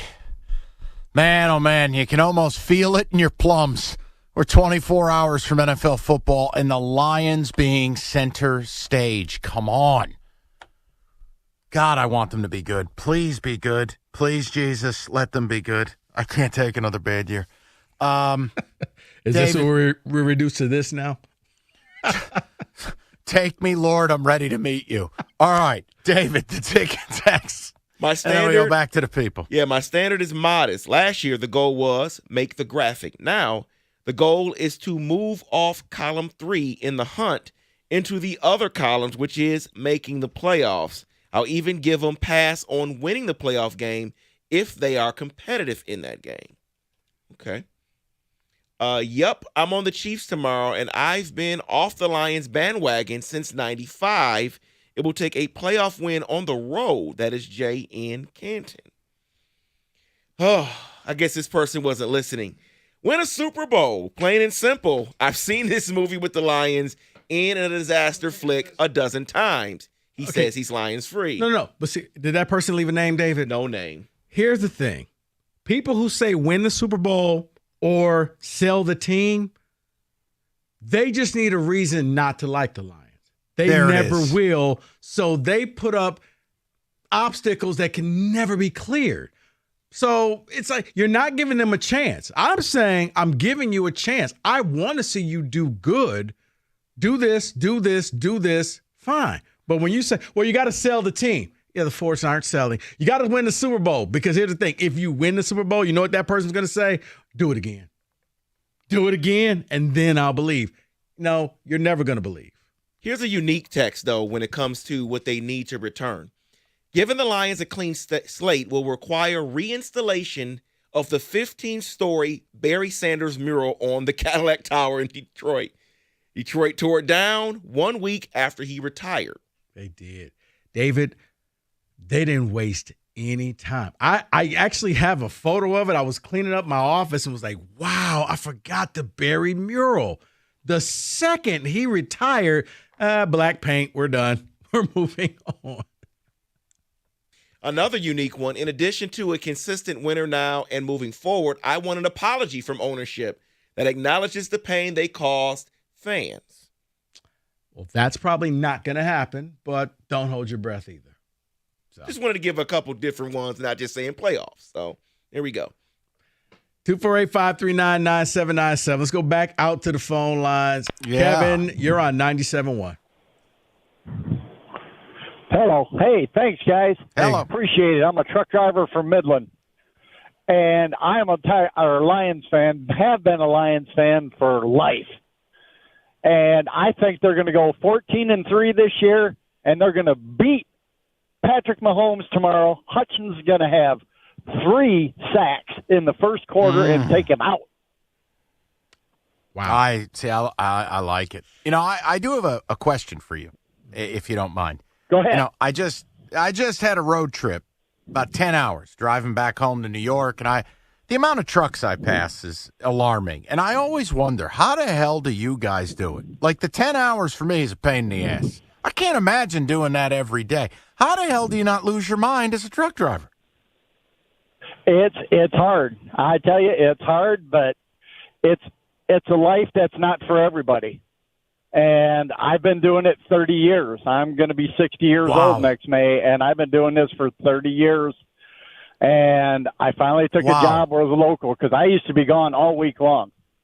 And that's the hard part, is being gone away from your family, trying to keep your family, and you get home. You're home on Friday. You get a little sleep, and then you head it back out on Monday as hard as you can, and you just do it. Wow. No, I listen. It's all respect because I tell you, I'm 42. Like when I was 20, I could drive straight through, bottle of water, whatever. I'd stop to pee once. Well, now you're 42. You feel like you got to pee every hour. The point is, you get out of the car. I want to go see a doctor, Mike. No, I'm being a little facetious. I know. But like I get out of the car and my body just sounds like a popcorn, like cracking, and I'm like, Jesus. And then you see truck drivers, and I'm going, this guy's probably driven 30 straight hours. Yeah, but they're used to it. Hey, Kevin, you in the truck right now? Yep, I'm driving the truck. I live up in Midland. I'm on my way. I had to pick up a load in Chesterfield. I'm on my way back up to Midland now. Come on, Kevin. You know you got to give us the horn, right? Yeah. Come on. There we go. My man. That's right. Everybody. Hey, we got a convoy here. Breaker. What's up there, Rubber Ducky? We got a convoy. Get the hell out of Kevin's way. He's got to get home. The Lions are going to win. The Lions are going to win. What's up there, good buddy? All right. Sorry, I didn't mean to derail it, but I'm telling you, Rico, on that road trip a couple weeks ago, I'm like, I had this conversation. I'm like, how the hell do these guys do this? Mike, you're born for it. My uncle drove trucks for decades, and Now, was this MC Hammer's backup dancer? No. This not the same person. No, okay, different. No, this uncle was here. This is Uncle G. He drove trucks for decades, and he just did. And he passed it along. My best friend drives trucks now, and it's a mentality that you have. M. Lover drives a truck? M. Lover is a frat brother of mine. He's the chief of police. But David, this guy's got so many silos of friends, he ought to run a grain farm. I have no idea. Hey. No, that's not a friend. It's a frat bro. Well, that's not a frat bro. That's my cousin who's not my cousin. Oh, that's my Uncle It's my G. uncle. Yeah, it's my uncle. It was my father's closest brother. So, yeah, he's the uncle that everybody says I look just like. So you just told a family secret, I see. Oh, okay. I'm sorry, Rico. I'm sorry. There I'm you sorry. go. That's too far flag on myself. Right, David. You can leave. You can leave and take Roberto with you. Wow. 248-539-9797. Uncle G live from the road. You want to knock another call down? Yeah, let's get one more. I'm sorry I derailed everything there. Richard, you're on 97.1. Hey, how you guys doing? Hey, man. Good, Rich. What's the word? Yeah, for me, as a Lions fan for a while, I got to say, all I want is a playoff win. Honestly, because it's disheartening to look at all these teams that have had like 1 to 3 records, for wins or 0 wins. And it seems like these guys are now very good teams or elite teams. They're going to conference championships. They're making Super Bowl appearances, and we can't even win a wild card game. I need a playoff win. I need something. Man, Richard, I don't think that's asking too much. That's like I said. That's the consistency that I've been talking about, Mike, is that when you see when you see certain teams, you just automatically know, you know what, this team, Kansas City, yeah, they're going to be there. Cincinnati, yeah, they're going to be there. That when you say a team like Cleveland, it's like, well, they haven't done it. Well, guess what? The Lions fit in the Cleveland category. You got to convince me that you're going to be that good. But there's, so over years, if you keep winning a playoff game here, a division there, now you're at the big boy table. Now people will believe in you, and now you put yourself in one of those categories of, this team could win the Super Bowl. But right now, it's a journey. It's a process. But don't you think tomorrow night carries a lot of that weight? I know what you're going to say. Not maybe you, but people. Yeah, but what if they lose the next 7? Just work with me. Like, there's never been a better opportunity to storm the gates and take what you want than tomorrow night. Oh, tomorrow night, it's Mike, it is because it's the only game on. This isn't a 1 o'clock game on Sunday where you're sandwiched in between 8 other games. No. Everybody is watching. Hardcore fan, casual fan, fantasy football fan. Everybody is locked in on this. You go out there, you win this game, and now people will look at you differently. If you go out there and lose this game and you start the season off bad, you know what you become? Last year's Denver Broncos. You remember that, don't you? Where they were on primetime every week for the first 5 weeks until we begged them, please take them off primetime. I will tell you, man, am I enjoying the reports of Sean Payton body bagging Russell Wilson on a daily basis. That's like oxygen. Do you see the late? Oh, my God. Broncos Nation, let's ride. Yeah, how about Sean Payton screaming at him, stop kissing so many effing babies. You're not running for office. I'm like, oh, boy. Woo! This is going to be a great relationship. It is, because here's the deal. The organization has said Sean Payton is more important than Russell Wilson. Russell Wilson ain't got nowhere to go. He's got no enablers. This ownership group did not pay him. This ownership group brought in the taskmaster. Oh, I love it. He's going to drive Wilson to insanity. And I'm here for it. Broncos -3, week 1. 248-539-9797. More of your phone calls, ticket text next, 97.1. And I think Rico just said, power move, we're going to a break. And I'll tell you about Paulson's audio video. So here's the deal. Football, it's here. You know what it means. Upgrade your TV, and Paulson's, they got the team to make it happen. Sony 98-inch LED TV. Make you feel like you're in the front row. The at-home experience has never been better. I know somebody flying to the game. I'd rather be in my living room. And Paulson's will help you out. Projector, which is what I use. Sony offering $1,000 off their laser 4K projector to blow your mind. Crystal clear. How big's the wall and how far are you sitting away? It's the only thing that determines it. Make this thing, you can make it a movie theater if you wanted. Paulson's, they got speakers, headphones from all the leading manufacturers. They have a launch party October 4th. Representatives will be there. Food, drinks, demos. Visit the events page, paulsonsav.com. That's paulsonsav.com.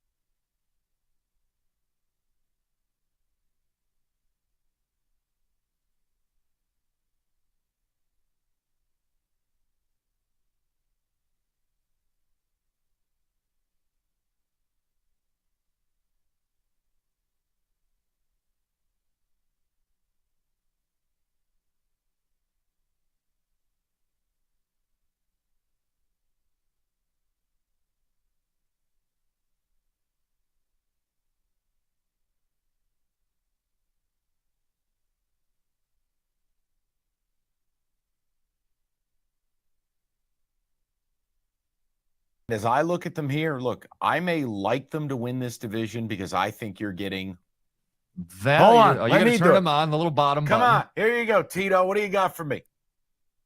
You got to press the button. Piece of what the hell? Come on. What the hell? That's not what I wanted. Here, give me that. I'll save you from yourself. Silence everyone. I will handle this. I'll save you from yourself. Silence everyone. I will handle this. Value. Value. That's what you get with the Bills. And that thing is Satan's spawn. Holy Hold on. What do you get? Hey, Jimmy, what do you get with the Bills? Just keep going.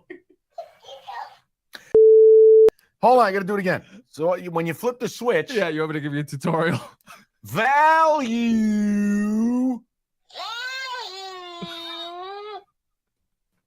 We're good. You're getting a lot of value with the Bills at plus 120.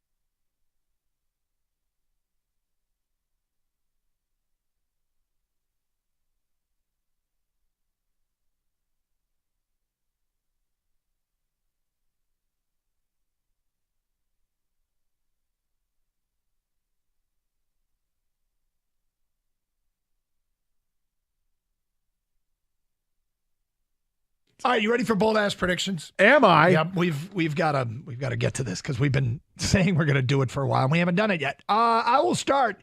David Montgomery leads the NFC in rushing with over 1,300 yards. Wow.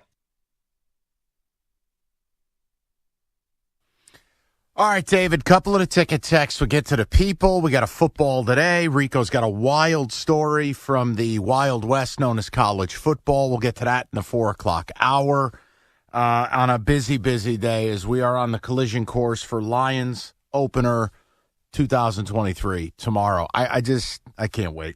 And we're trying to get everybody on the same page. I don't know if we're succeeding, but we're having a good time doing it. David, what do you got? Nick in Southgate says, I disagree with the Super Bowl talk. I think if they win tomorrow, you immediately turn the focus to Seattle. They have to take this season one game at a time and not listen to any type of national media with a win. How a player responds and how a fan responds are two completely different things. You're right for the team.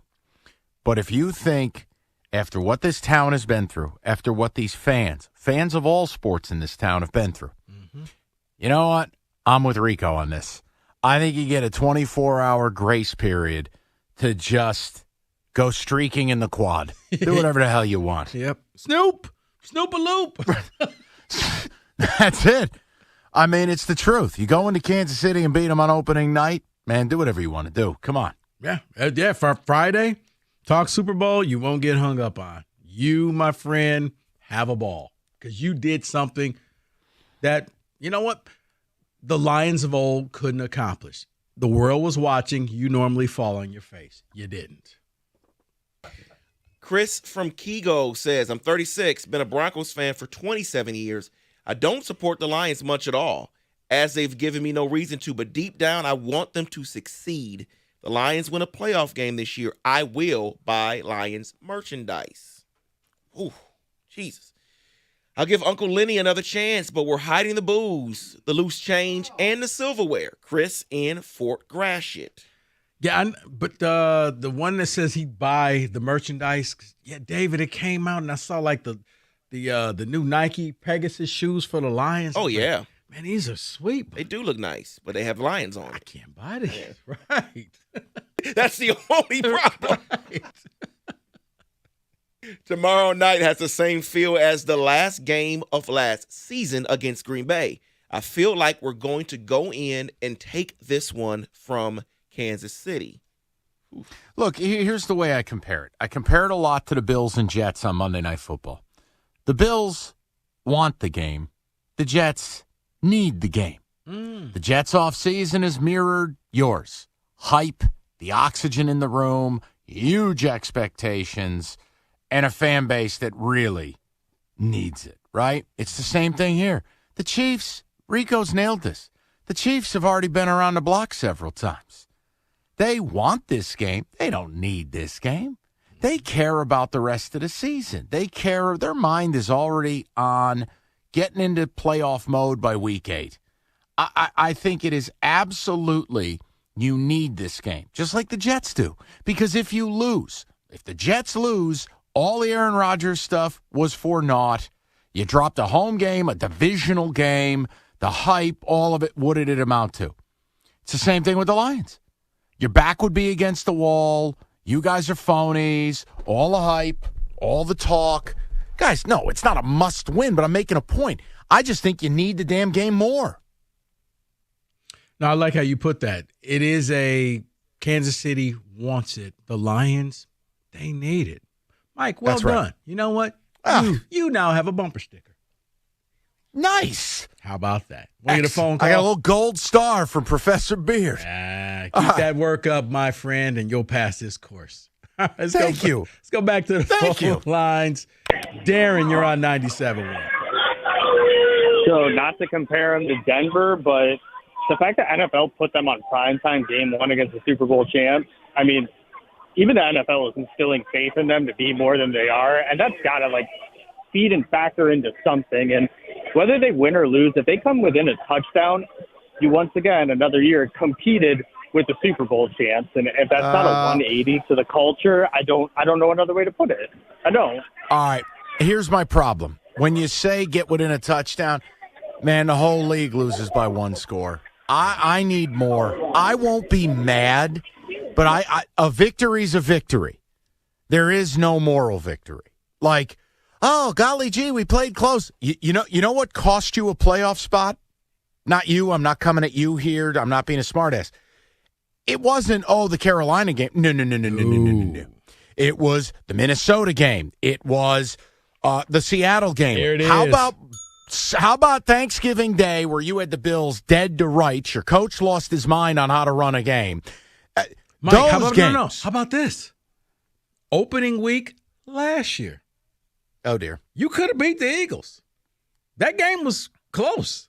You didn't know the Eagles would go on and become the best team in the NFC. But you that's had a my shot. point. Yeah.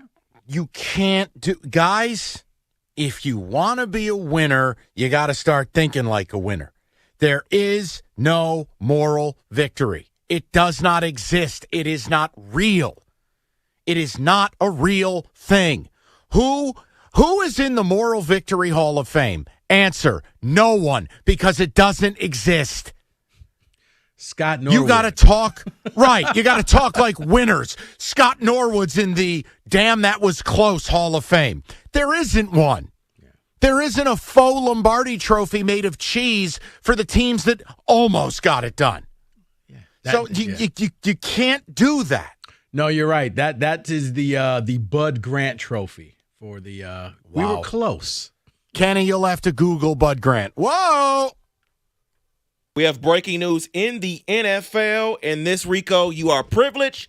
Nick Bosa has agreed to a 5-year, $170 million extension. Woo! Including $122.5 guaranteed. Hot damn! Highest paid defensive player in history. I mean, oh my God! Yeah. Cue up the big timers.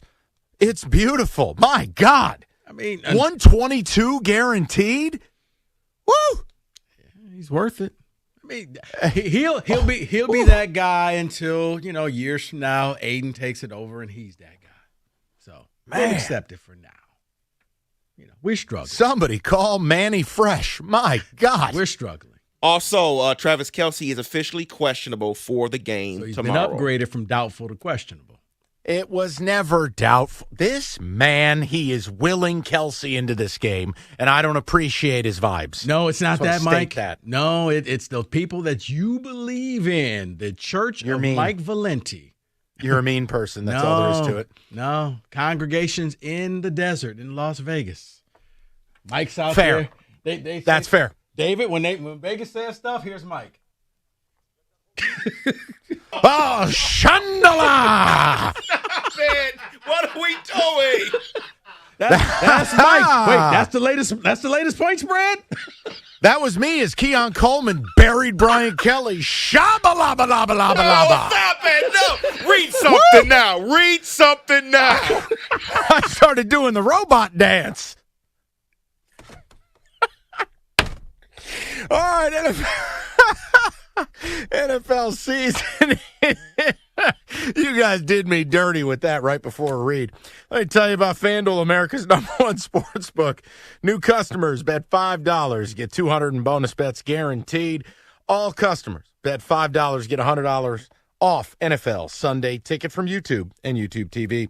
Best time to join FanDuel, the official partner of the NFL. 21 and up.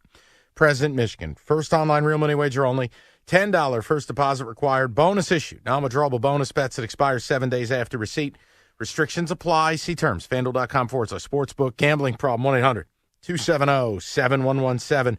NFL Sunday ticket offer ends 9/18/23. No refunds. Terms and embargoes apply. $100 off NFL Sunday ticket, not YouTube TV.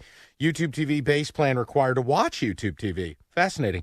Redemption requires a Google account and current form of payment. Commercial use excluded. Subscription renews. Cancel anytime.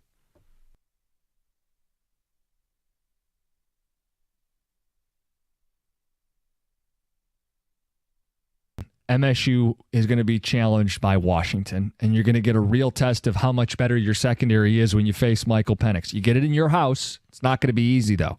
That's a real test. And if MSU, obviously win the game, it's a big deal. But if they show an improved secondary and like an identity on defense, now you start to craft this narrative like, hey, maybe there could be a heck of a showdown when they play in East Lansing. That'll be a big test. It'll be a huge test to find out what this defense is. Is Brantley being back? Is he, how effective can he be at that corner position? We saw him play, and he was good. I wouldn't sit there and say against, your vaunted passing attack, he was great. But you start thinking about, and to the last caller's point, there's nobody looking past Michigan State. Talking about Michigan fans, what's the one mar in the last two seasons on the regular season record for Michigan? It's in East Lansing. Yep.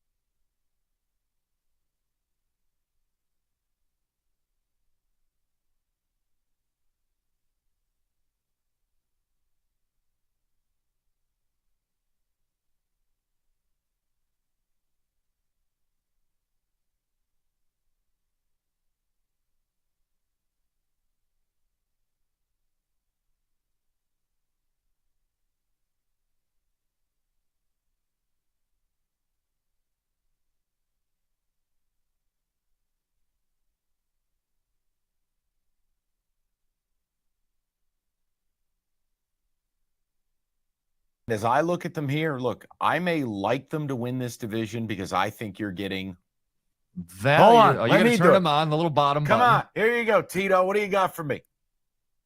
You got to press the button. Piece of what the hell? No time to delay, people. We got NFL football to talk about. Let's get to the wide open NFC and make some predictions so King Petty can keep his receipts. David?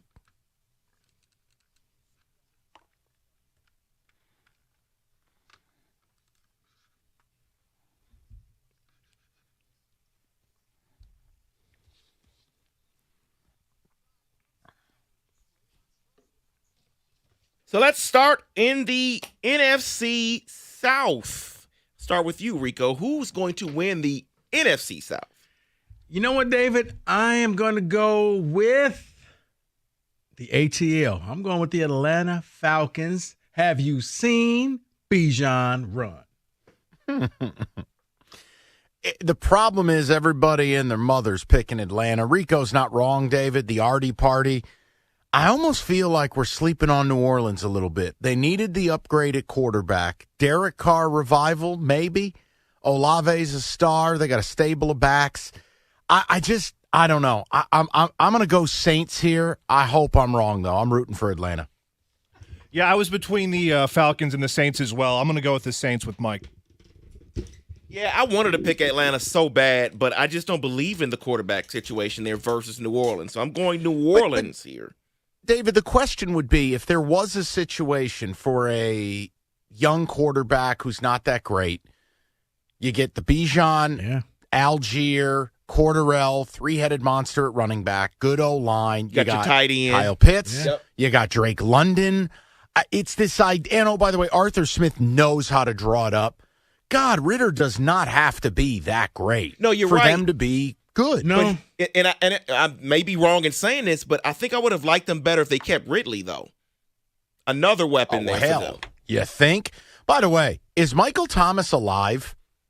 Just asking for a friend.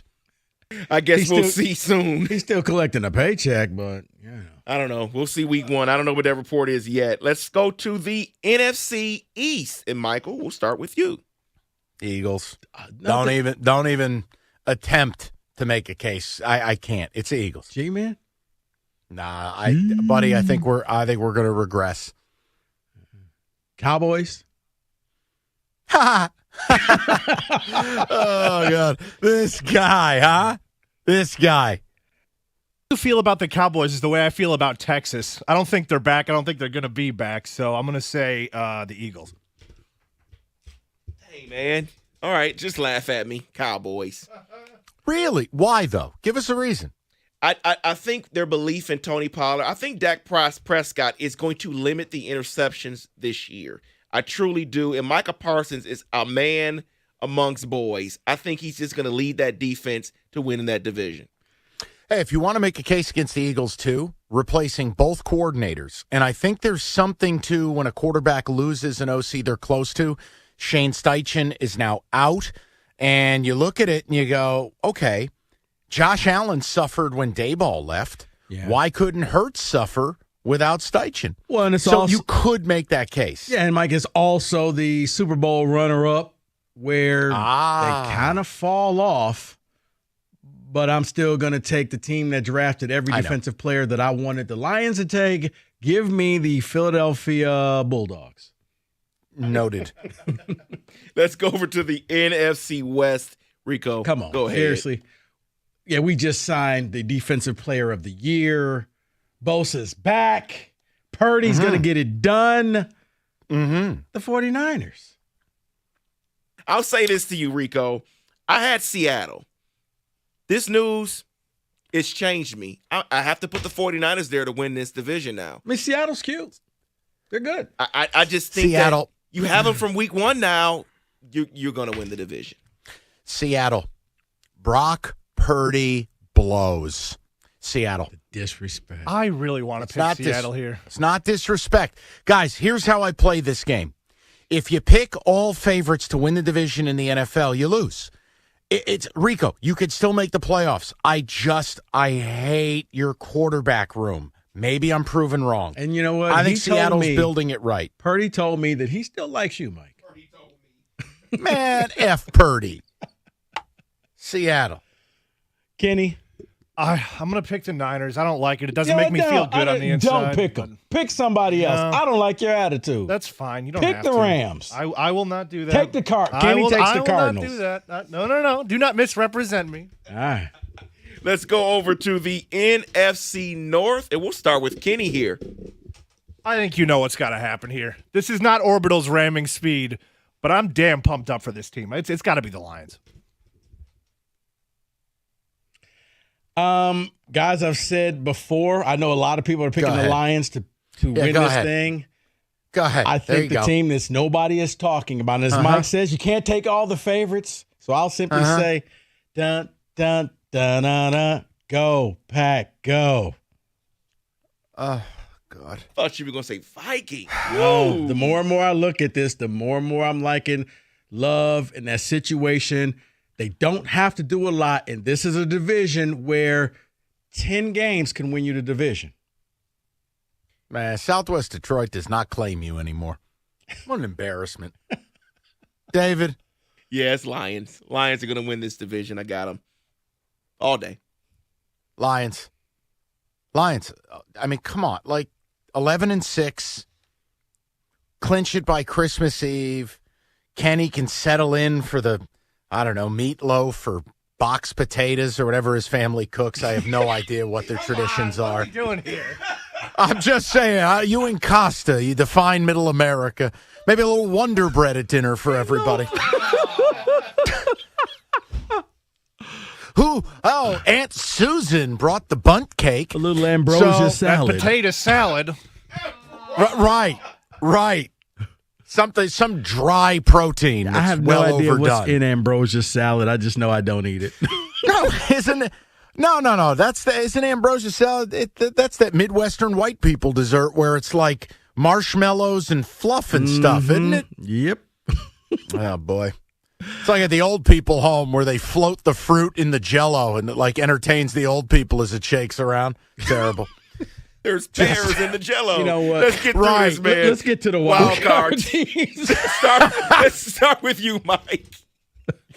Niners, Cowboys, and I'm kind of with Rico. I think the Packers. Rico? David, the Saints. Ambrosia. No, the Saints, the Cowboys, your Cowboys, David, and the Seahawks. My Cowboys. Yeah. David's wearing Rip Wheeler's hat to work every Friday this fall. I'm in. Kenneth. I got the Cowboys. Ambrosia, what do you got? Yeah, from the Tecumseh region. I got the Cowboys, the Seahawks, and the Vikings. Wave the white flag? That open is the best. Go ahead. Man, I have Seattle, Minnesota, and the Eagles. And Minnesota. real quick. Frauds. Yeah. Offensive Rookie of the Year. Jahmyr Gibbs. Straight up, I think you've drafted Alvin Kamara, the good version, not the one who beats people up in Vegas. Thank you for clarification. I'm going with Bijan Robinson. Shandala Shabadabadoo. Yeah, it's Bryce Young. All right, everybody stop. Bryce Young. Yeah, David, I'm with you. I think Atlanta's really going to give Bijan the workload. He's going to get more carries. He's going to get more touches than Gibbs. Yeah, I got Bijan Robinson winning the Offensive Rookie of the Year as well. We'll see what happens later on in the year, but those are our NFC playoff picks, 97-1.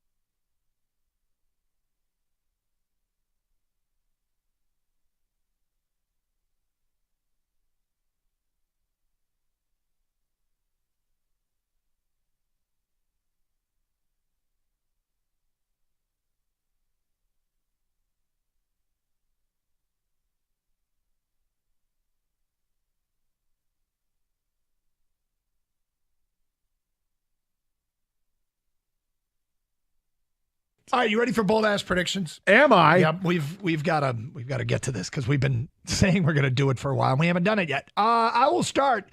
David Montgomery leads the NFC in rushing with over 1,300 yards. Wow. Damn. Jared Goff will start 16 games and finish in the top 10 for MVP voting.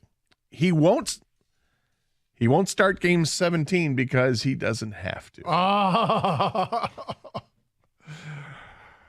That was a think piece. Lions trade a second-round pick for Devontae Adams at the trade deadline. What? A second? Yep.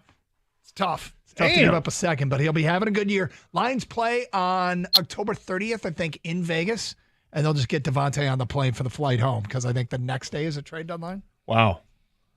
I would love that. Yep. Jack Campbell will lead the team in tackles with more than 150. Yes! Hard to do with Doug Karsh on his leg, but he'll get it done. And finally, for you, bold ass predictions, Stoney goes out with his hometown team, Philly, hosting his hometown team, Detroit, in the NFC title game. Stoney will be live from Philadelphia all week long, doing 4 hours of the morning show and then 4 hours of Philly radio for an 8-hour day. Stoney And all we're week brought to long, you by Monday through Friday, prior to the NFC CGC title Water game. Treatment. Wow. Chiefs tight end Travis a Kelsey lot. officially That's listed what he's as willing to do. questionable for tomorrow night's Lastly, season Doug, opener against bold-ass Detroit. prediction, The bone Brian bruise in Branch his knee. Seldom is a betting will line take move a so much fumble without a quarterback and being out. an The Chiefs were interception favored back by for a 6.5 at touchdown the this beginning year. of the week. Since the injury, some books have had it as low as 4. That could be in circa Las Vegas. Others have it up to 5.5 right now. Chiefs All-Pro holdout Chris Jones says he's ready to go and play tomorrow night if a deal gets done. 7:15 the pregame right here on your line station 97.1. The ticket. Incidentally, the Chiefs in opening games under Andy Reid, 9-1 straight up. 6 of those wins by double digits. They've also scored at least 33 in their last 7 season openers. Lions a 3-point favorite at home against Seattle next week. Bengals quarterback Joe Burrow says he's ready to go on Sunday. Nick Bosa signing a 5-year, $170 million extension with the Niners. That includes $122 million. Yes, sir. Guaranteed. He's the highest defensive player of all time. Highest paid, that is. Tigers sending Matt Manning to the mound tonight against the Yankees. 7:05 right here on The Ticket. At the Ticket Update Desk, I'm Jeff Lesson. For more, 97.1 The Ticket or Odyssey.com.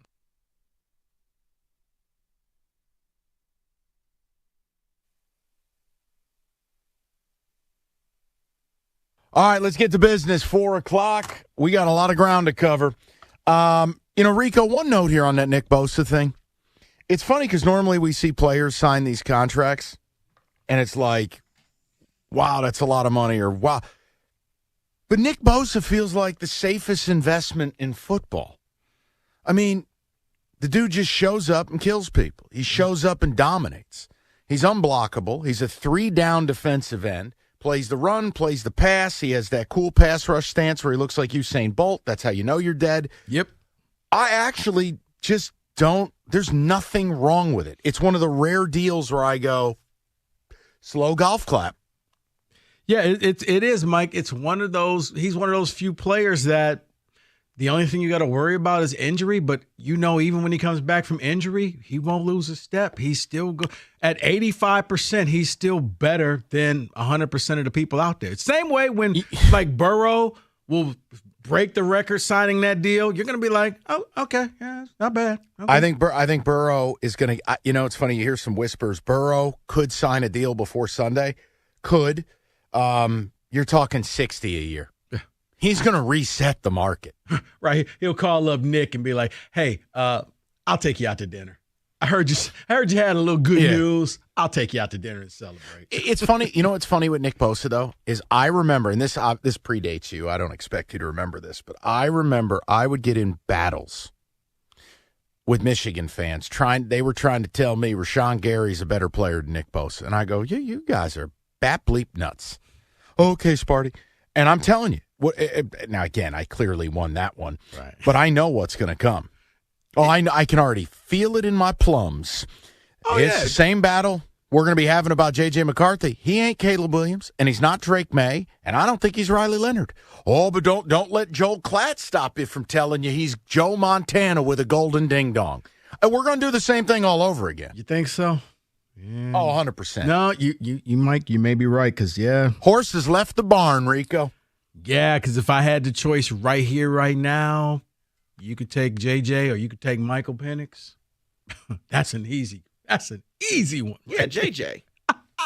Just joking. David, here's what I would say.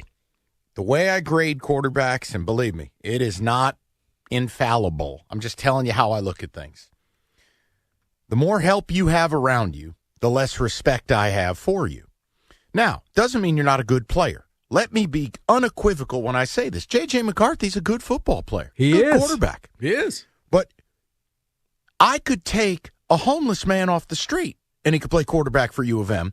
He's going to get 250 yards rushing a game, elite protection, 35% drop-back play-pass ratio, a great defense, and he probably is only asked to make half a dozen big throws a game, tops. Now Mike, flip side. I was about to say, it's funny you said that because it wasn't quarterback, but I had a similar argument with my neighbor because he was just like, Blake Corum was all of that, and he should have been a Heisman. I'm like, I thought maybe until Donovan Edwards came in and did the same thing that he did at Ohio State game, and it was the offensive line. Blake Corum wasn't the best running back on his own team, and he's not the best running back in the conference. Chase Brown was. Why? Chase Brown had no help. Nothing. The point I make is Caleb Williams has to do it largely by himself. The entire thing is on him. Oh, by the way, they don't even have a defense. All right, so then you go Drake May. It's the same principle. North Carolina has the worst defense in America. He has to score 40 a game. And Riley Leonard's at Duke. Full stop. Now, that doesn't mean JJ can't be a great quarterback.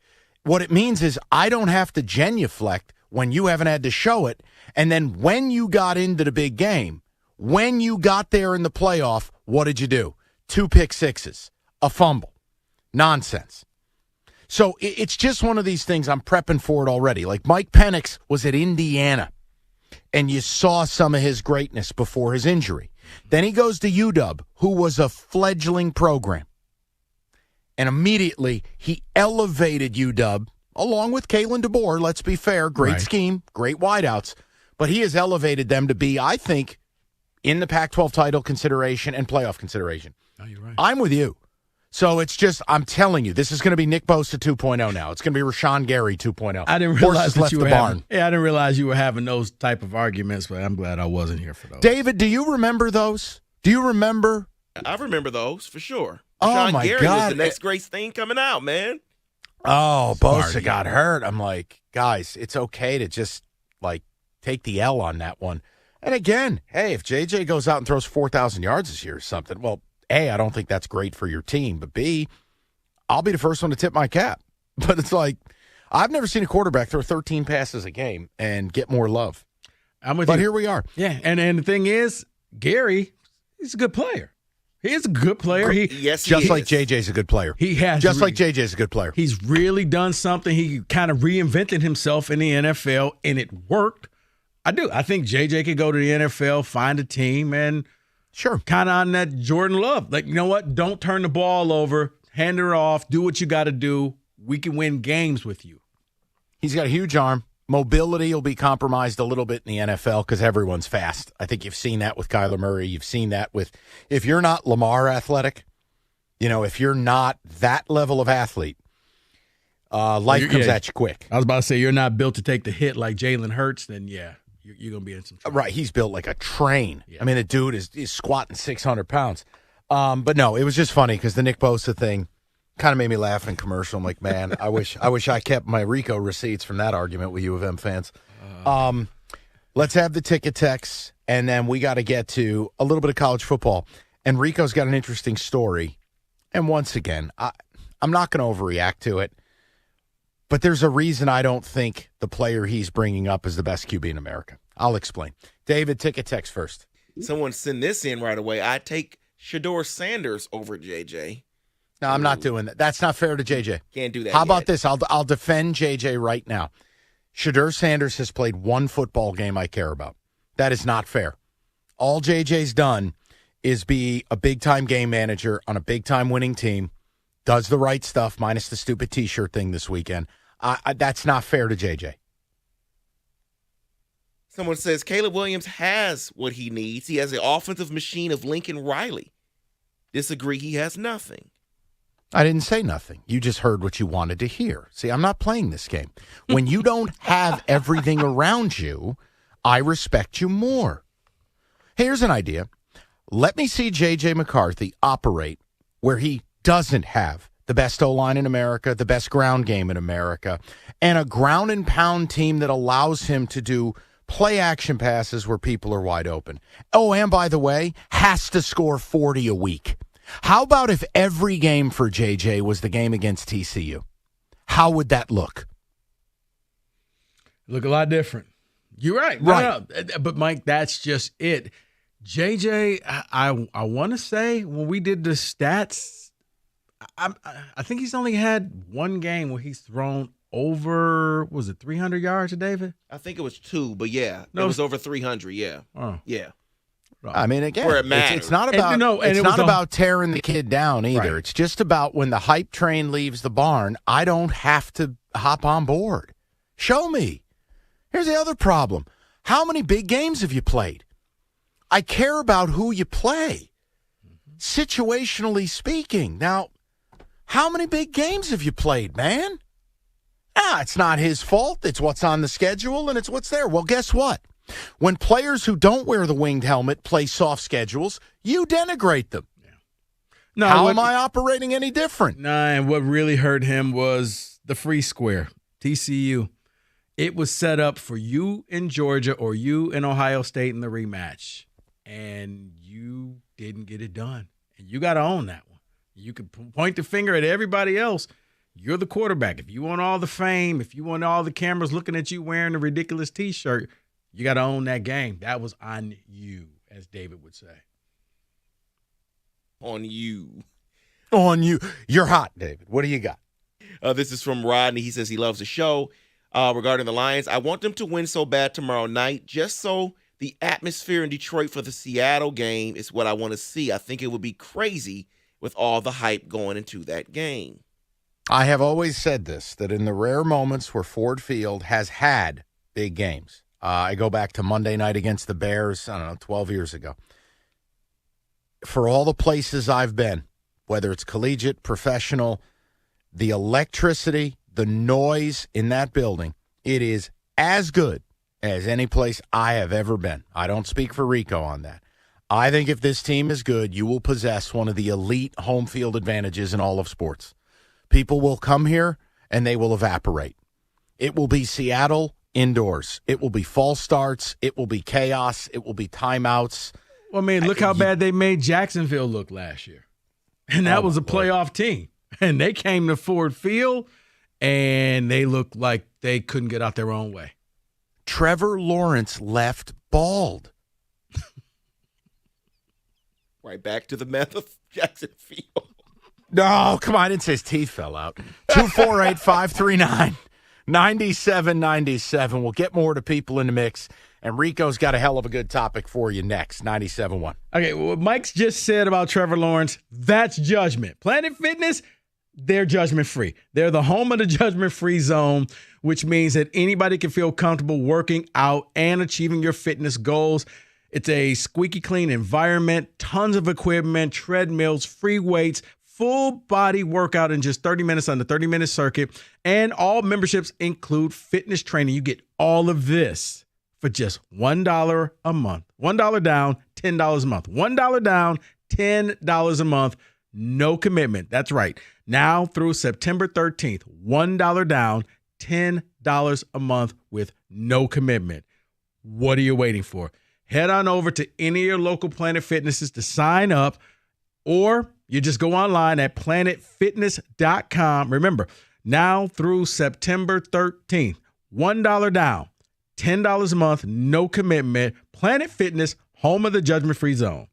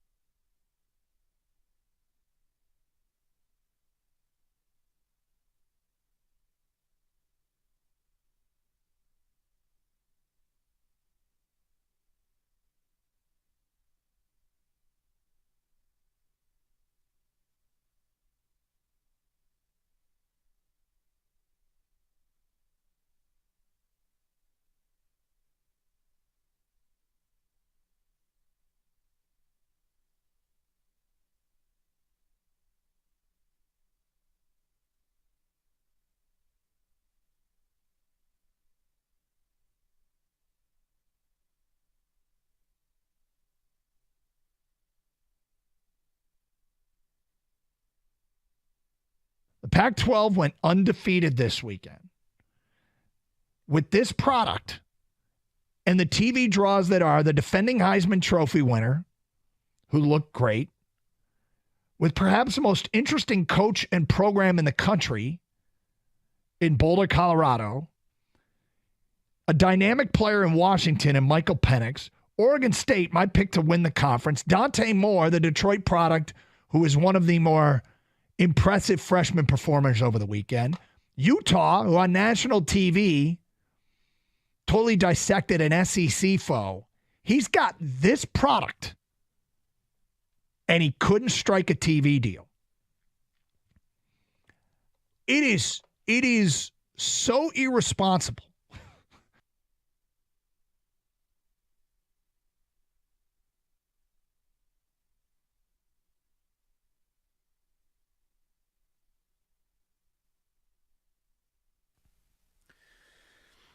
Don't get stuck without power the next time a storm hits, or wait for that first, blazing day like today to find out your AC don't work. The team at Mastercraft Heating, Cooling, Plumbing, and Electrical has you covered. $78 AC tune-up. Get your air conditioning in tip-top shape. Save on the energy bill. And they got generators in stock, too. So schedule that $78 AC tune-up today. Just visit mastercraftheating.com.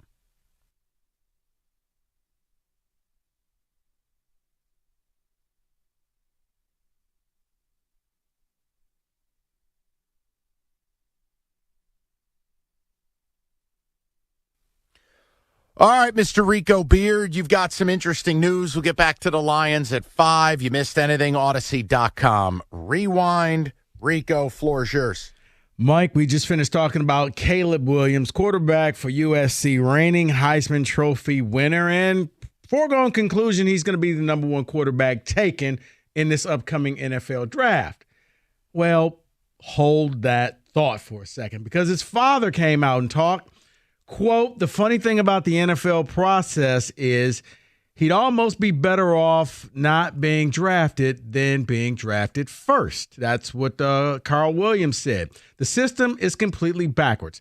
The way the system is constructed, you go to the worst possible situation, the worst possible team, the worst organization in the league because of their desire for parity.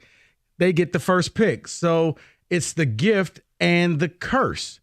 He also said his son may stick around because of NIL money and just play one more year. Not guaranteed he will go in the NFL draft.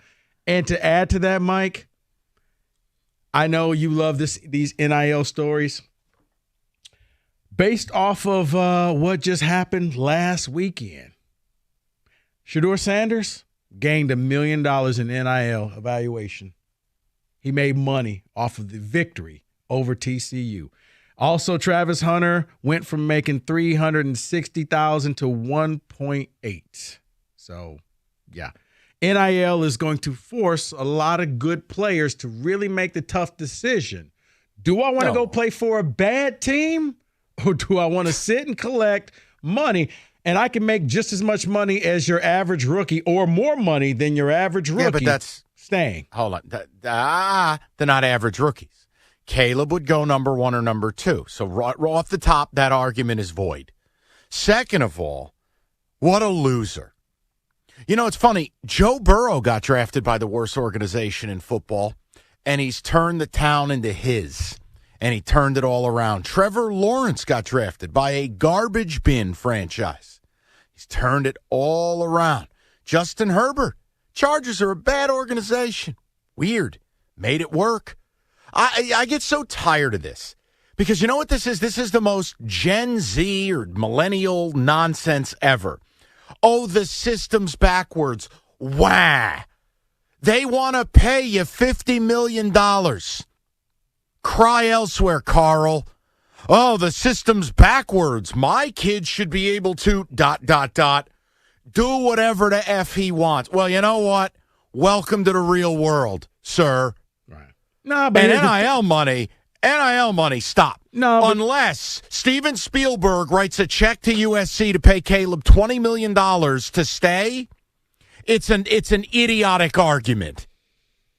I don't know, Sorry, man. Rico. No, I don't. I mean, on. he's got the Wendy's commercials. He's the Dr. Pepper commercials. He's making some serious loot. He doesn't want to go to Arizona to sit behind Kyler Murray or hope that they get rid of Kyler Murray.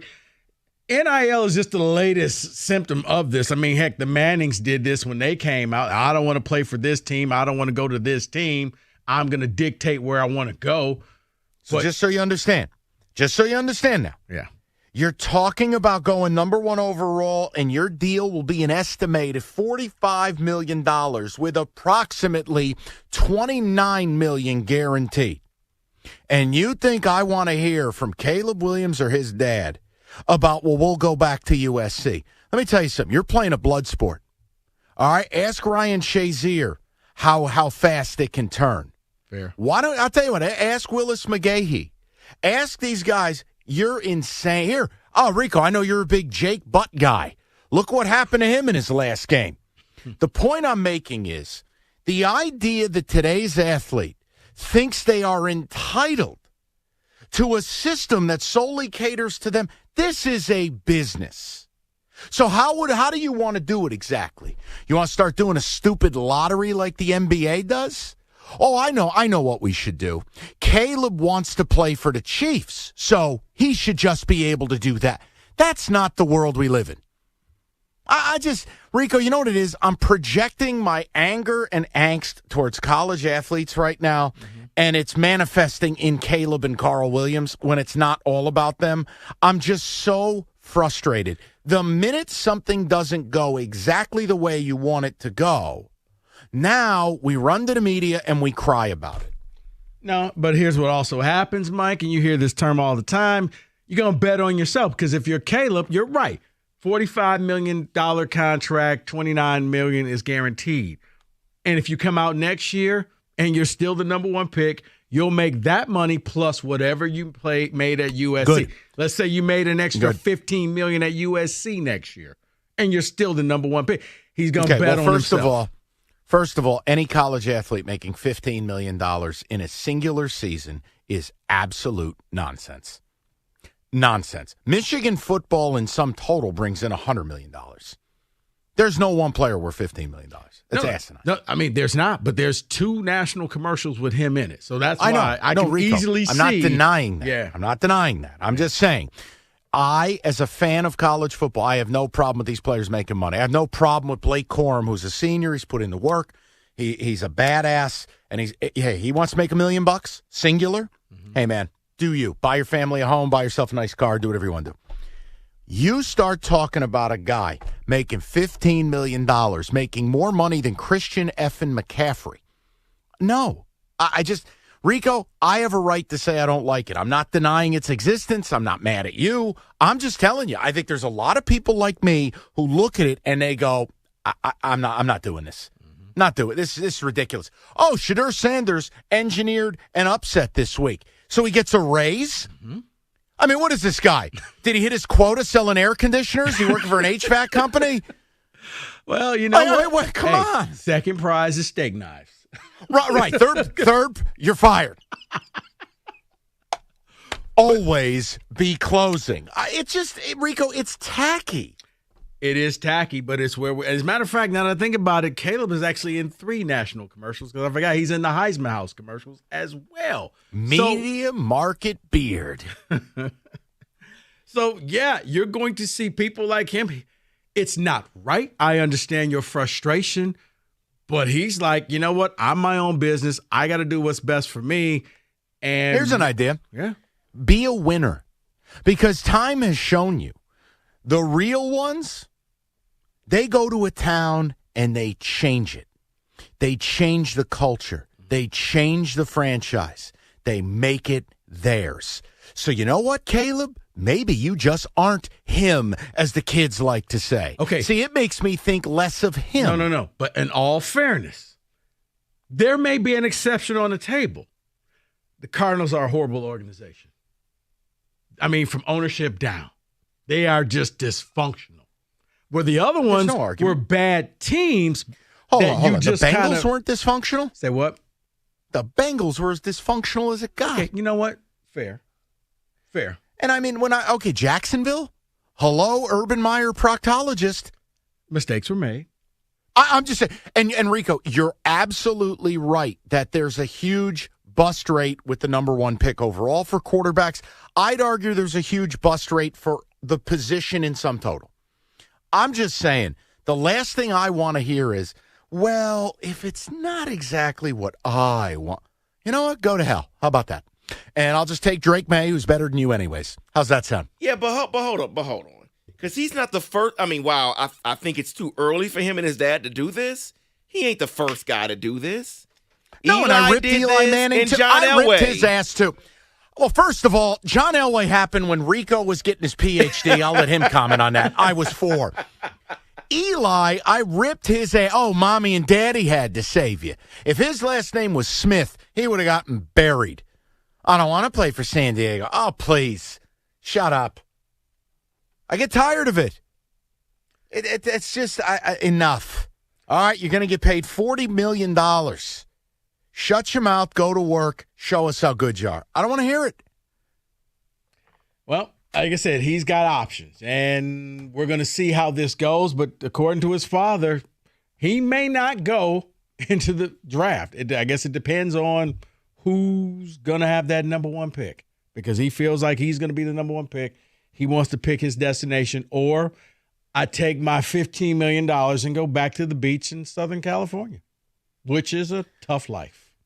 248-539-9797. Get your phone calls. Get some ticket texts as well. Got a football today to get to you as well. 97.1. All right, real quick, football. We're almost 24 hours out. Hungry Howie's celebrating 50 years of flavor, 50 years creating delicious pizza, and there's no better way kicking off your season than with some pizza for opening night. They got you covered, man. Whether it's new items like the Bee Sting Pizza, Hot Honey Drizzle, you pick the toppings, $12.99. Or the classics, mix and match, $6.99 each, and you got dinner on the table, 20 minutes. No matter what option you choose, kick off the season tomorrow night. Do it the right way. It's Hungry Howie's. Try the Bee Sting today, or try the Drizzle with any 2 toppings of your choice for that limited time only. It is Hungry Howie's.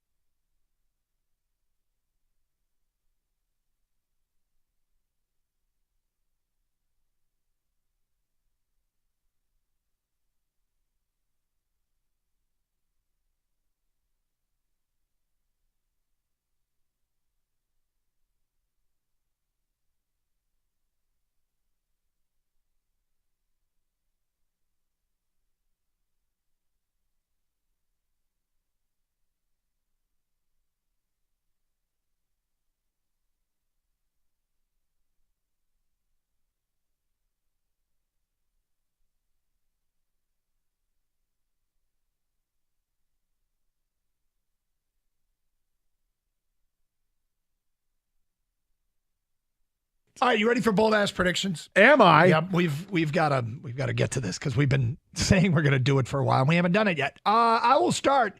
David Montgomery leads the NFC in rushing with over 1,300 yards. Wow. Damn. Jared Goff will start 16 games and finish in the top 10 for MVP voting. He won't start game 17 because he doesn't have to. Oh. That was a think piece. Lions trade a second-round pick for Devontae Adams at the trade deadline. What? A second? Yep. It's tough. It's tough to give up a second, but he'll be having a good year. Lions play on October 30th, I think, in Vegas, and they'll just get Devontae on the plane for the flight home because I think the next day is a trade deadline. Wow. I would love that. Yep. Jack Campbell will lead the team in tackles with more than 150. Yes! Hard to do with Doug Karsh on his leg, but he'll get it done. And finally, for you, bold ass predictions. Stoney goes out with his hometown team, Philly, hosting his hometown team, Detroit, in the NFC title game. Stoney will be live from Philadelphia all week long, doing 4 hours of the morning show and then 4 hours of Philly radio for an 8-hour day. Stoney all week long, Monday through Friday, prior to the NFC title game. Wow. That's a lot, but that's what he's willing to do. Lastly, Doug, bold-ass prediction. Brian Branch will take a fumble and an interception back for a touchdown this year. Beautiful.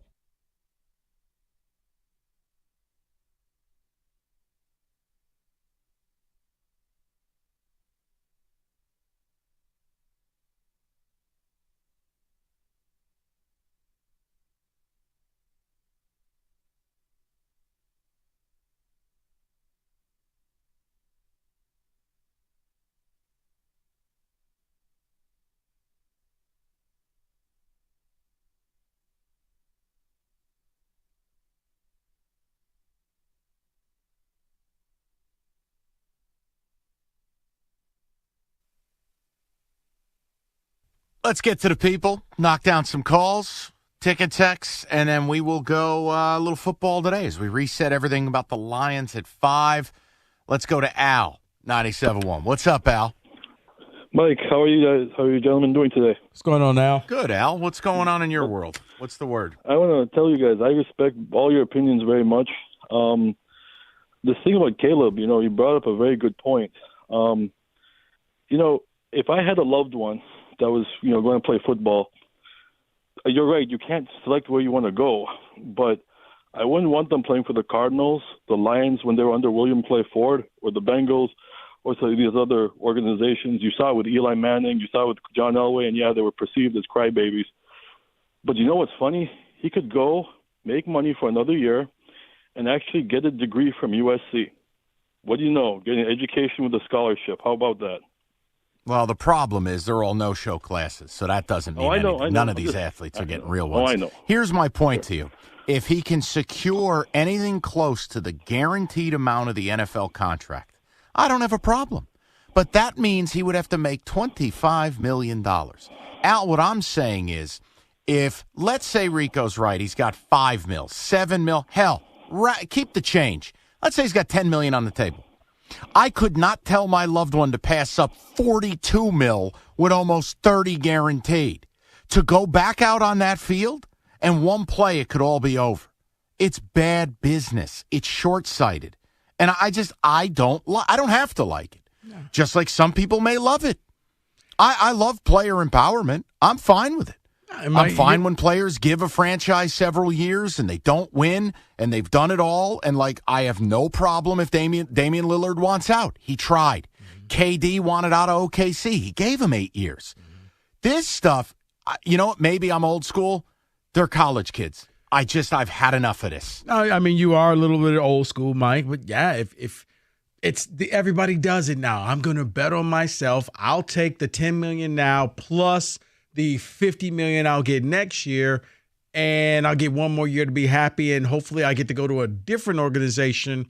And the funny thing about those two quarterbacks, the crybabies and Elway and the Manning, Eli Manning, they both got rings, and Manning's pretty a much forgot about quarterback. It. 500 quarterback, erroneous. Mike, 500 quarterback, the city forgot about that. They did all of this stuff, and they picked the city they wanted to go to. They still delivered the championship.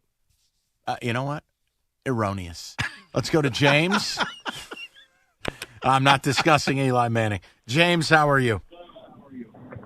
Hey, how's it going? Hey. What's up, James? Hey, we are driving to Kansas City, and I just wanted to say, Rico, I'm so sick of you, man. I am sick of you, man. I really, really, really, I cannot wait till we get to KC and we just stomp some Chiefs. And then we come back home. I'm going to call again on Monday, and I'm going to say, Rico, eat that. Eat it, Rico. My. Okay, James, you waited all this time. Why are you so upset with me? Because, man. Because. Use your words, James. Use your words more than just because. Who is this? This is Rico. Who This is is the this? person that you don't like. So tell me why. Because, man, you stink. You freaking stink. Okay. This is not. Come on now. Kenny? This is not nuanced. I mean, that. Hold on. No, let me say this. Rico is a grown ass man. He can defend himself. James, you just got on the phone, and it was the equivalent of yelling "na na poo poo." Come on, James. We can do better than that. If you don't like the man or you don't like his opinions, have it out. But just repeating "you stink" and "poopy head" and things of that nature. That's an argument from kindergarten. What are we doing, James? Well, you know what, Jesus, James? I'm rubber and you're glue. Oh, no. I mean, I'm like, okay, so tell me why. Got him. No, you are. Right. It's like, yeah, because. Use your words. Tell me why. Okay. And let's just go to ticket text. That was amazing right there. Woo! Regarding the Caleb Williams stuff, someone says it's not entitlement. It's being scared. He can't produce without the Riley machine, in my opinion. Okay. I mean, that's my point. I just have a hard time because I believe if you're a winner, you will win. Like, you will make it happen. I mean, the Indianapolis Colts, bad organization. Didn't hurt Peyton Manning, did it? No. Like, if you are a winner, you will get it done. That's just my belief. It's why I never believed Matthew Stafford was that guy. Because the real ones go to those towns and they own it. And they change that culture. And they change how business gets done. Right, but Mike, you got to remember, too, though, the game has changed because there's a lot of money on the line that the other guys, the staffers in the world, didn't have an opportunity to say, okay, I could stay and make this and take my chances in the draft the next year, where it was, all right, either you go back to school and you're broke or you go to the draft. Now you got options. Ticket text, Rico, you're not invited to my birthday party. Okay. Oh, come on, man. Jesus. Oh, man. Another one says, I couldn't agree more about what it says about Caleb. The examples of Trevor and Joe Burrow making teams their own should serve as something inspiring to a possible number one pick. Why not try and make the Cardinals something new and entirely your own? Yeah, I'm still wondering how the Cardinals are going to get off the Kyler Murray contract. That's, hey, all contracts can be moved and voided or traded away, but this one's going to take some creativity. They're going to have to eat a lot of that salary. Someone may be bringing up a decent point here. Says, is Caleb Williams just a Lincoln Riley QB issue? They say Baker is seen by some to have an attitude problem. Kyler has an attitude problem. And now Caleb. I can't say Jalen Hurts since he was developed at Alabama. I just think it gets tougher and tougher to find an actual, mature, well-adjusted young man who's not entitled the longer we go. When you played a quarterback position now in college, I made millions of dollars. No one's ever told me no. I'm the cat's ass. I just think it's tougher. I mean, look at Jalen Hurts. He had to go through adversity. Mm-hmm. He got embarrassed and benched in a national title game. He had to leave his school to reprove himself. He then gets drafted in the second round. He earns the respect of a winning locker room, of a locker room where a lot of the guys hit Super Bowl rings, and he earned it. And that is gone in today's society.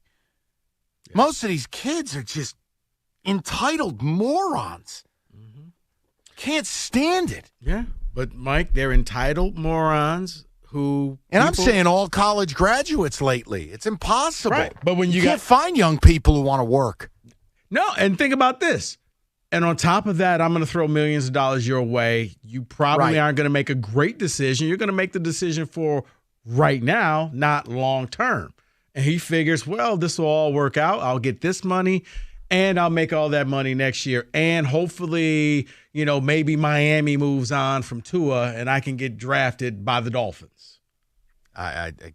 Goodbye. Not you, him. 248-539-9797. All right, football's here. You know what it means. Upgrade your TV for the NFL season. How about a Sony 98-inch LED TV? Make you feel like you're in the front row. And, hey, compared to front row seating, you save a hell of a lot of money. If you use a projector, Sony offering $1,000 off of their laser 4K projector, 200-inch screen, 130-inch screen. It's all there. The game has changed, man. The at-home experience, as good as it gets, let Paulson's bring that to you. They've got speaker and headphone update of all inventory. They've got reps in the store. They've got a launch party October 4th. You can get details on that at Paulson's website on the events page. And if you don't remember anything, just remember this. Paulson's price is always less than Amazon Prime or Best Buy. They show you right in the store. It's paulsonsav.com. It's Paulson's audio video.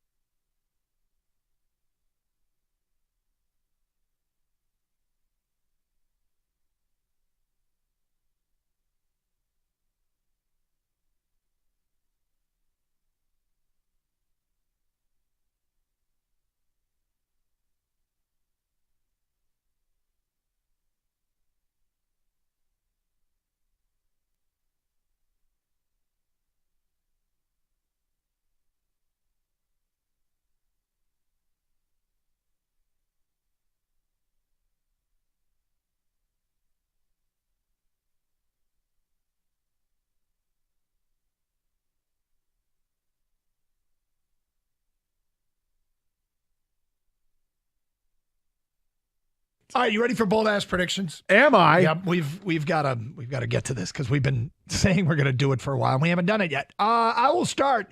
David Montgomery leads the NFC in rushing with over 1,300 yards. Wow. Damn. Jared Goff will start 16 games and finish in the top 10 for MVP voting.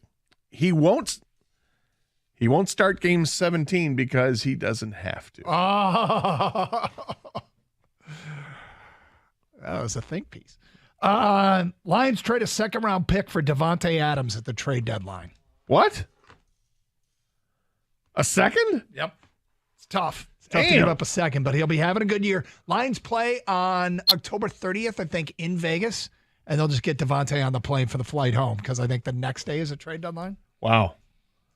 I would love that. Yep. Jack Campbell will lead the team in tackles with more than 150. Yes! Hard to do with Doug Karsh on his leg, but he'll get it done. And finally, for you, bold ass predictions, Stoney goes out with his hometown team, Philly, hosting his hometown team, Detroit, in the NFC title game.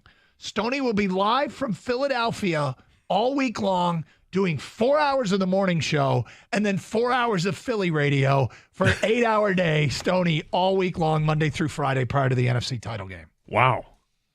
That's a lot, but that's what he's willing to do. Lastly, Doug, bold ass prediction. Brian Branch will take a fumble and an interception back for a touchdown this year. Beautiful.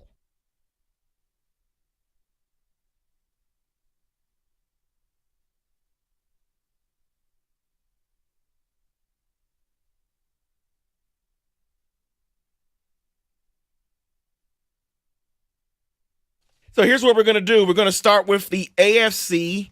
Each of us will give the playoff picks, who's winning each division and who's making the playoffs in the AFC. Let's start with Kenny Cott. AFC, what do you want me to start with the East here? AFC East winner will be the Bills, and the Jets will also make it in the AFC East into the playoffs. Look, I continue to say it. I think the Bills will make the playoffs for a long time. I don't see them getting to a Super Bowl as constituted, and I don't think it's going to work with the Jets. Robert Saleh, the head coach, has gone public even saying the offensive line is a problem. Aaron Rodgers had one of the best O-lines with the Packers the last couple of years. What did it net? Didn't make the playoffs last year and got beat in a home playoff game while scoring 7 points. I don't buy the Jets, Rico. Well, you know what? I'm going to give you my wild card a little bit later, Mike. But for now, I do have Buffalo winning that division. As much as it pains me, I don't think it's going to be a runaway win for them. But they're still better than the Dolphins and the Jets, and yeah, they'll get it done. Yeah, I tried my best to think outside of the Bills in that division. I know all the hype with Aaron Rodgers going to New York. I just don't think, and I know the defense is really good, but I just don't think they have enough to overtake the Bills for the division. So right now, I do have the Bills, yes, winning the East. So let's move over to the AFC West. Who's going to win that division, Kenny? I think it's going to be pretty unanimously the Chiefs, right? Could I at least make a case for the San Diego Superchargers and David playing the air base? Look, nobody had more problems with injuries than the Chargers last year. Justin Herbert, another year of development. They're loaded for bear on offense. And defensively, the pieces are there, if healthy, to put this thing together. Is it insane to suggest this could be the Chargers' best team they've had in several years? It's not if they were in any other division. You're right. But no Chris Jones, and we still don't know the status of Kelsey. Yeah, but you know what? You still have the best player in the league. And I think that he could cover up a lot of warts. Heck, we saw him make it to the Super Bowl with no offensive line, Mike. They lost, but he made it there. Yeah, I'm sorry. I can't go San Diego, L.A., wherever they play, Chargers. I was just offering some commentary. I have to go Kansas if you just City. Want me to nod my head when you say Chiefs, it doesn't make for good radio, does it? No, but then you know what the fun is going to be when we pick the wild cards. Well, okay, carry on. Okay, well, then I'll leave it alone. Then maybe I'll get to that question after that. Let's start with you, Rico. Let's go over to the AFC North. I think this is you know what to do. This is one where everybody but David's going to say the right team, and David's going to say the wrong team. That's going to be 0-1 in week 1. I'm going with the Cincinnati Bengals. Joe Burrow is going to go out there, maybe a candidate for the MVP this year. Give me Cincinnati. Yeah, I'm taking Cleveland Browns. Yeah, no, Jesus Christ. Cleveland Browns. I think the Browns are going to be one of the teams to go worst to first. Deshaun Watson will be better. The offensive line is elite. Nick Chubb is elite. The defense, along with new defensive coordinator Jim Schwartz, I'm all in. I'm Brownies. All in on the Browns. Redesigned logo. Get rid of the creepy elf. Give me that dog in the middle of the field. I'm all set. Browns to win the North. Yeah, I'll have the lukewarm take. The Bengals are going to win it all. I think that's what I have going here. So I'm going to have Bengals obviously win the division. The Browns. That's hilarious to me. Rico, you're going to be surprised with my selection here. Cleveland? It is not the black and yellow. It is definitely not the Browns. It's the Bengals. I do have them winning the AFC North. It's going to be a tough division, but I think they are the best team in that division. Let's move over to the AFC South, and I think I already know, so I'm going to give him his shot here. Go ahead, Michael. Tell us who's going to win the AFC South. America's team, baby. The Jacksonville Jaguars, the official team of NASCAR. About to say, Jacksonville. When's the free meth giveaway? Right. Meth and infield passes to Talladega. It's the Jags, man. Trevor Lawrence is going to ascend to being a no doubt about a top 5 QB this year. Calvin Ridley off his Pete Rose suspension. Come on now. I'll just say this. I also have the Jags, but I attended the final preseason game in Jacksonville over vacation, and you're right. The stadium's trash. The people are meth heads. This is fact. Oh. I don't have any salacious comments like that. I'm just going to agree with the two of you on the Jags here. Yeah, let's make it an even clean sweep. I'm going to go with the Jags. Let's get to the wild card teams. 3 wild card teams. Kenny, you want to go first? You want all three of them right in Let's a row? give them all 3. I got the Ravens, I got the Jets, and David, don't laugh at me, I got the Browns. All this love. Kenny, in the words of Coach Prime, do you believe? All right, I'll give my wild card teams here. I have the Chargers, I have the Ravens, and I have the Steelers. So you got the Chargers, Ravens, and Steelers. Yep. Okay. Mike? Chargers, Bengals, Ravens. 3 teams in one division. Funny, I think one thing we all have is Baltimore. I got Baltimore. I got the Chargers. I got the Jets as well, Ken. Oh, come on. I'm the only one that has the Steelers. Yep. You're going to make me look like that, right? Pretty much. And David, we're going to hold on to this. So when your team's 5-12, I'm going to make fun of you. Rico's king of the receipts. I love this bit. We're not going to be 5-12 because we have Mike Tomlin. We can't have a losing record. Okay. It's always a first. Always a first. So, you want to do the MVPs? Sure. All right. Real quick. MVP. Justin Herbert. Okay. I think there's a case the kid could throw for 5,000 yards this year. And if I got the guts to tell you they're going to challenge the Chiefs for that division, it's going to be on the arm of Justin Herbert. I think Herbert might be that dude, and this is the year they announce themselves. I look, guys, no offense. If I just get on the air and go, I think it's Patrick Mahomes. I mean, sky blue, water wet, boobs fun. Hey, I buddy. mean, come on. Buddy. Hey, as you would like to say, calm down. Okay? No, I was We're just talking to having fun. David, who I know is just snickering back there with that holier than thou attitude of his, like he carries into sermon on Sunday. Not this time. Well, I guess I'm not Carry going on. to pick Pat Mahomes anymore. I'm going to pick Joe Burrow. No, I actually do have Joe Burrow having a great year this year, leading his team to a Super Bowl MVP season. Mine is Joe Burrow. I also have Joe Burrow. I think they're going to be the best team in the NFL this year. So Joe Burrow. That's funny because I got Joe Burrow as well. And we did not talk about any of this together. So I do think that Joe Burrow competes with Patrick Mahomes, and I think he's going to outdo him. And I think there's a little bit of Mahomes fatigue. Now, if Kelsey goes down for the year and Mahomes still does his Mahomes thing, then you got to hand that man another title. But I think it's still going to end up being Joe Burrow. So those are our AFC divisional and wild card playoff teams for the year. 97-1. So here's what we're going to do. We're going to start with the AFC. Each of us will give the playoff picks, who's winning each division and who's making the playoffs in the AFC. Let's start with Kenny Cott. AFC, what do you want me to start with? The East here? AFC East winner will be the Bills, and the Jets will also make it in the AFC East into the playoffs. Look, I continue to say it. I think the Bills will make the playoffs for a long time. I don't see them getting to a Super Bowl as constituted, and I don't think it's going to work with the Jets. Robert Saleh, the head coach, has gone public even saying the offensive line is a problem. Aaron Rodgers had one of the best O-lines with the Packers the last couple of years. What did it net? Didn't make the playoffs last year and got beat in a home playoff game while scoring 7 points. I don't buy the Jets, Rico.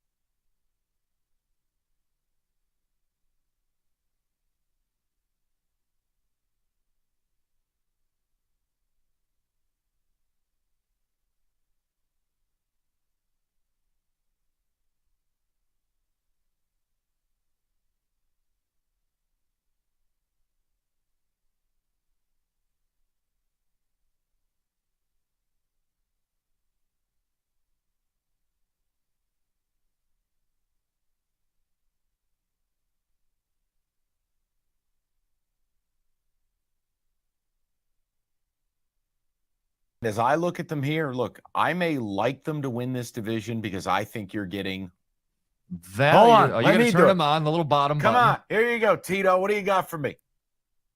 You got to press the button. Piece of what the hell? Come on. What the hell? That's not what I wanted. Here, give me that. I'll save you from yourself. Silence everyone. I will handle this. I'll save you from yourself. Silence everyone. I will handle this. Value.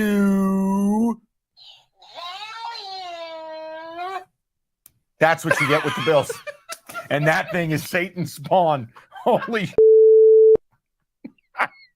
Hold on. What do you get? Hey, Jimmy, what do you get with the Bills? Just keep going. Hold on, I got to do it again. So when you flip the switch. Yeah, you want me to give you a tutorial? Value.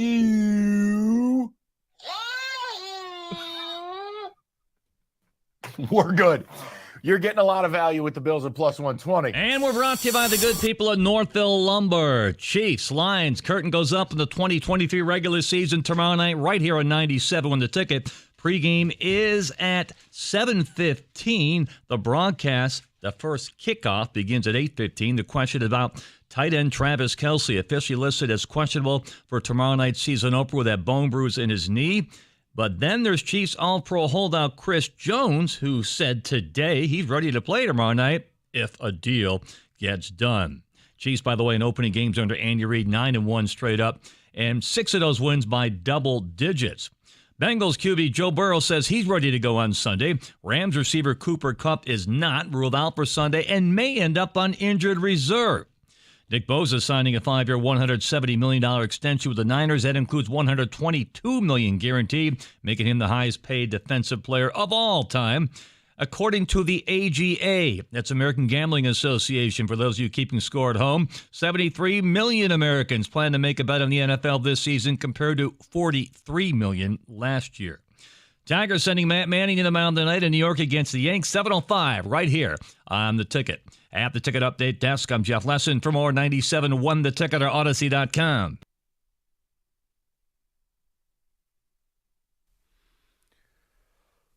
Oh, you know it's going to be a big 5 o'clock hour. David brings out the underrated Chameleonaire tracks. All right, let's just get to this, and it'll be a shorter form presentation than how we opened. Now, we're basically 24 hours from network coverage starting. And the always verbose and arrogant James Anthony Costa will join Rico and I tomorrow at this very moment. We will be in network coverage for the Detroit Lions. Now, here's the question. If you're not on board yet, what the hell does this team have to do to get you there? Tomorrow's going to be a party. Tomorrow, it's football's back. Christ, what else do you need? But Lions, the hype, the excitement, the anticipation, being in Kansas City on opening night. And yet there's a portion of you, and I'm not going to label you the Rico portion, although you do share similarities. I love you too. I'd like to repeat for everyone, this is not a slanderous Rico Beard segment. As apparently our caller James from last hour, Rico. Uh-oh. Whoa. Yes, breaking news is apparently I stink. Right. Nanny, poo-poo. Because, bruh. All right, so here's my question. If you are jaded, if you are disenfranchised, if you are scared, what the hell is it going to take for you to get over your daddy issues with this team and get back on board and have some damn fun? Because I don't shy from it. Like, I'm absolutely ready to be hurt again. I do it every year with Michigan State.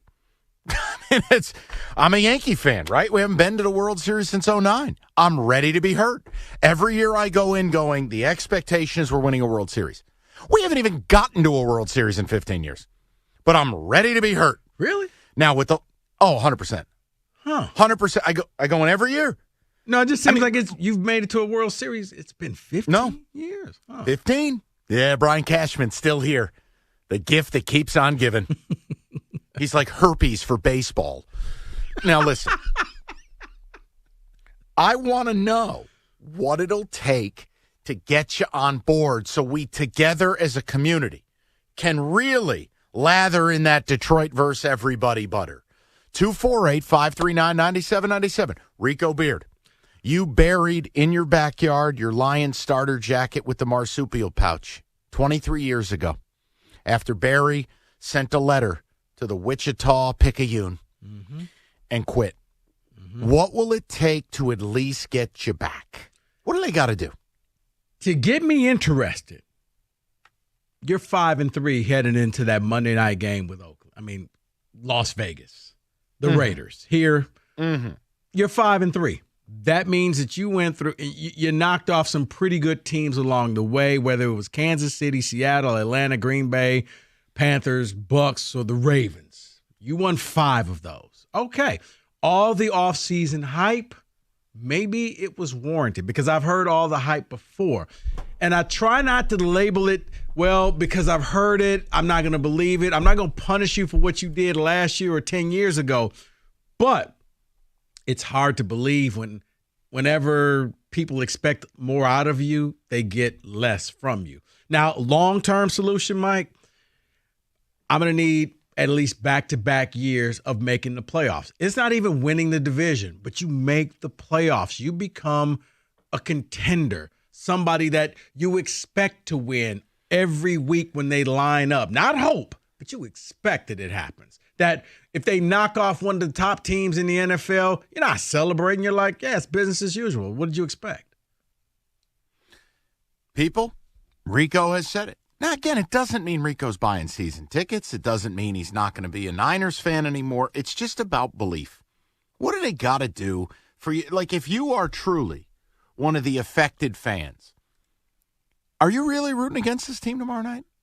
Are you really not watching? Or are you the guy who waits for the first bit of adversity to go, oh, see, it's the lot. Like, I hate that guy. I'm talking to you. Tell me what they got to do. What? No, you know that guy is there. Mike, that's the guy that's going to be at your Lions party. Not yours, but with the solo cup in hand, arms crossed, just wait. First fumble. See, told you. Touchdown, Kansas City, 7-0. See, I told you. Told you. 248-539-9797. David, what would it take? You left years ago. You're never coming back. But what would it take for you to actually be respectful? Yeah, respectful. Sounds like Doug Karsh. I would need them to win the division and then also win that playoff game. That's what I need. You can't just win the division and then you just, show up flat in the playoff game. You got to win the division and you also have to win the playoff Just game. One playoff game? Yeah, that's enough. So can I ask a question? How far would a win tomorrow go in reestablishing credibility? Oh, Mike, it would be huge. A win tomorrow means everything that was said in the offseason was legit. Everything that was said about you and all the pats on the back and how you're that it team. Yeah, a win tomorrow means you lived up to the standards that people set for you. You did not take a step back. That's different. Yeah, that's the thing, Rico. And I can't remember this type of hype in the offseason leading up to the season. But when you have this type of hype, you have to – you win that game. I mean, come on now. I think you go back to, 2012? And then they started, I think they were like 2-6 or 2-7 to start that next year. And it was just like, see, I knew it. I knew you couldn't do this. Yeah, beating Kansas City at Kansas City, Super Bowl champions, regardless of who plays and who doesn't play, means something because it's the game that everybody was watching. And Detroit, you put your best foot forward. That's what it would mean, Mike. It would be phenomenal. It would be games like that would get people to come back into the fold. 248-539-9797. I want to know what it'll take. And again, I don't identify with the idea. Like, look, am I angry at Michigan State? Am I angry at Mel Tucker? Of course I am. But you think I'm going into that Washington game wanting them to lose? Or somehow cynical. No, I am so desperate to win a meaningful game again, to get the program back on track. I don't know what other way to say it. I can't believe we still have this piece of fandom here where people call up and go, they stink. No. You sound like the grounds crew in Major League. Right, but Mike, this may help you understand the fans tomorrow based off of what you're saying about the Washington game. Because I know you. Washington jumps out and it's 14-0. You're not going to be happy, Mike. You're going to be like, I'll be angry. Right. And I think that's where a lot of fans are, that if tomorrow it's 14-0 Kansas City, see, I told you this team couldn't handle the pressure. You could change this team to that man. Just saying. But I get it. Yeah. My point is my discontent would be with a particular coach or athletic director. It wouldn't be with the organization at large or this idea of my love for my school. Like, your team is your school. Your team is your church. For fans to, like, tomorrow, I don't care what this team's done to you. If you're opening the season on national TV in Kansas City, how the hell aren't you amped for it and excited? And if they've hurt you that bad, just tell me what they got to do to get you back. That's really what we're talking about. Because you know what tomorrow's going to be? A good time. Tomorrow is going to be a party.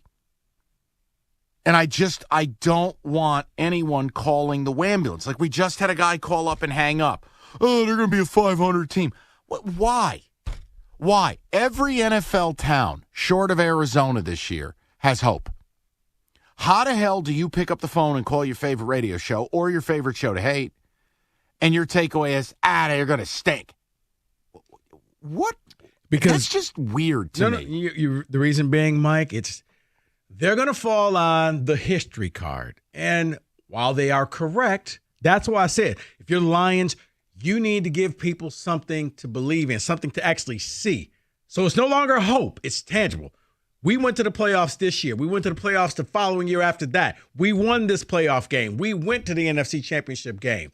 Now fans can now forget about the past because your future is bright. But right now, all you are offering is hope. And for about 25% of the people, hope is not good enough. 248-539-9797. David, give me some ticket text. I know Kenny is screening the calls. What do you got? They have to be close or cover tomorrow. If they lose by more than 2 touchdowns, like 38-17, I will wash my hands of them and laugh at myself for being a fool. Wow. We're doing this? Mm-hmm. Okay. Wow. These are the people I want to speak to. Yep. I'm all in as a Lions fan. I put my heart on the line since Hard Knocks last year. This year needs to be good. Next year needs to be the great year. The expectation for the Lions this season should be to never fall below a 500 record. That's what they need to get me back. Starts tomorrow with a W. The fact that KC is missing their best defensive lineman and Kelsey got hurt at practice on Monday makes me believe even more that this is the Lions' year. Stuff like that happens against us traditionally. So excited. Yeah, but oh man, go ahead, Rico. You know what I'm going to say. This is what I mean. When you turn the table, it's no longer the football gods. It's no longer Roger Goodell set things up. It's no longer, oh, by the way, that scripted commercial that you see on the NFL, which is a brilliant commercial, they don't hate you. It just happens. Bad things happen to every team every year. I can sit here and be like, well, David, we lost all 3 quarterbacks. You know what? It happens. Sucks, but hey, you know what? It's football. But for Lions fans, Mike, anything that happens, it's because the NFL hates them. We'll get your calls. We'll take care of business. Got a football today to get to. I just want to know what we got to do to start on even terms for 2023 with your football team. And yes, my expectation is they're going into Kansas City and winning. I said it before the injuries. I'll say it again. I just don't understand how you can approach it any other way. There's the winning way, and then there's everything else. So you can laugh at it. It's not about being right. It's about a mindset.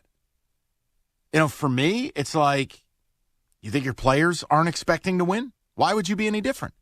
You don't think, like, great example, Michigan State's players, you think they're taking on Washington going, oh, geez, hope we go and compete today.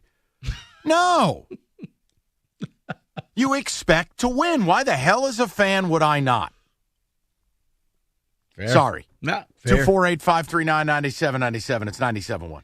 You heard me talk about Specs at LTU. Specs is located right here on the campus in Southfield of Lawrence Tech. If you want a career in radio, TV, you're a graphics design artist, Specs at LTU is the school for you.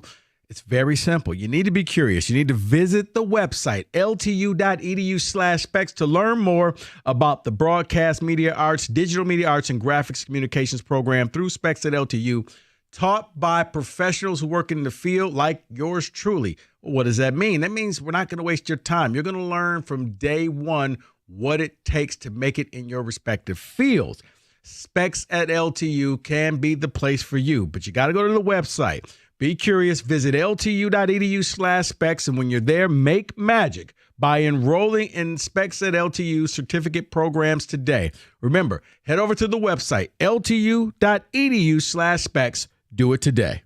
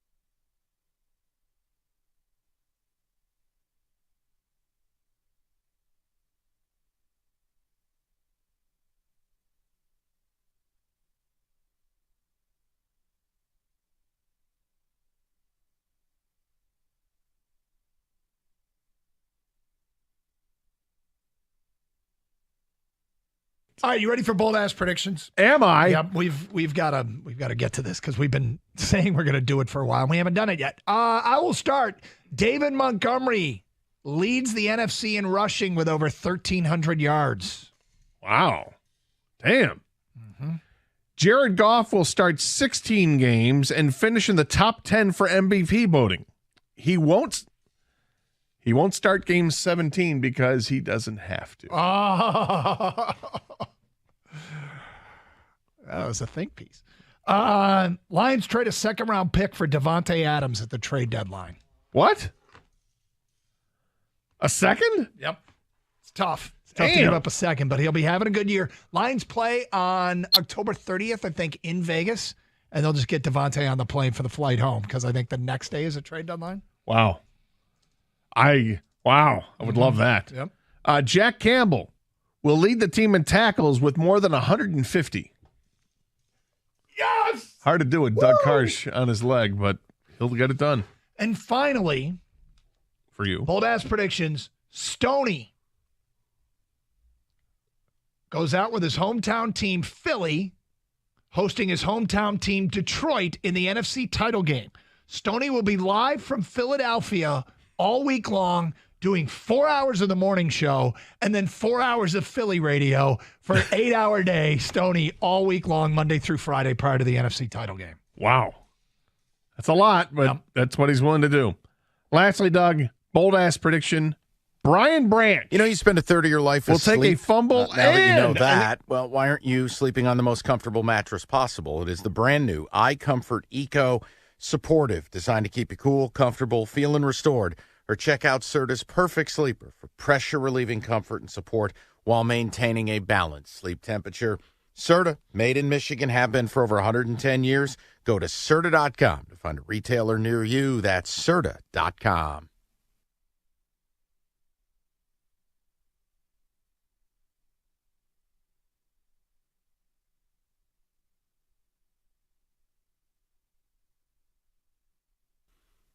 All right, let's take it straight to the people. Trying to start with a clean slate. If it is the Festivus for the rest of us, I got a lot of problems with you people.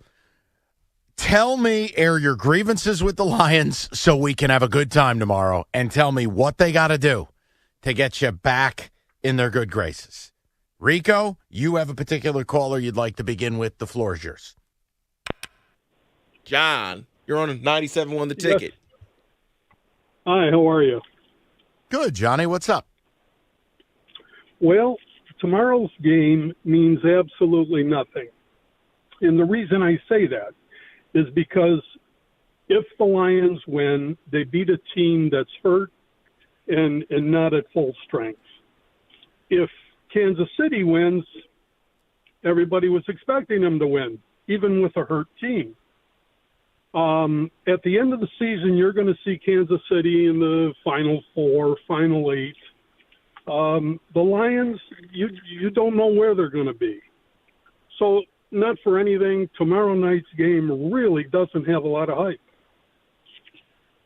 That's my opinion. Okay, let's try to piece this together. John, yeah, a couple sure. years ago, you remember when Kansas City won a Super Bowl, or excuse me, lost in the Super Bowl to the Bucs? You remember that game? Yes, I do. All right, so the Bucs ravaged Kansas City. And it was because Kansas City's offensive line was dilapidated by injury. Did the Super Bowl mean any less to Tampa Bay? I mean, is there an asterisk that says played bad O-line? No. So my point is, okay, they're down Chris Jones and potentially Travis Kelsey. You know what?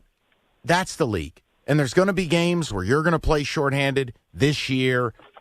John, how I just got to understand. You got the Kansas City Chiefs on national TV in Arrowhead on a night they're getting their Super Bowl rings. And you're telling me, I'm assuming you're a Lions fan, that there is no meaning to it and you have this defeatist attitude. John, help me understand. What have they done to you? Well, after years of being punished, you can only take so much wear and tear. And when I say, let me rephrase. Excuse me. Mm-hmm. Kansas City, man for man, personally, I feel Kansas City is a better team. Personally, I feel they're better coached. Personally, I feel that they should win the game. If they lose the game, you can attribute that loss to, well, they weren't at full staff. I mean, No, but see, I won't do that. I won't do that. Well, the only time the only time I'll play that game, and John, here's the deal. The only time I'm going to bring that crap up, you lose your star quarterback, and you're trotting out Bernie Lomax, a.k.a. Weekend at Bernie's. Or your third-string quarterback. Right. Like Rico's running the Veer offense in the NFC title game. But my point is, that's the league. I mean, are the Lions full strength? No. Frank Ragnall's got to play on an inoperable toe, and he's got to grind it out through this season. Mm-hmm. J-Mo's not playing. There will never be a time you are full strength in the National Football League. It does not exist. And if you think all injuries are on the injury report, you're crazy. I got a bridge to sell you in Brooklyn for $1. Here, I'll sell you the new Gordie Howe bridge. It's not mine to sell, but you get my point. Right, but John is that fan that, Mike, he's been beaten down. He even admitted, I just don't believe in this team because good things just can't happen. Even if they win, he will view it through the prism of, well, it doesn't count. John makes me want to crawl into a coffin. Yeah. And for the record, that was John. That was not me. I've said if you win, you pick up the phone tomorrow, 248-539-9797 on Friday, and you talk Super Bowl, and I'm listening. And I'm going to allow you carte blanche. Right. I'm going to allow you to say what you can't say anything ridiculous. If you want to say Jared Goff for MVP, all right, sure. Why not? Also, how can you say that beating Pat Mahomes, one of the greatest quarterbacks on planet Earth, means nothing? Kenny. That's a dumb take. It's a unilaterally dumb take. Kenny, I'm ready for tomorrow. We were told last week Patrick Mahomes not that good. I'll just say this. The simplest way for me to put this, John makes me sad. I want to state that for the record. John is the living embodiment of sad burger. Just take another call. The vibes were great. John just bleeped in the punch bowl. Josh, you're on 97.1. Man, I want to say I'm from Cincinnati. I'm a Cincinnati fan, and dude, some of these fans are just absolutely abysmal. I don't know what it is, but I wanted to share. I do know what it is, actually. I wanted to share that, like, honestly, for Cincinnati, it was the exact same thing. Like, listening to this stuff is almost like listening to our history on repeat. Yep. And really, what the difference was is consistent winning. Like John, don't tell me, and by next year, John's going to be calling back saying how this is the greatest team since Barry Sanders. Like, consistent winning over time cures all, heals all, and that's exactly what's going to happen in Detroit when they put up and they prove all these people are going to come back. And for anybody to say they won't is just a straight-up lie. I'm sorry. It's a lie. Josh, I have a question for you in a non-football topic, if that's okay with you. Because you just talked about it, and I think you're 100% right about it being a great lie. And being that you're from Cincinnati, I think there's another lie that's out there, is that if anyone tells me with a straight face they like Skyline chili, can you please explain that great lie to me? How did I know this is where this was about to go? I have to ask Josh, as a born and bred Cincinnatian, Josh, what the hell is that poor excuse for food? What is that? Listen, it's like diarrhea in a jar, but it's honestly great. I love it. I don't know what it is. I'm sorry. I love it. Maybe it's the cheese. I'm not sure. It's great, but it is watery as heck. So that's my point, Josh. There's water everywhere. They don't even melt the cheese, and there's cinnamon in it. What maniac puts cinnamon in chili? Listen, dude, I can't. All I can tell you is it's great. I don't. It works somehow. It works. Go Steelers. Fermati Brothers is better. I love Joe Burrow, Josh. That's how we'll leave this conversation, because I tell you, he mentioned great lies, Rico, and that's the greatest one on the planet. People convincing themselves they like that gruel. I'm with Rico, you, but yeah. Cinnamon and chili? My God. It's like putting peanut butter in pasta sauce. It's ridiculous. I mean, take a call. Peanut butter does not belong in ragu. I promise you. Oh my God. I hate you. Let's go to Jay, will you please? Oh, my God. Jay, you're on 97. How are you? Doing good. That guy on something else, diarrhea, I don't know. But anyway, my expectations of the Lions, I'm all in on the Lions. For your previous caller talking about this game mean absolutely nothing. I mean, he's crazy. This game should mean everything to the city of Detroit and to the Lions. I mean, this gives the Lions the chance to go in and give Patrick Mahomes his first loss, for the season opener.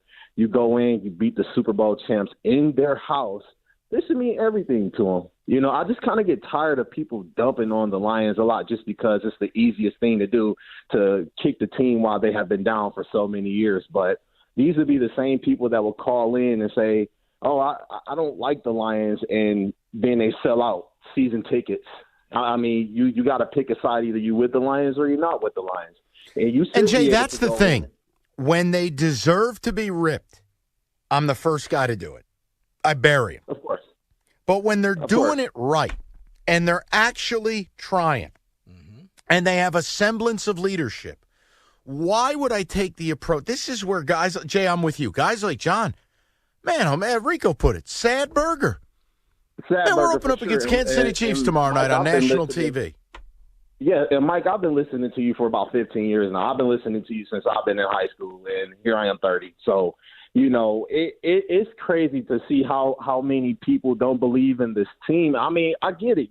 We don't have the best history at all with this team, but Dan Campbell and Brad Holmes have came in and told you, hey, listen, trust us. Trust us. I mean, I know they have to go out there and win a playoff game and win a division, but they have literally built this team up from top to bottom, and they have picked a great player at each position. These players believe in him. I can't go back and remember a time before or after Rip that people really believe in their coach the way that they believe in Dan Campbell. I mean, he sticks by his word. He motivates and he rallies his troops. Why not go out there and believe in this team?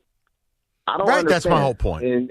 Jay, neither do I. And look, tomorrow's going to be a hell of a good time because I don't know another way to approach it. I appreciate it. We're up against it.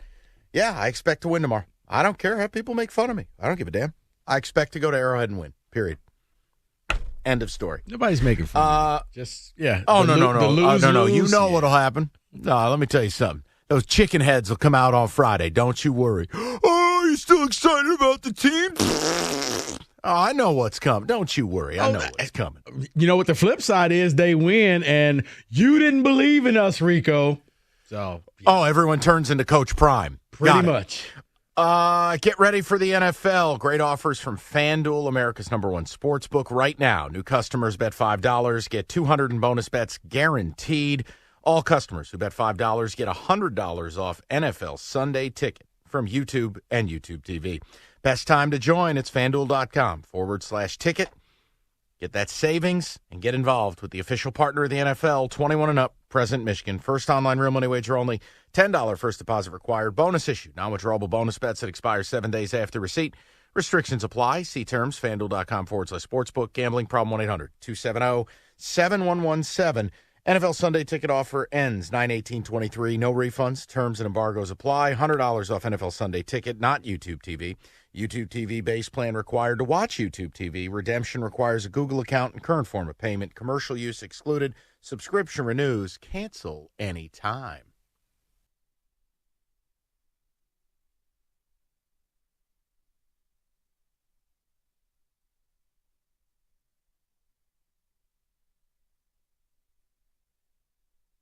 No time to delay, people. We got NFL football to talk about. Let's get to the wide open NFC and make some predictions so King Petty can keep his receipts. David?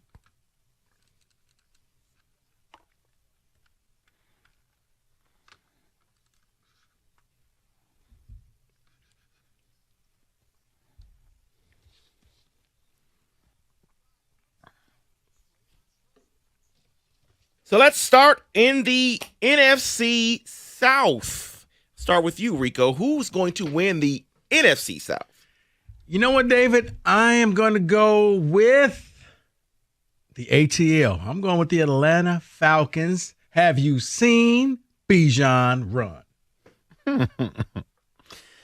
The problem is everybody and their mother's picking Atlanta. Rico's not wrong, David. The Artie party. I almost feel like we're sleeping on New Orleans a little bit. They needed the upgraded quarterback. Derek Carr revival, maybe. Olave's a star. They got a stable of backs. I don't know. I'm going to go Saints here. I hope I'm wrong, though. I'm rooting for Atlanta. Yeah, I was between the Falcons and the Saints as well. I'm going to go with the Saints with Mike. Yeah, I wanted to pick Atlanta so bad, but I just don't believe in the quarterback situation there versus New Orleans. So I'm going New Orleans here.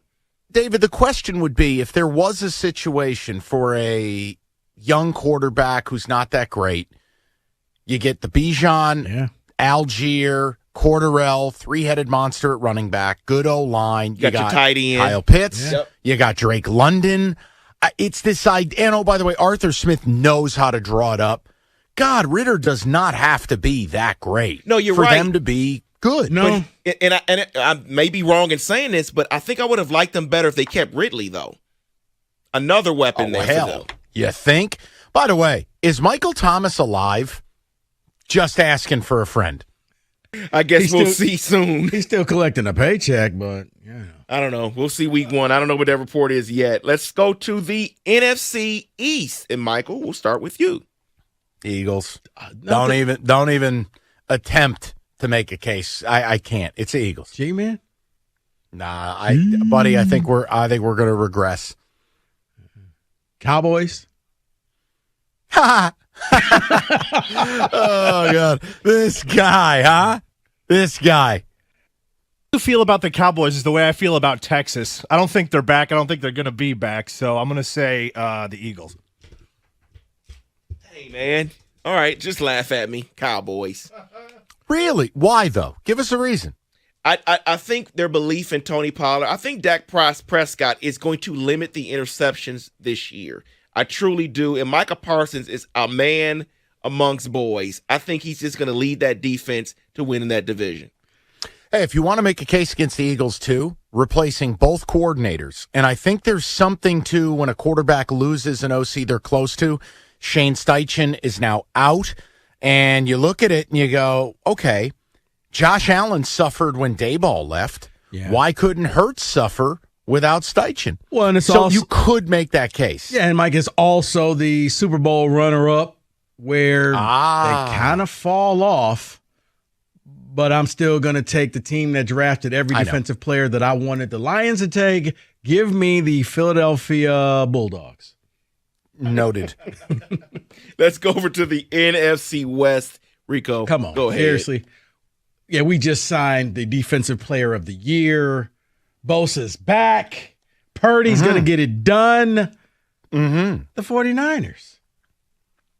I'll say this brought to you, by Rico. The good people I of had Cars Seattle. for Kids. A little This over news 24 hours from is now, the changing curtain me. goes up I on the have to put the 2023 49ers there to win season in this the division NFL. now. I mean, Seattle's Lions cute. visiting Kansas City. I just think Seattle. that you have them from week 1 now. Right here on you're gonna 97.1. win The division. ticket pregame begins Seattle. at Brock 7:15. Purdy Meanwhile, blows. Travis Kelsey, official Seattle. listed as questionable I for tomorrow really want night's to put opener. Seattle here. He has a It's not bone bruise in disrespect. that knee. Guys, here's He's how I called play for a this game. holdout. Chris Jones If you says he's pick getting all ready to play favorites to tomorrow win the night division in the if NFL, the you deal lose. gets done. It's Chiefs, by the Rico. way, in You could opening still games make the under Andy playoffs. Reid, I not bad. just 9-1 straight up. hate 6 of your those wins by quarterback double room. digits. Maybe I'm proven Other wrong. NFL notes, And you know Bengals what? I think QB Seattle's Joe building Burrow it says right. he'll be ready Purdy to go told on me that Sunday. he still likes Rams you. receiver Cooper Kupp will not be. Man, He will F. Sunday. Purdy. He may end up on injured Seattle. reserve. Nick Bosa signing Kenny. a 5-year, $170 I'm gonna million pick the Niners. extension. I don't like it. It doesn't Yeah, make me what feel the- good on the don't inside. pick him. Guaranteed, Pick making somebody him the else. highest I don't paid like your attitude. defensive That's player fine. You don't Pick have the to. Rams. Time. I will not Tigers, do that. Take the car. tonight. Kenny I will takes not the do car. that. 7:05. No. Do At not the Ticket Update misrepresent me. desk, I'm Jeff Hudson from over 97.1. Let's go over to the Odyssey.com. NFC North, and we'll start with Kenny here. I think you know what's got to happen here. This is not Orbital's ramming speed, but I'm damn pumped up for this team. It's got to be the Lions. Guys, I've said before, I know a lot of people are picking the Lions to win this thing. Go ahead. I There think you the go. team that nobody is talking about. And as Mike says, you can't take all the favorites. So I'll simply say, dun, dun, dun, dun, dun, go, Pack, go. God.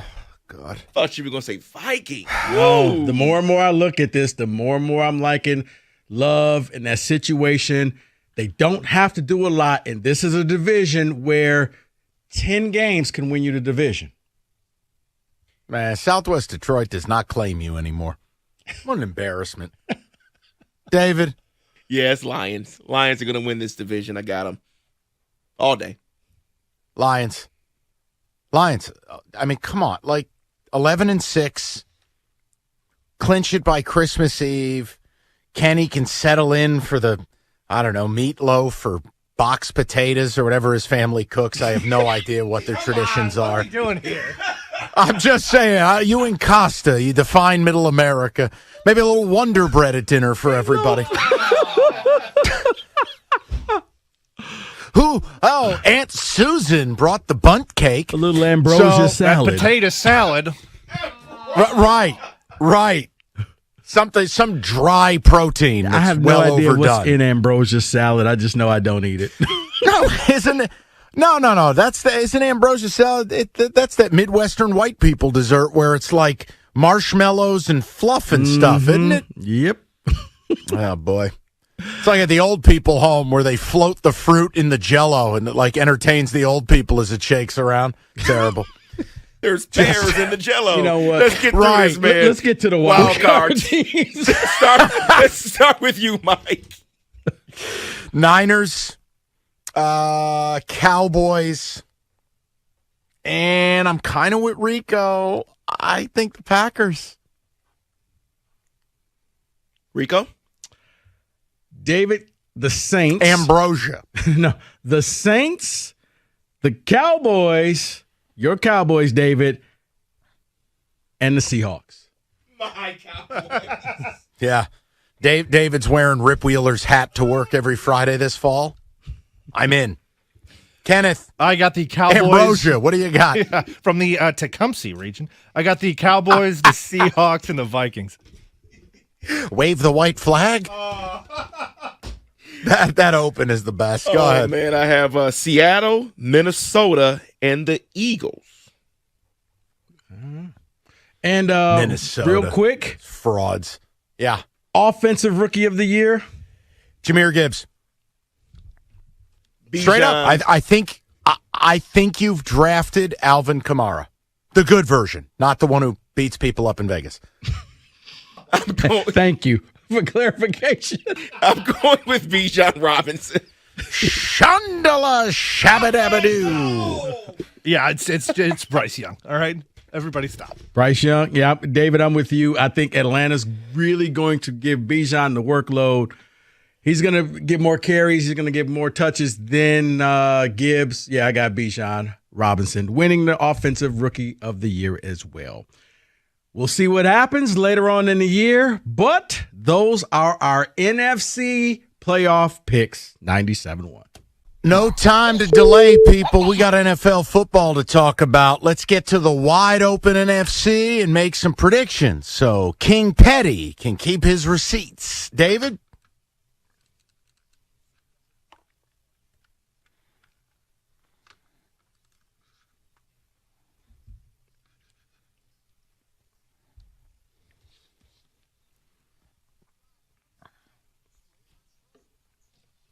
So let's start in the NFC South. Start with you, Rico. Who's going to win the NFC South?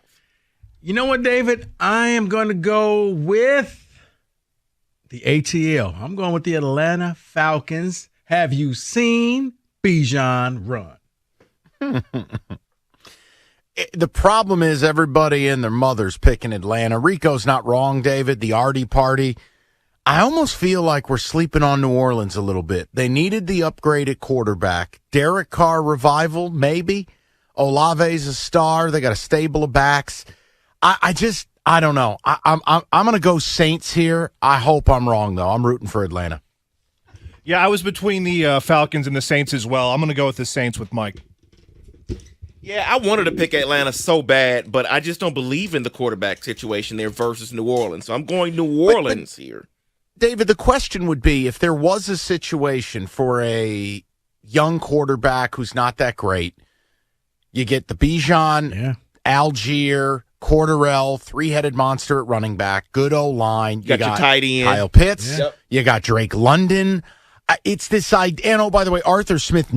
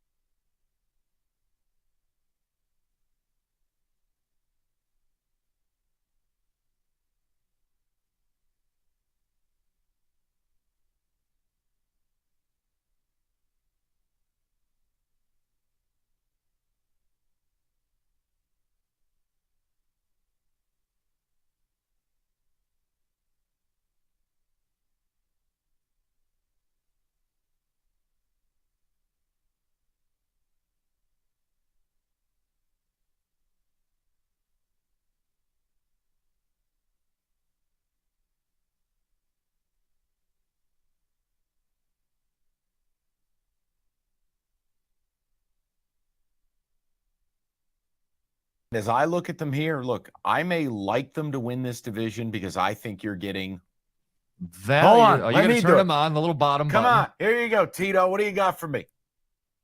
You got to press the button. Piece of what the hell? Come on. What the hell? That's not what I wanted. Here, give me that. I'll save you from yourself. Silence everyone. I will handle this. I'll save you from yourself. Silence everyone. I will handle this. Value.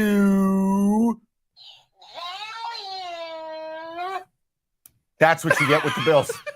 And that thing is Satan's spawn. Holy Hold on. What do you get? Hey, Jimmy, what do you get with the Bills? Just keep going.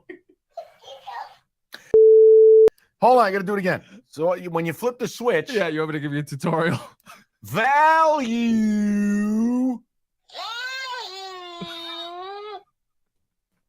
We're good. You're getting a lot of value with the Bills at plus 120.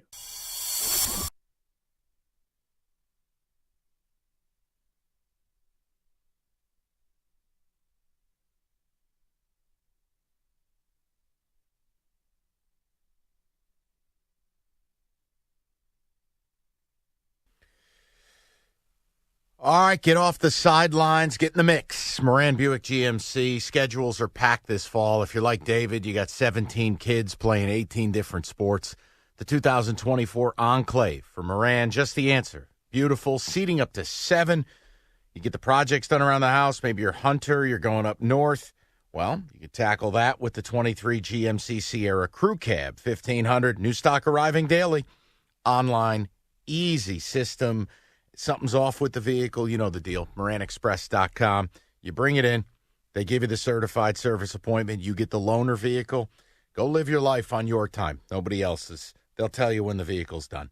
It's Moran Buick GMC, where you always get the best price, period. It's on Telegraph, just north of Eureka and Taylor, or at MoranExpress.com. It's Moran Buick GMC. We are professional grade.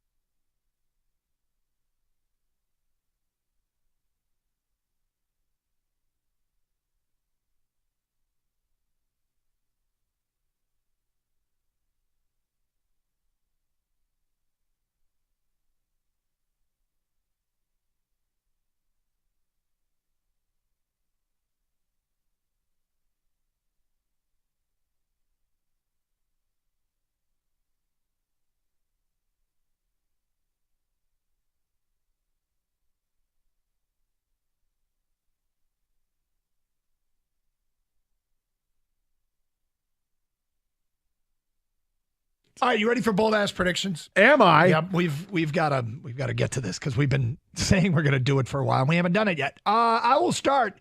David Montgomery leads the NFC in rushing with over 1,300 yards. Wow. Damn. Jared Goff will start 16 games and finish in the top 10 for MVP voting. He won't start game 17 because he doesn't have to. Oh. That was a think piece. Lions trade a second-round pick for Devontae Adams at the trade deadline. What? A second? Yep. It's tough. It's tough to give up a second, but he'll be having a good year. Lions play on October 30th, I think, in Vegas, and they'll just get Devontae on the plane for the flight home because I think the next day is a trade deadline. Wow. I would love that. Yep. Jack Campbell will lead the team in tackles with more than 150. Yes! Hard to do with Doug Karsh on his leg, but he'll get it done. And finally, for you, bold ass predictions, Stoney goes out with his hometown team, Philly, hosting his hometown team, Detroit, in the NFC title game. Stoney will be live from Philadelphia all week long doing 4 hours of the morning show and then 4 hours of Philly radio for an 8-hour day, Stoney, all week long, Monday through Friday prior to the NFC title game. Wow. That's a lot, but that's what he's willing to do. Lastly, Doug, bold-ass prediction. Brian Branch will take a fumble and an interception back for a touchdown this year. Beautiful.